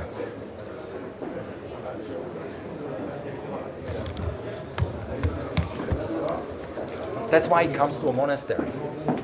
I want the contrast of what we believe on evolution. Was it in 2,000 years? Was it made from the bone of Adam, or was it Arche Noah? What was the story? What is this?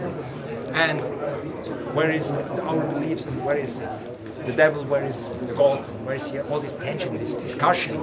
So he should go into an holy place where he symbolizes the past of a monastery with witch hunt and torture and believe in God at the same time, having the devil as a contrast and so on.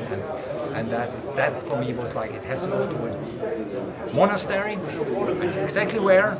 In my birthplace, in the Swiss mountains. And I rented it officially for the foundation, so it will be there and available for science.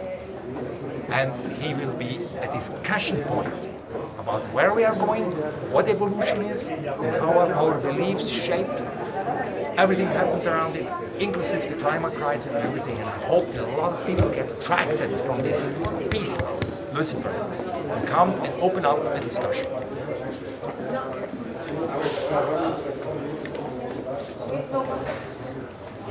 If you want to see about the invoicing Yeah, stuff, yeah. but it's pretty straightforward because it's coming from Switzerland.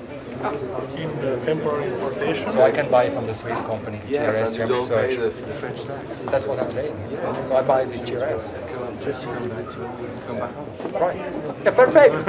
Yeah, super. That's what I wanted to hear. It's very easy. It's perfect. So I will buy it from my company, GRS Chamber Research. Very welcome. Yeah. And then I transform. You see, if you were French, you would pay 5.5 plus the ocean. So as a Swiss, it's citizens. Right. And what is the commission that you take? 200,000 is the estimate.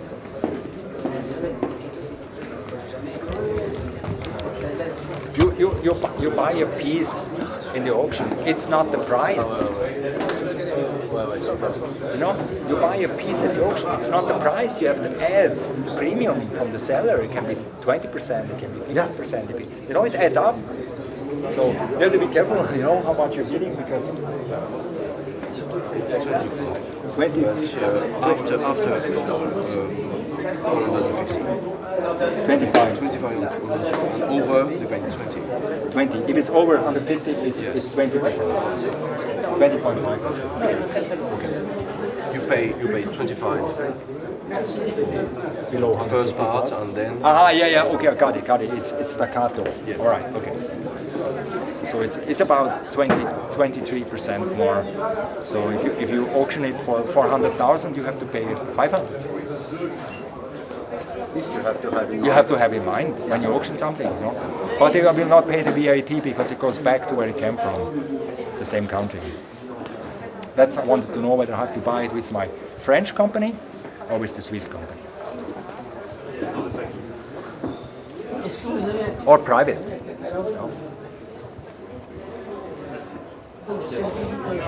That's a Swiss system.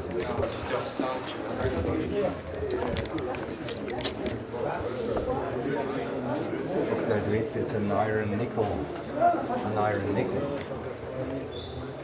It's a little bit shiny.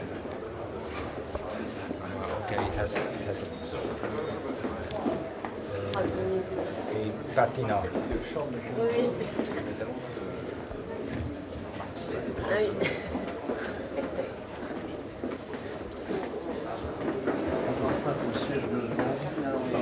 Iron nickel, iron meteorite. Probably they should be registered in a museum, British Museum.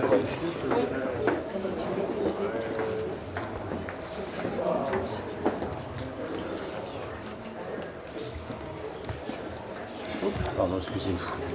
Merci.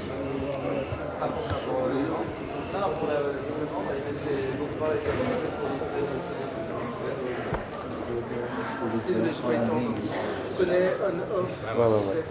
Pas de souci.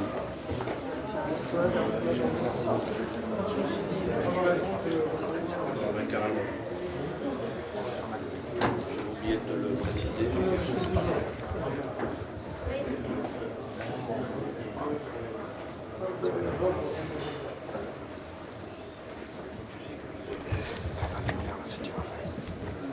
What is this?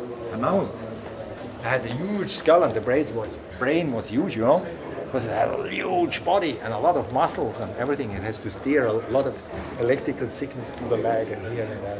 This one is big or is it your normal size?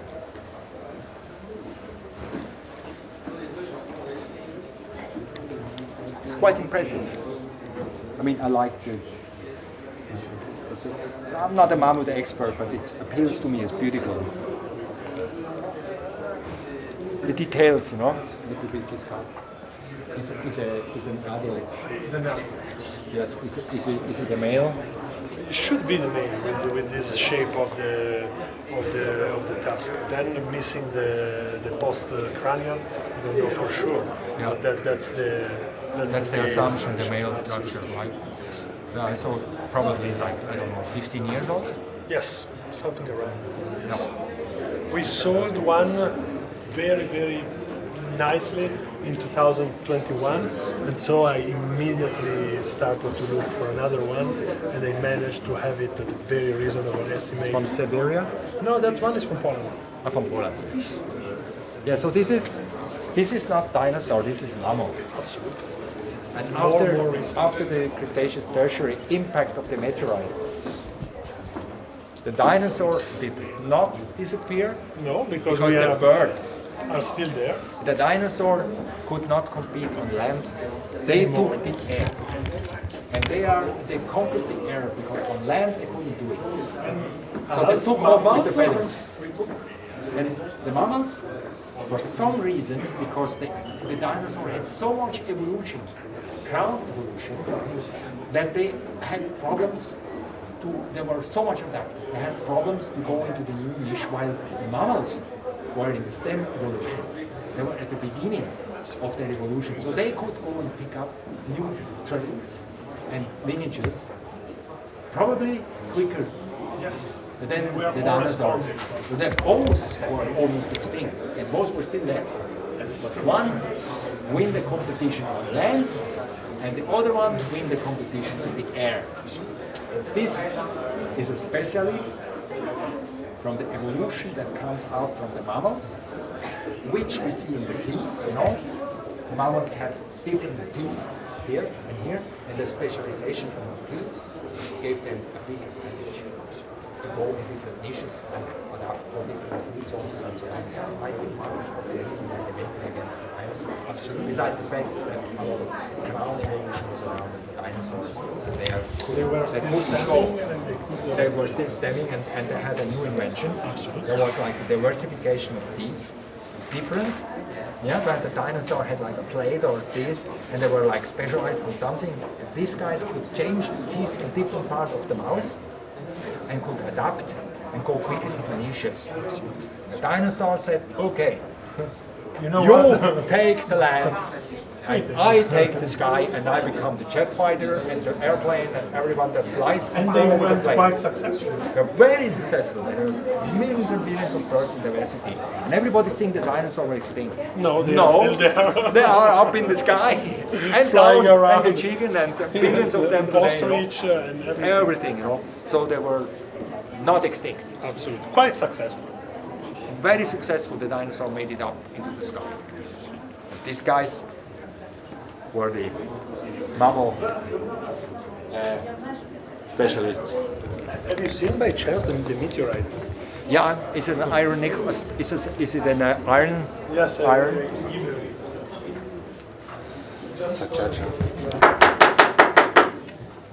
Mesdames et messieurs, bienvenue. Bienvenue à tous. Je vous rappelle rapidement les conditions de vente. Vous aurez la chance de payer 25% hors taxe de frais jusqu'à 150 000 €. Entre 150 000 et 500 000, vous paierez 20,5 et au-delà de 500 000, 17% hors taxe. Bienvenue donc à cette première vacation Tentation. Nous sommes heureux de vous recevoir et nous débutons immédiatement avec M. Briano pour le lot numéro 1. Dans le lot numéro 1, une météorite ferreuse du Gibeon, c'est un remarquable spécimen de 44 kg venant d'une collection privée allemande vers 1970. Et nous débuterons à 100 000 €. J'ai le preneur à 100 000 pour cette à 100 000. météorite. 100 000 €. 100 000, 110 000. 110 000. 110 000 ici. 110 000. 115 000. 115 000, suivons à 115 000. À 115 000. C'est bien 115 000. À 115 000. Je n'ai pas au fond, pas à la gauche, pas en avant. Pas sur le live. Pas dedans et dans la porte non plus. À 115 000. 115 000, c'est but. Le coup au barrageur de 115 000, c'est ici à 115 000. 115 000 ici. 115 002. Les lots numéro 2, ici, vous avez à côté de moi le dinosaure théropode carnivore, une espèce Ornitholestes sp. de la formation de Morrison aux États-Unis. Vieux de 150 millions d'années, il y a une jolie histoire découverte en 2010. Il est basé dans plusieurs collections. Maintenant, il est ici, le nom de Suisse. Et nous débuterons pour ce théropode à 150 000 euros. C'est ici à 150 000 euros. 150, 180, 80 000, 200 000. 200 000 ici. À 200 000. 220 000, 250 000 ici. 300 000 par à gauche. 300 000, 30 000. 300 000, c'est là. 300 000, c'est là-bas. 300 000. Pas sur le live, à 300 000. 300 000, il est encore temps, monsieur, encore un chien si vous voulez. On renonce à 300 000, c'est bien vu. À On 300 000. renonce à 350 000. 50 000. 350 000 dans la salle, plus au téléphone, attention. À 350 000. Attention. Plus là, plus là. Que dit le live? Draw live. Plus par nous sur le live. J'adjuge à 350 000 ici, c'est bien vu. À 350. Adjugé 350 000 ici, dans la salle.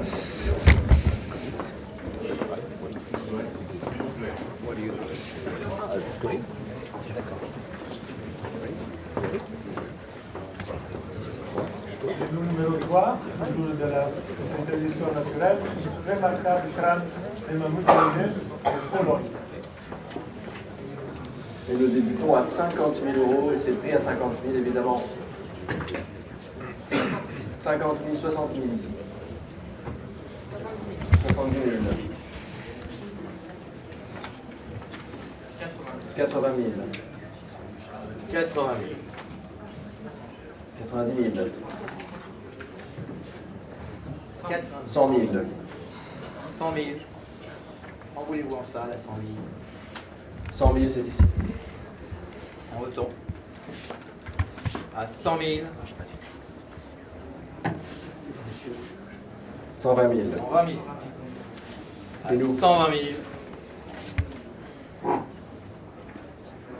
On renonce à 120 000, c'est bien vu.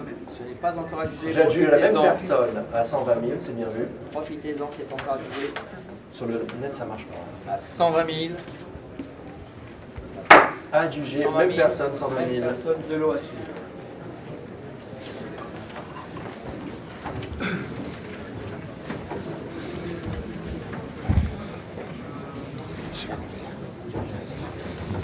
Merci.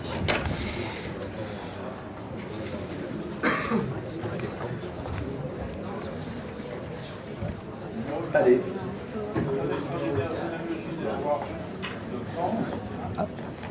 Très extraordinaire généalogie des rois de France. 8 feuillets de Bénin montés dans un rouleau de près de 3 mètres, illustrés de 14 blasons et de 8 portraits de rois, le baptême de Clovis, Saint-Louis, François Ier, etc., qui a commandé cette généalogie. Il n'existe que 3 exemplaires connus de cette généalogie en rouleau. Un aux États-Unis, un à la Bibliothèque nationale de France et celui-là, qui est donc le seul exemplaire connu en main privée. Commençons les enchères à 35 000. 35 000, débutons. 35 000, 36 000. 6 000, 7 000, 8 000.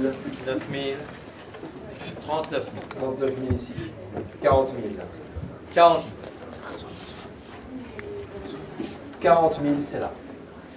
C'est bien 40 000, plus par nous, 40 000 ici. On renonce à 40 000, c'est bien vu. J'adjuge à 40 000. C'est ici à 40 000. 40 000. 40 000 ici.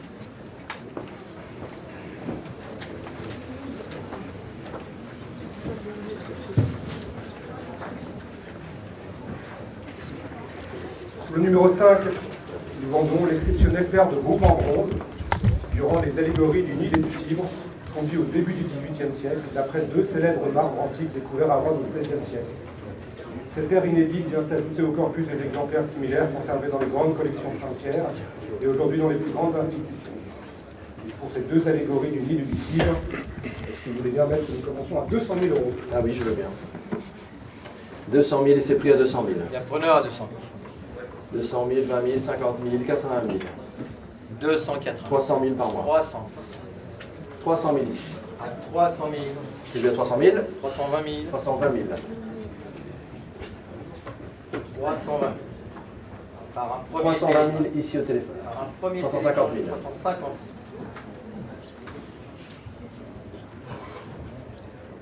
000. 350 000 ici. 300 combien 60. 60 000. 60. 10 000.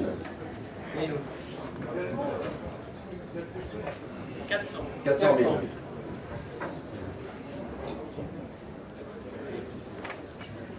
400 000. C'est vu à 400 000. À 400 000 le deuxième téléphone. Pour le coup, on en charge de 400 000.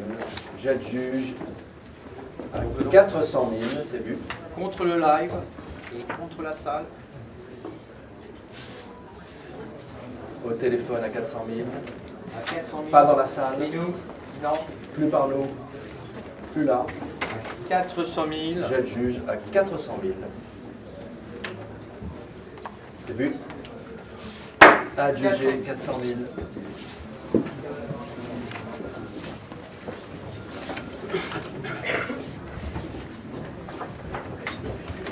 Ça va marcher un peu.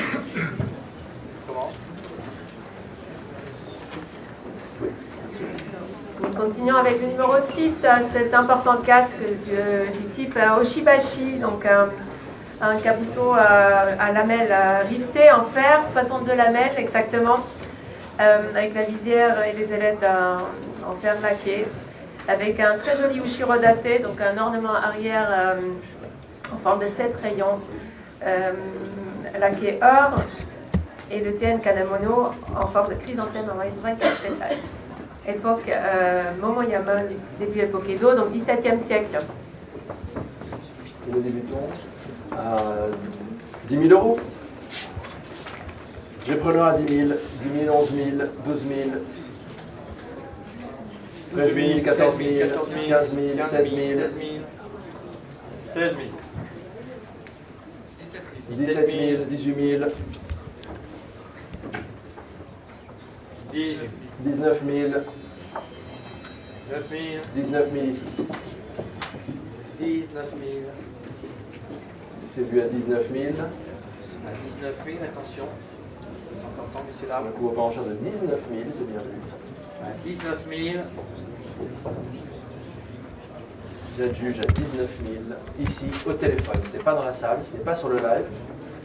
19 000. Ici à 19 000. Plus par nous à 19 000, c'est bien vu. Adjugé 19 000 au téléphone. Merci Alice.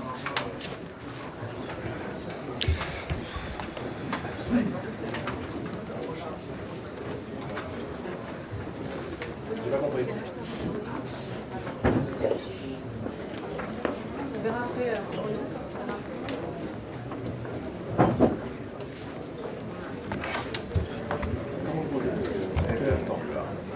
Numéro 7, cette superbe statue Cava de l'île de Pâques. Commençons à 100 000. Alors nous débutons. Les téléphones, c'est bon? Ah, c'est pas bon les téléphones.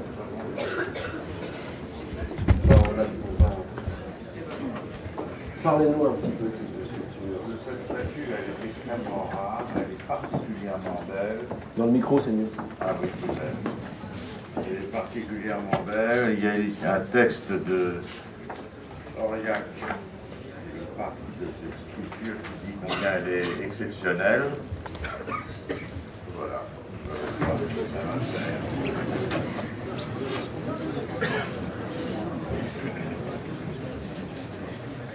C'est bon les deux? C'est bon?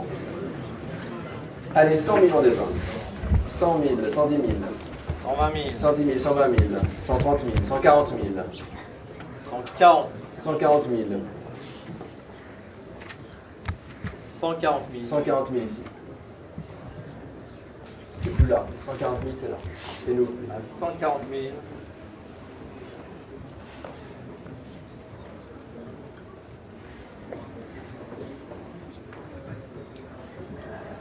140 000, c'est là. C'est vu à 140 000. À 140 000. Le coup en cher de 140 000, c'est bien vu. Violette, non? structure.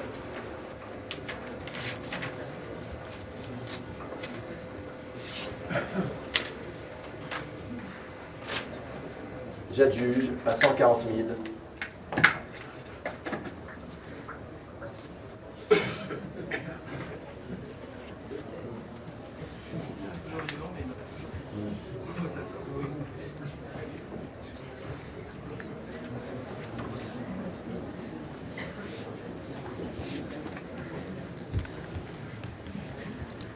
Plus par nous, 140 000, c'est ici. 140 000. Merci Alain. Boat on you did. Huh? You did it. Yeah, yes. So Eddie, fantastic. 2 out of 2? Yeah. You came here only for the dyno first? Yeah. No, when I was studying the dyno, I was captivated by that mammoth on the side, you know. And it has a heritage. It has an exact finding spot. It has a very clear analysis what it exactly is and so on. So it's a very, very beautiful piece to go back high to the Alps where the glaciers are, you know, into an environment the mammoths normally inhabited and all that. We can find them in Switzerland very rarely, but it's from Poland, and so it's from Europe, and it is ethically found in the case like that. You know, we know the heritage and all that. So it's the opportunity to fetch one of the mammoth, which is inspiring, and it has a clear significance also for science and for natural history and everything. It's very well presenting. It's not too big. It has very big tusks. It's very beautiful. It's something else. It's a contrast to the dinosaur. The dinosaur were beaten up during the extinction time 66 million years ago by the mammals. The mammals were very small, like rat-like animals that survived this extinction, and they were at the beginning of their evolution. So they covered the land, while the dinosaur covered the air and became birds. They were flying high and said, "Give up the land, it's not for us. It's for the mammals." And they took the air and became the new jet fighters of the air with all kinds of birds. But the mammals, with very special new invention that they can have different type of teeth, adapted very well, and they were at the beginning of their evolution, the stem evolution. While the dinosaur, when they extinct, were at the crown evolution, at the end of everything, they tested everything on Earth. So they couldn't adapt. They were already specialized. The mammals were not. So they started. And the mammoth is the symbol of how mammals changed in habit, and some of the teeth became huge. And here, and this is such a symbol that mammals, we are also, took over the Earth from the dinosaur and beat them up. And now here we are as a mammal, again, at the end of our evolution, and like we're gonna get extinct.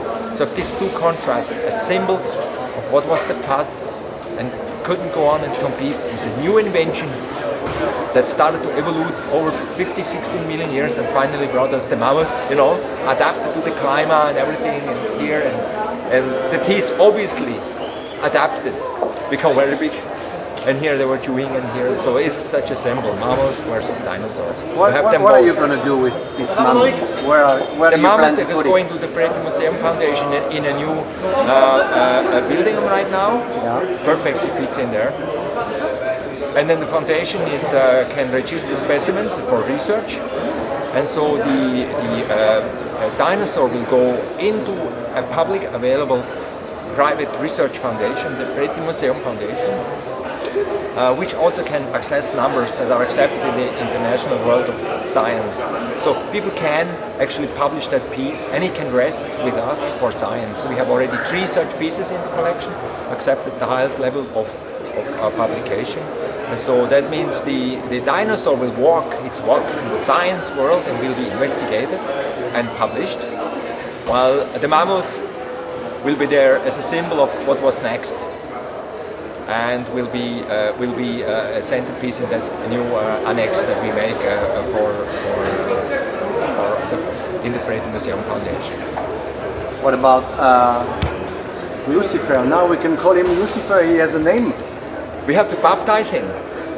Yeah. So all pieces that are kind of iconic, because Ornitholestes, the bird killer, it's only a few, like 1, 2, or 3 in the world.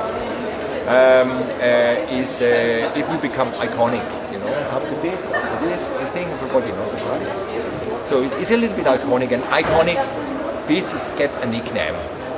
And this very big beast and this sneaky beast and approaching everything from behind the counter and so much a bad reputation he had on Itolestes being the baby robber of the dinosaurs. So I call him Lucifer. What about the price? Is the correct price, this one? Well, it's, you know, it made its maximum. It made its maximum. I would have gone higher because I absolutely wanted to have this. But I was thinking about like paying that price actually, and then, you know, with the percentage on it, so it was like 20% more, so it's almost $500,000, you know, price. So it's a very hard price. If I not would have added value from the science trail, and that I can publish it, and then it can be assessed with a number and go into this world of science, I would have that I could pay a premium for, right? So other people cannot. So I was competitive from that point of view. And it's not oversized, you know. The museum is discreet. It has important things, but they are not like size. It's more in the importance, and that fits good in the idea of the museum. Have something important, but don't have to be bombastic, large, and everything, and impress like large crowds. It has to impress the specialists and the selected people.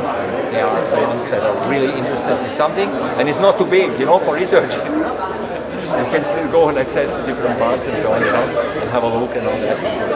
So how is it now? You got it? Did you pay already, or you got an account? How does it happen now? Oh, well, I have to send them the money. Don't worry, they don't let me go. Yeah, so I will, you know how much is it with the price and with the tax, with everything? $750,000 I spent today. It's the maximum. I didn't want to go more. But you're happy? Yeah, it's good. I'm surprised about the mammoth, but I was like, I'm already here. We already make all this theater for shipping. We already off this work, you know. So I would have gone like to $500,000 with only Ornitholestes, so it went for $350,000. So I added up the budget with the mammoth.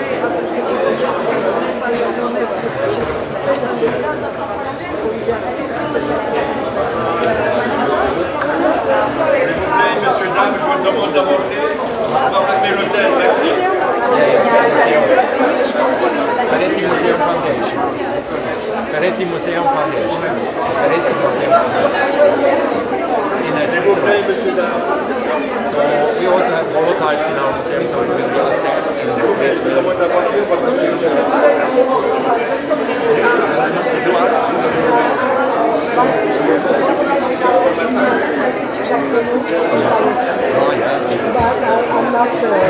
in this field. Yeah, but that's very interesting. Because no, it's all replaced. The bones are all replaced by minerals. Yeah, they don't have a bone marrow or something. No, it's all replaced by minerals.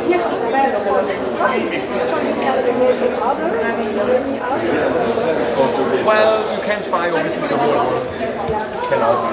So you have to stop at one point in time, otherwise it becomes Monsieur, s'il vous plaît. On est en train de filmer le film. Oui, ok. I gave it the name. Oui, c'est monsieur qui a acheté le dinosaure et le mammouth. Mammoth not yet. Mammoth not yet. Ah, okay. Mammoth not yet. That was a last minute decision to buy it. Okay, so good for you and for the museum and for all the artists. Thank you. Okay. Yeah. Okay, nice to meet you. Yeah, bye. Good luck. Okay, thank you. And it doesn't have DNA, RNA anymore in it. Yeah. No genetics. We don't know, you know. In the metal, sometimes we can. No, it's replaced everything, you know. Yeah. There's no more we bone. don't know. We don't know. That I say for amber, things are inside amber. Yeah. I should have to show you something. Yeah. Maybe I'm here. Not sure. Et madame, vous trouvez ça bien que... Oh pardon, mais c'est lui qui, parce que je suis scientifique et il est content que je discute. Très bien, j'allais vous demander... Ah oui, mais c'est pour où est-ce que vous allez me passer là? Ah non, nous on filme monsieur, on le suit depuis plusieurs jours déjà. Ok. Et comme il a acheté le dinosaure, on fait quelque chose. Il l'a appelé Lucifer. Il l'a appelé Lucifer. Voilà. Mais, et vous qui êtes scientifique, bah, quoi moi, des gens mais qui je achètent suis des plus, non, moi je suis plus dans le DNA, RNA, la biologie moléculaire, voilà. Mais ok, thank you. I don't have my card. Well, it's my email. Please contact me. Okay. Yeah, we meet at strange places sometimes. Okay. And one or two contacts sometimes is very, very interesting. Yeah. Yeah, you know? Yeah, of course, I like it. Okay. I like it. Okay, good. Okay, good. Bye. Good. Bye. Yeah.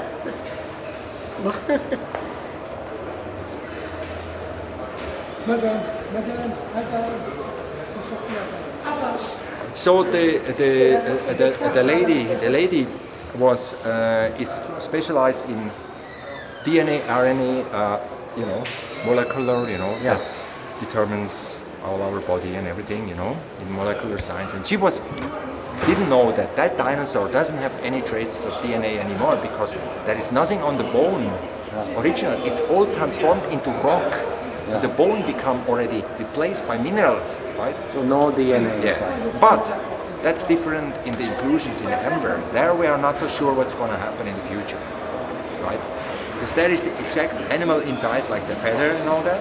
It's exactly how it was, but RNA, DNA is very, very unstable. So maybe in the mammoth.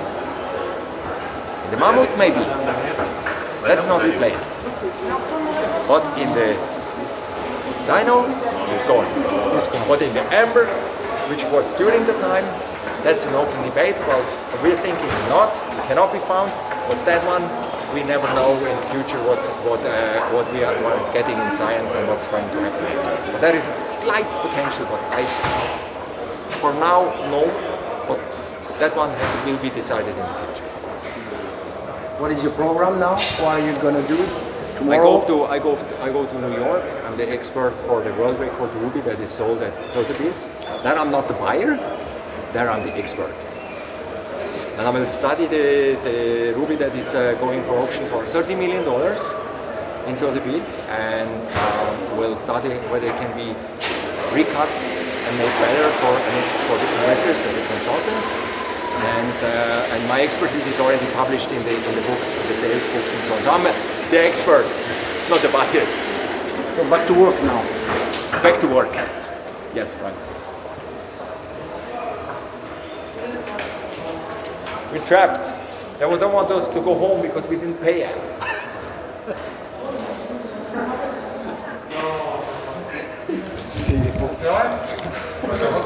Yeah. You go out. Money first, home later. Oh yeah, they still there. Attends, faut juste que... Wait, just... Oh yeah, right. Just have... My GoPro isn't enough.